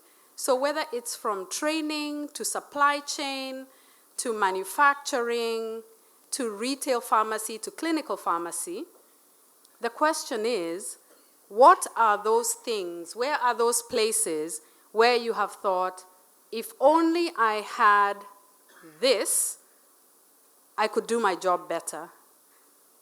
And so what, and there have been a lot of challenges. I've been listening, I've been here all day, and I've had a lot of people challenging us to innovate more. And I'm very, very sure that all of you in your daily work find places where you think about things that you could do better, and maybe you don't know the solution, but you see the problems. Is there anyone who is out working and has never, ever seen a problem? Everything is smooth. I don't expect to see a hand up or not, but you know, if there's such a person, then maybe they can help the rest of us to solve the problems that we have. So anyway, I don't have a lot to say. The reason that I'm up here is to tell you about the session that I'm going to be running tomorrow. Myself and my colleague from Vilgro Africa are going to be running a design thinking for pharmacy workshop tomorrow. It's in the program. I'm not sure exactly which room it's going to be in. And someone is probably going to tell us how people can sign up for that workshop, because it's going to be for a select few. I don't think we can run the workshop with a lot of people.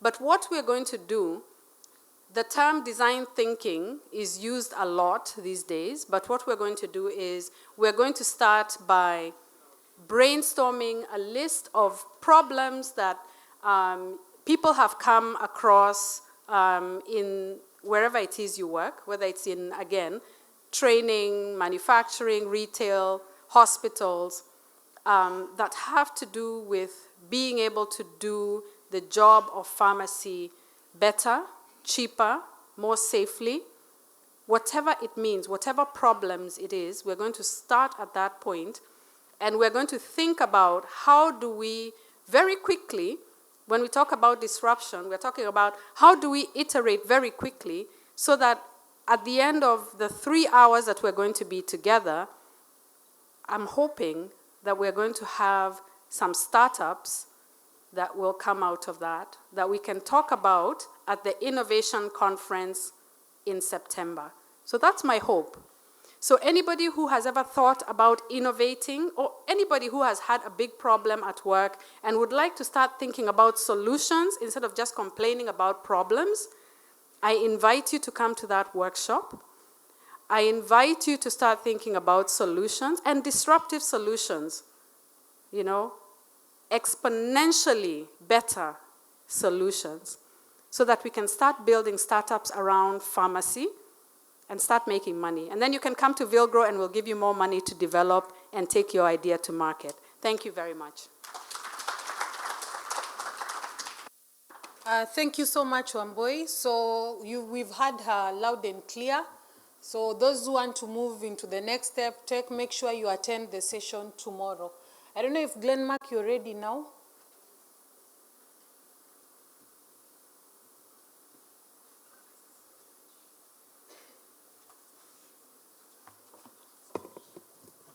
Yeah, so where's Dr. Anis? Dr. Anis? Oh, Dr. Miano, Robert, could you kindly give us one icebreaker as we wait for Glenmark?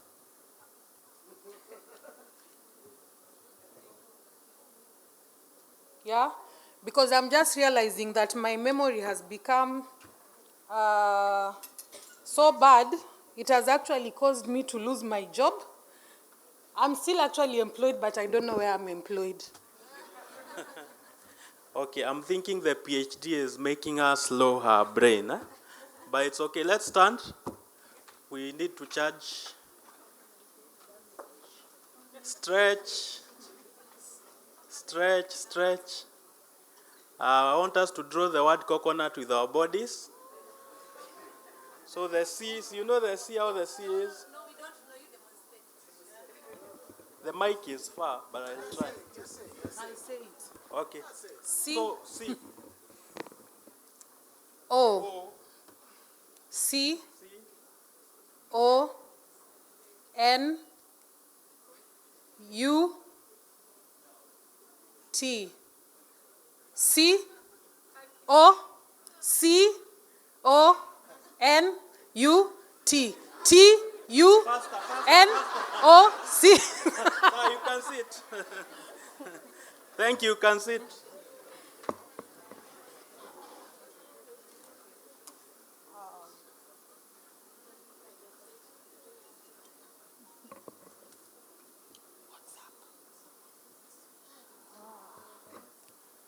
Yeah, so, and I'll request all the presenters who have sessions coming, kindly make sure you've loaded them to the ICT team so that we have them ready whenever your presentation time comes. I don't know, Glenmark? Yeah? Okay. Okay.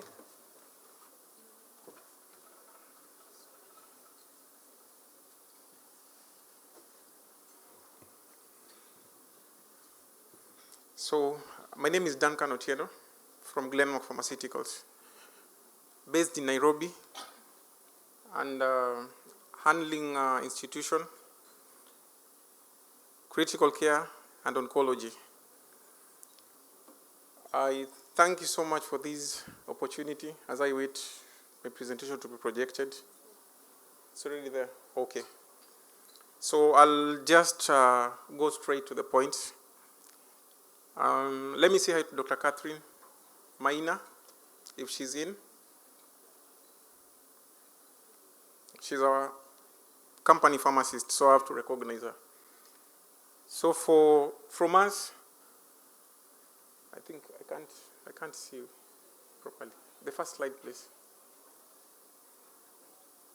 So this is what Glenmark is all about, working on a new way for a new world. The next slide, please. So globally, we are in 5 continents. We are in the US, Africa, Asia, Latin America. You can see all the percentages. These are the sales that we do in those regions. The next slide talks about the manufacturing network. Basically, these are plants that we have across the country, across the world. We have quite a number of manufacturing plants in the US and other places in the world, including Argentina. So I'll go straight to the product range. In Glenmark, we try to have solutions from head to toe. So we have quite a number of products. Next. This is a source range, esomeprazole, our PPIs. We have 20 milligrams, 40 milligrams, and there's a 40 IV. For GAD, And then for GERD and gastroparesis, you also have combination of esomeprazole 20 milligrams plus cetopride 150 and 40 milligrams plus cetopride 150. Then for the H. pylori, we have a level-based kit, levofloxacin, amoxicillin. Yeah. This is now the RESP therapy, the respiratory therapy, where we have Momate nasal spray. We have Momate AZ, which has mometasone and azelastine. We have Glemontel. It's a combination of montelukast and levocetrizine. Then for the pain management, we have a new product by the name Valas. Valas comes in cyclophenac plain, that is Valas. We have Valas P, combination with paracetamol and SP. Okay, it's okay.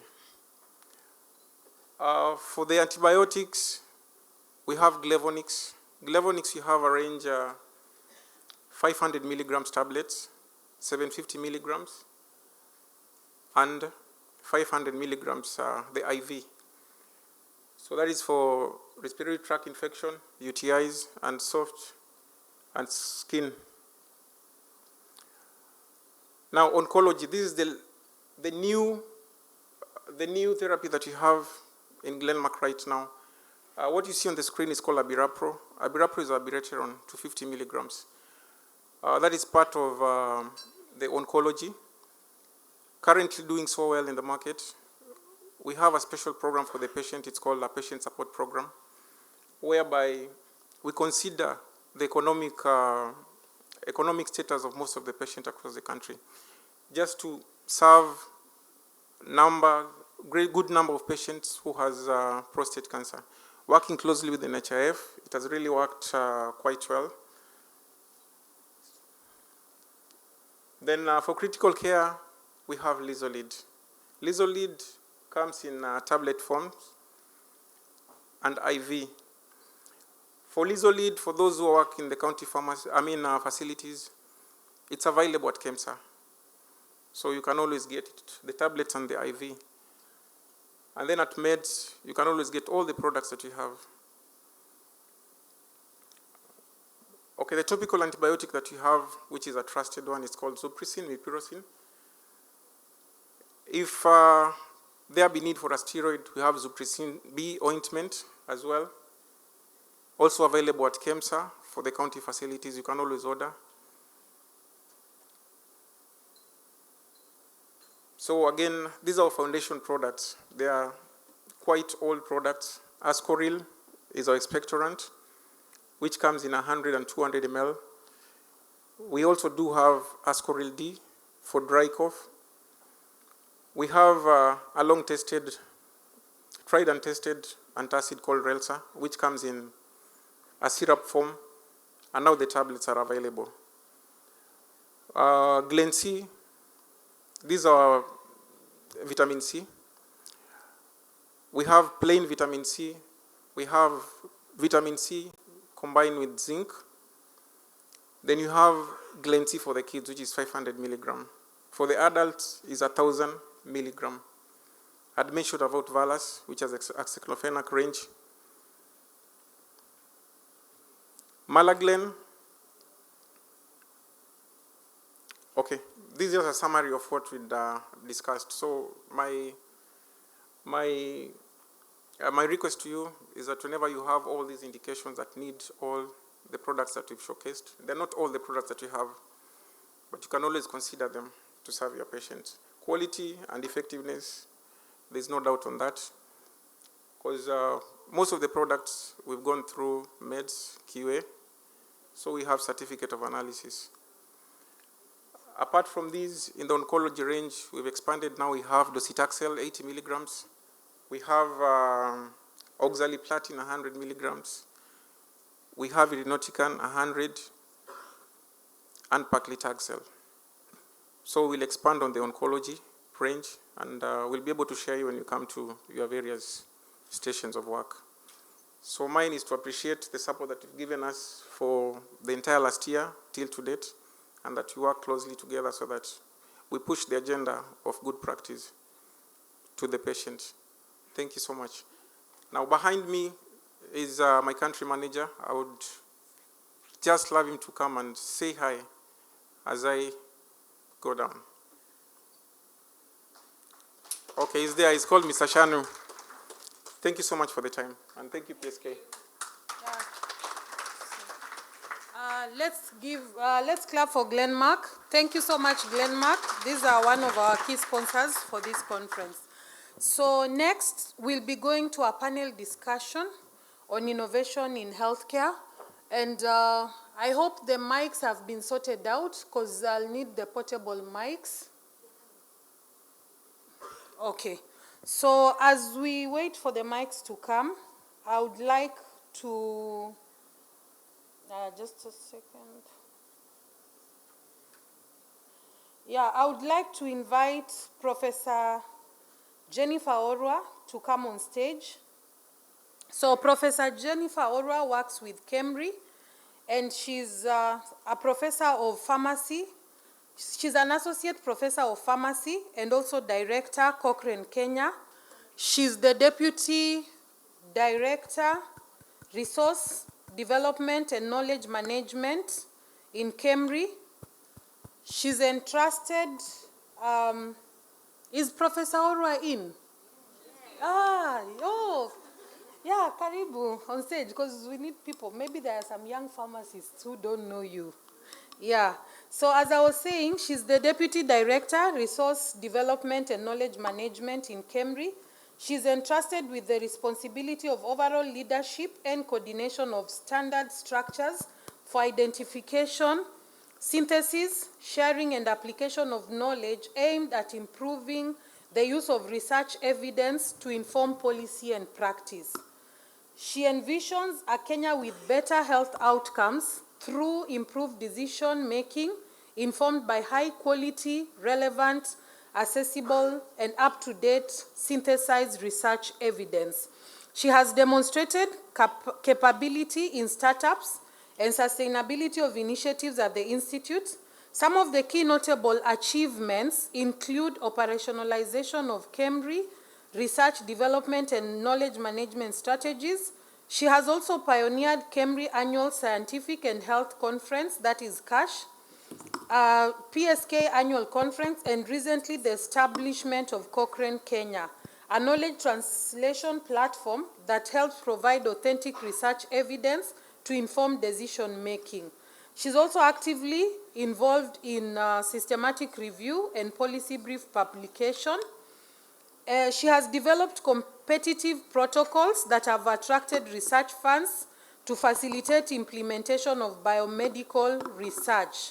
So she has authored and co-authored over 70 peer-reviewed publications, 10 policies, evidence briefs, 17 editorials, a book chapter, a book review, and a conference proceeding as editor.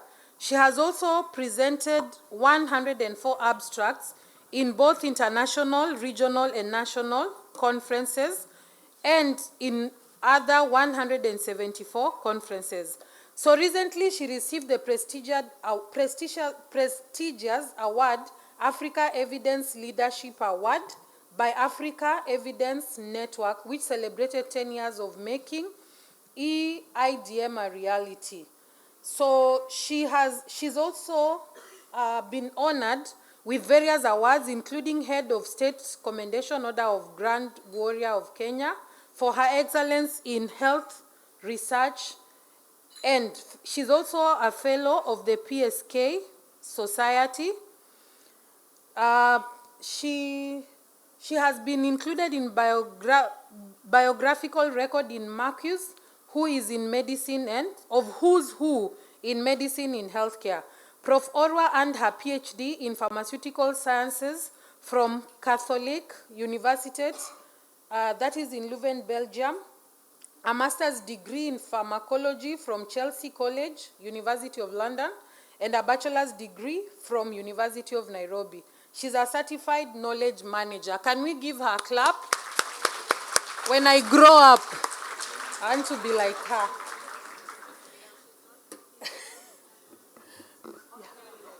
She's Honorable Fellow or Professor Orwa. Thank you for the correction. Next, I would like to invite Dr. Ndinda Kusu. So Dr. Ndinda Kusu is the Country Project Director with USAID Medicines, Technology and Pharmaceutical Services, that is MTAPS program, and the lead for Management Sciences for Health in Kenya.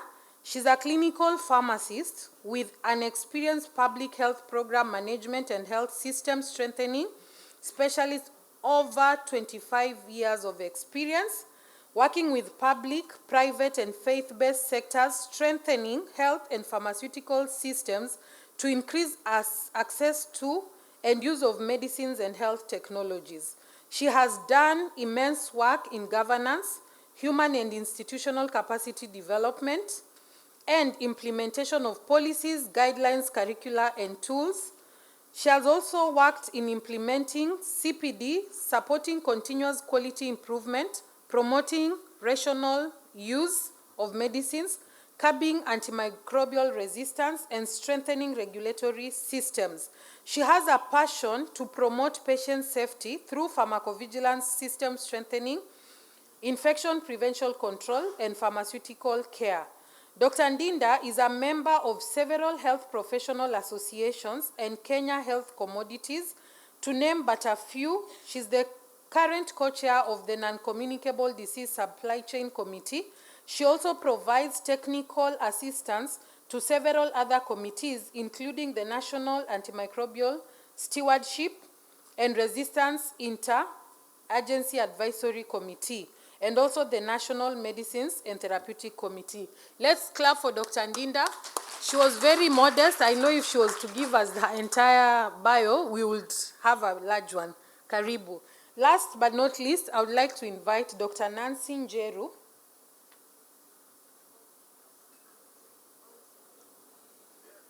Dr. Njeru Nancy. So Dr. Njeru Nancy is a pharmacist with extensive experience in the health sector. Through professional qualifications, experience, and commitment, she has demonstrated significant contribution and positive change in the health sector in her 20 years of career, spanning from the hospital, testing laboratory, national public health programs, intergovernmental liaison, Vision 2030 flagship projects, policy formulation at national headquarters, sector reforms, as well as advisory and consultancy. Specifically, she has been instrumental in the UHC agenda in advancing the health supply chain and formulating the healthcare financing reforms. Dr. Njeru holds a fellowship in health economics from the University of Nairobi, a master's in health system management from Kenya Methodist University, and a Bachelor of Pharmacy degree from the University of Nairobi. She's an active member of the Pharmaceutical Society of Kenya. In addition, she has attained certification and credentialing in health systems management. She's a fellow of the Health System Management Association of Kenya.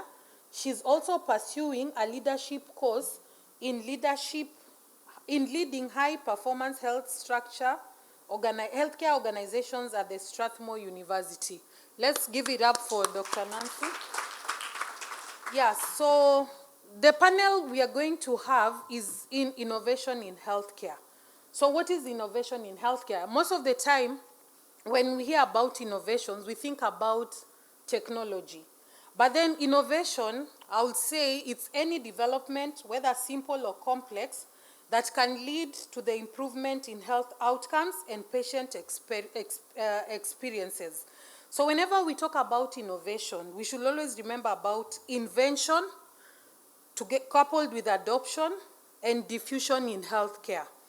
So novel ideas, products, services, or care pathways with clear benefits in comparison with what is currently done is something we can name as innovation. So for any successful innovation to be there, it should be usable and desirable, because it has to be bought by the users, and it also has to be something that is desirable to be implemented. So it should be something that is better and more efficient in solving problems that currently what we've been having.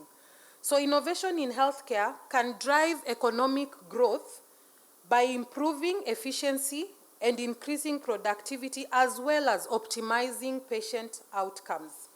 And looking at what is trending currently, when we look at some of the medical innovation that are disrupting the healthcare industry, we have things like artificial intelligence, that is Internet of Things, where people are collecting information over the internet, searching for data, you do data mining to be able to improve patient outcomes.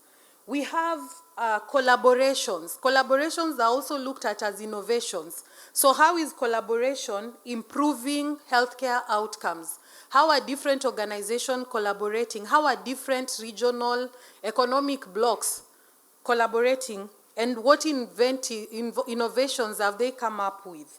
And then it can also be electronic health record systems. And we had Dr. Sitiene talking about that. We also have remote patient care. We have research and development. We have precision medicine. All these are just but examples of some of the innovations that are currently going on. So I would like to invite Professor Orwa. The mic is there. If you could kindly tell us, when we talk about innovation in healthcare, from your perspective as a renowned researcher, what are some of the things that we as pharmacists can look at in improving healthcare that we provide based on your experiences as a researcher? Karibu Daktari, Professor. Both applies.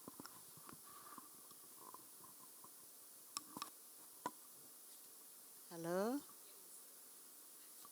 You can hear me? Thank you very much. I appreciate having been given this opportunity to talk to my fellow colleagues. And yes, innovation is in healthcare, just as you have mentioned, is really part of the healthcare system. Every disease we treat, every product we develop is an innovation. And usually in healthcare, we really do need scientific research to constantly lead us to be able to give our patients the correct medication. We just had this the whole morning. Quality, safe, and effective. And in research, I want to preempt my presentation. I don't know if it is going to be tomorrow now, not today. How are we able as pharmacists to ensure that we have safe and effective products on the market? The answer is we need to go and look for information. We have enough evidence to push us through. I remember Dr. Sioi saying I am actually interested in traditional medicine.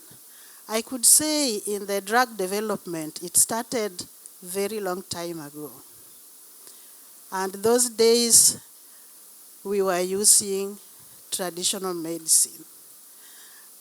And as I continue research, I find that actually the current medication we use, all of it originated from medicinal plants. The best example I can give is quinine. That is what we know. But really, majority come from medicinal plants. The cinchona bark, which gave birth to quinine, continues to be investigated, and we get new innovations. Even right now, we have ACT, which is also natural products based. Let me call it natural products. Some of us sometimes when we talk about traditional medicine, we think we are backwards. But really medicinal plants is the mother of all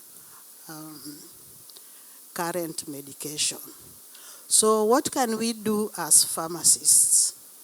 We are really trained to be able to read, to be able to synthesize the knowledge we get from literature. I know we have been told that all evidence comes from research, and this is where we need to get it.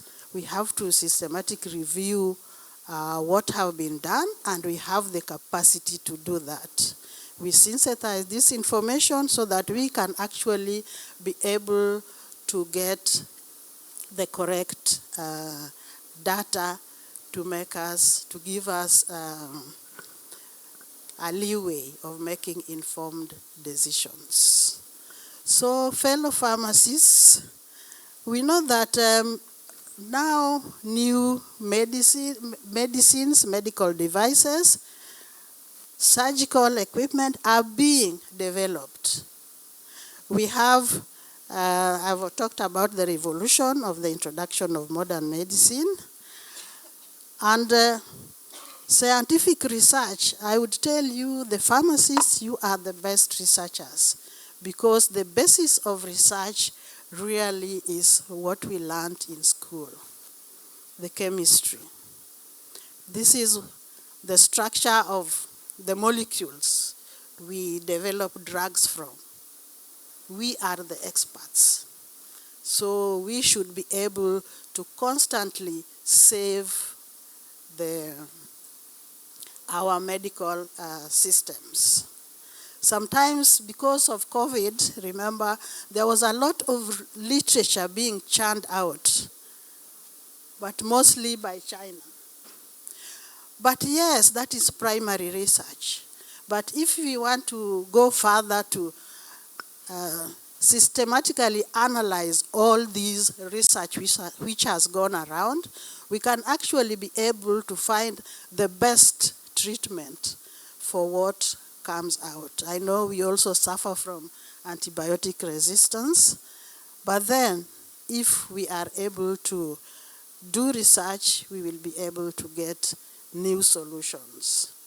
Even as we talk about IT, all of us, artificial intelligence, all of us, I was told, I think I heard somebody is doing IT.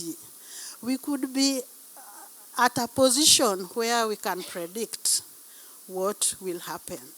And going digital actually saves a lot of time and money for the health sector. And that is what even UHC is talking about. We give medicines which can be everybody can be able to afford at a cost that is not making us dig deep into our pockets. So if we can innovate and come up with accessible new products, I think research would have a better place. So research is not only the laboratory. There we will got primary research which we need. But when it is published, we can get that secondary research, and if we want to talk about finding the best solution for malaria, we just go through all those reviews and systematically translate them and find out which is the best solution which came from all those researchers, and we can make decisions from there.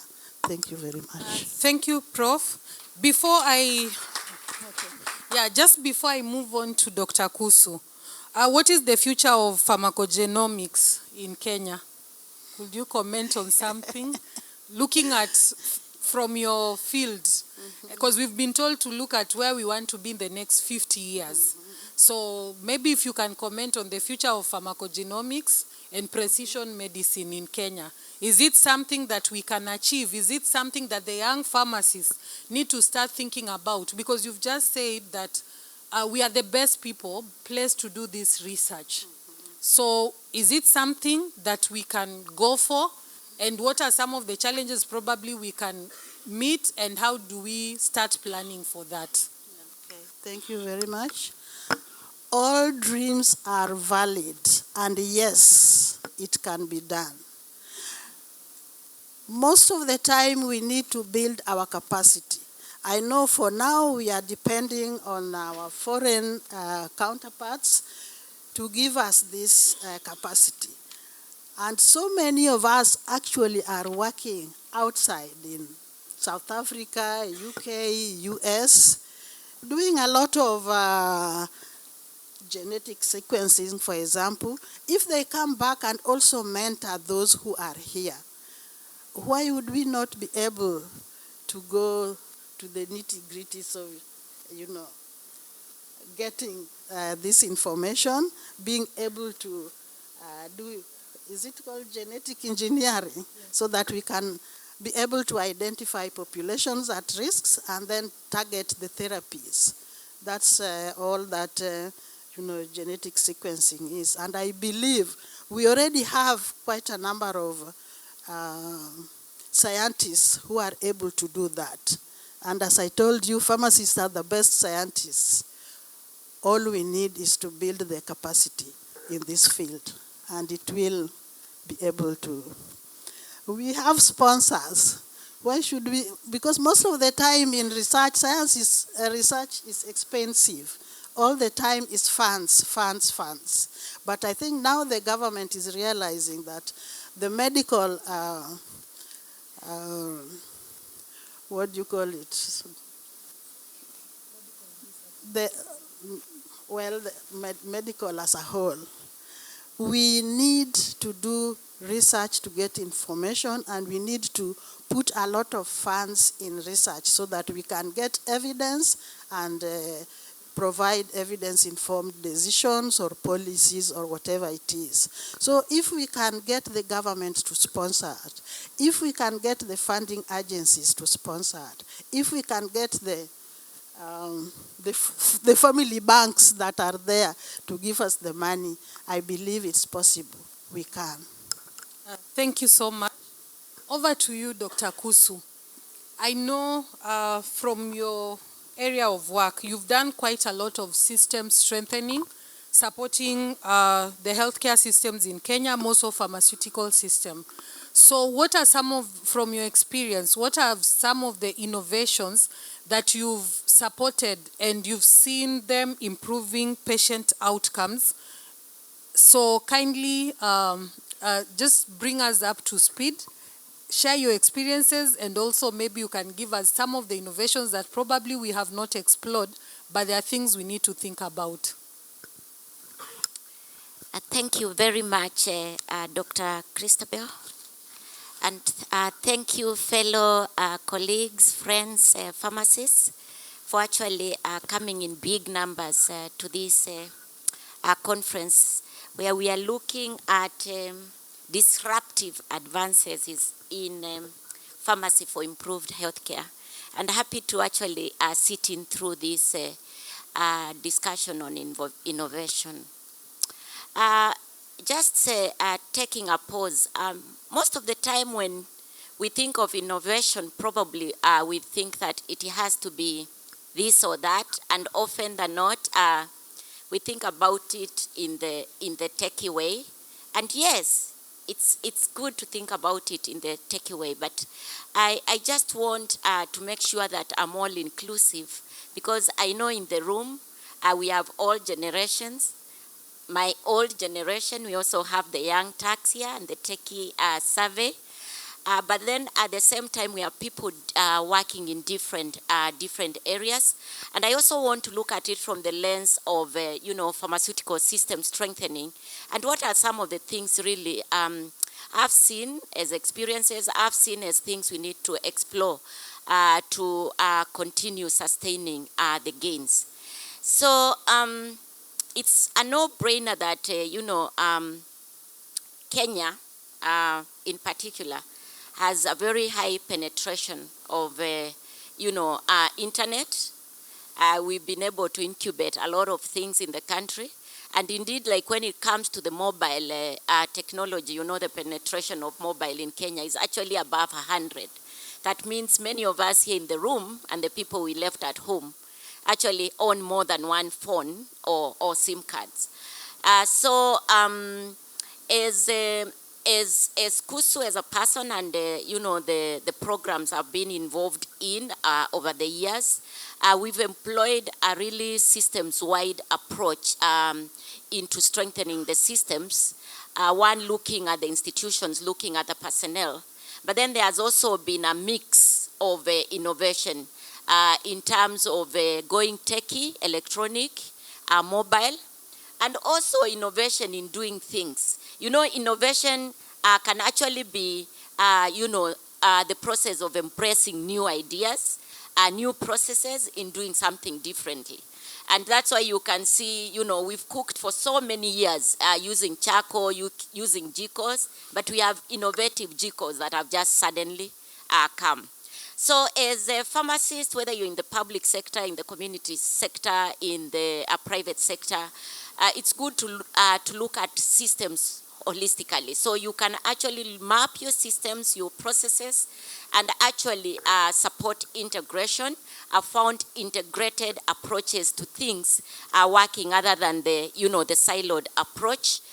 Because that one pharmacist who is me seated here, who is Dr. Eva seated there, or you know, Dr. Wagia seated here, you're looking at the whole market, looking at you know, communicable, non-communicable diseases, cancers, and other diseases. So when you have a siloed approach to doing things, then believe you me, that is inefficient. It is ineffective.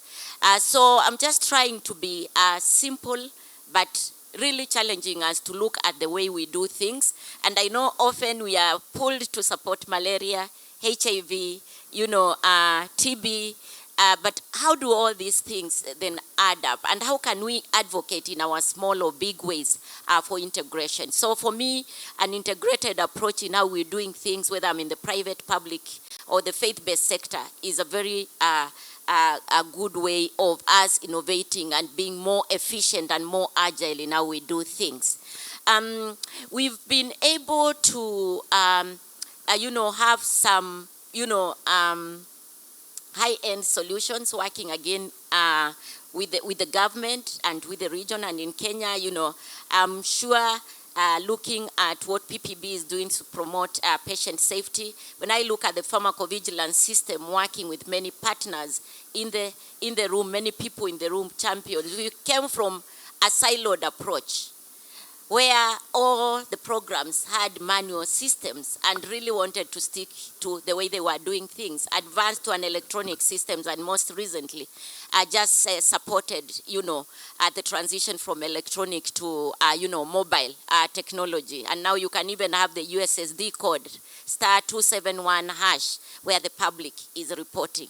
Looking at that chain was the parallel, the integrated, the manual, the electronic, the healthcare workers, and also now the public. So you are bringing all the key players on board, and I know in that you also have the industry, and again looking at the market at large. The other thing I would find innovative as we support interventions is really looking at the institutions, the training institutions, for example. Training healthcare workers out here when we are practicing is not sustainable. So how can we collaborate with the training institutions and ensure that, you know, we are having those pharmacy specialties, or even in undergraduate, the core areas that people need to focus on to be market ready.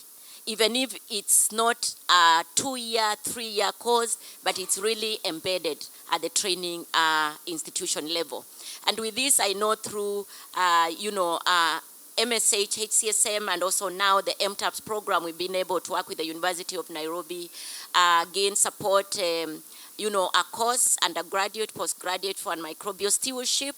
There is also the MSc in pharmacovigilance, pharmacoepidemiology, and some of the gurus in the room here, you know, Christabel et al., and I know there are many. are actually beneficiaries of that, that cause. For me, the innovation again around that cause was that it actually placed Kenya on the map, and indeed contributed to Kenya becoming a regional center of regulatory excellence in pharmacovigilance. Looking at what COVID has taught us, we cannot always come here for a conference, and we thank God, we've been able to do so in 2022. You saw what happened in 2020. There was the hybrid in 2021. So things have really to be done different, and we are in that hybrid world, virtual and physical. So again, that's an opportunity to tap into that and see how can we deliver what we do, whether I'm providing TA as a partner or whether I am a staff working in a particular hospital, institution, research institution, academia. And so we have to hone our skills and become very agile and very efficient. But let me caution us, it also comes with discipline. Working from home, managing a home environment, you are supposed to deliver, be in meetings, one after the other, and deliver. What does that call for? It calls for discipline, it calls for hard work, it calls for focus, but it should not mean you overwork yourself, from 6 to 8 p.m. until you injure your back, your neck. So the innovation around that is, a few years back, people thought when we went, if we became computerized, we would actually work less. But what has happened is that we're actually working more. So we need to strike a balance in doing that. And so as we strike that balance is also the discipline to do a good job and not compromise on quality. So that you don't necessarily have to be saying you are providing your services, you are that staff in this space, and as you are doing that, you are actually a ghost worker. You clocked in, you've signed in, but you are at large. So it also calls for us to do things different, to be efficient, and to be disciplined. And talking of now the virtual world, again exploring the opportunities for e-things. That includes e-learning, it includes e-dispensing if we are allowed to do that, but without compromising pharmaceutical care. It includes a lot of things. So even as we support development of, materials, policies, guidelines, and I know Dr. Nancy here will speak to that, how can we also avail these things, electronically? How can they be available? Is it apps? Is it uploaded somewhere so that we tap into the resources that we have? The other thing we cannot run away from is also accountability, governance in whatever we do. Whether I'm in the public, private, faith-based sector, again supporting the governance structures and making sure that they are functional. And I've seen us through some of the work, or a lot of the work we've done, we've really supported establishment of core governance structures across the different areas of our work within the pharmaceutical system strengthening. As I come to near conclusion, is also saying that as pharmacists, if we want to keep innovating, then we also need to take risks and not be too comfortable in our comfort zone, stating or knowing that we've been good, since we were in school. We have really to embrace new things. And I know COVID has provided an opportunity. I would also want to ask ourselves in the room, how are we aligning to support, COVID? How are we aligning to support the new issues, whether it's antimicrobial resistance, the things that have been mentioned? Are we just saying, I'm comfortable as doing X supply chain without necessarily moving towards also the more patient-centered services? Are we saying that infection prevention and control is for the nurses? Yeah, it's always been an area of the nurses. We have community pharmacies that we want to provide MTM services, pharmaceutical care. We have to embrace a lot of this, including technologies. So there is a lot I can speak about, but one of the other things is to note that we live in a global market, and we have to say that even if I was born and raised in Kwale County, I should not be so ignorant not to care about what happens in Mombasa and Kilifi and the other counties in Kenya. And I shouldn't also be ignorant not to care about what happens in the regions, in the continent, and the world at large. We've seen that COVID has shown us that we cannot, exist independently without knowing what's happening to the borders. We are also now at a time, and I know there will be other discussions around that, where, we have to support harmonization efforts. And this is not just to contribute to the medicine regulatory work and pharmacovigilance, but also note that, even the diseases we support are actually crossing from one border to the other. So what does that mean? Challenging us to be innovative, to acquire new skills, new knowledge, and also try out new areas, not to just be stuck to where we have been. So thank you, Dr. Christabel. I'll stop there. Thank you. Thank you so much, Dr. Kusu.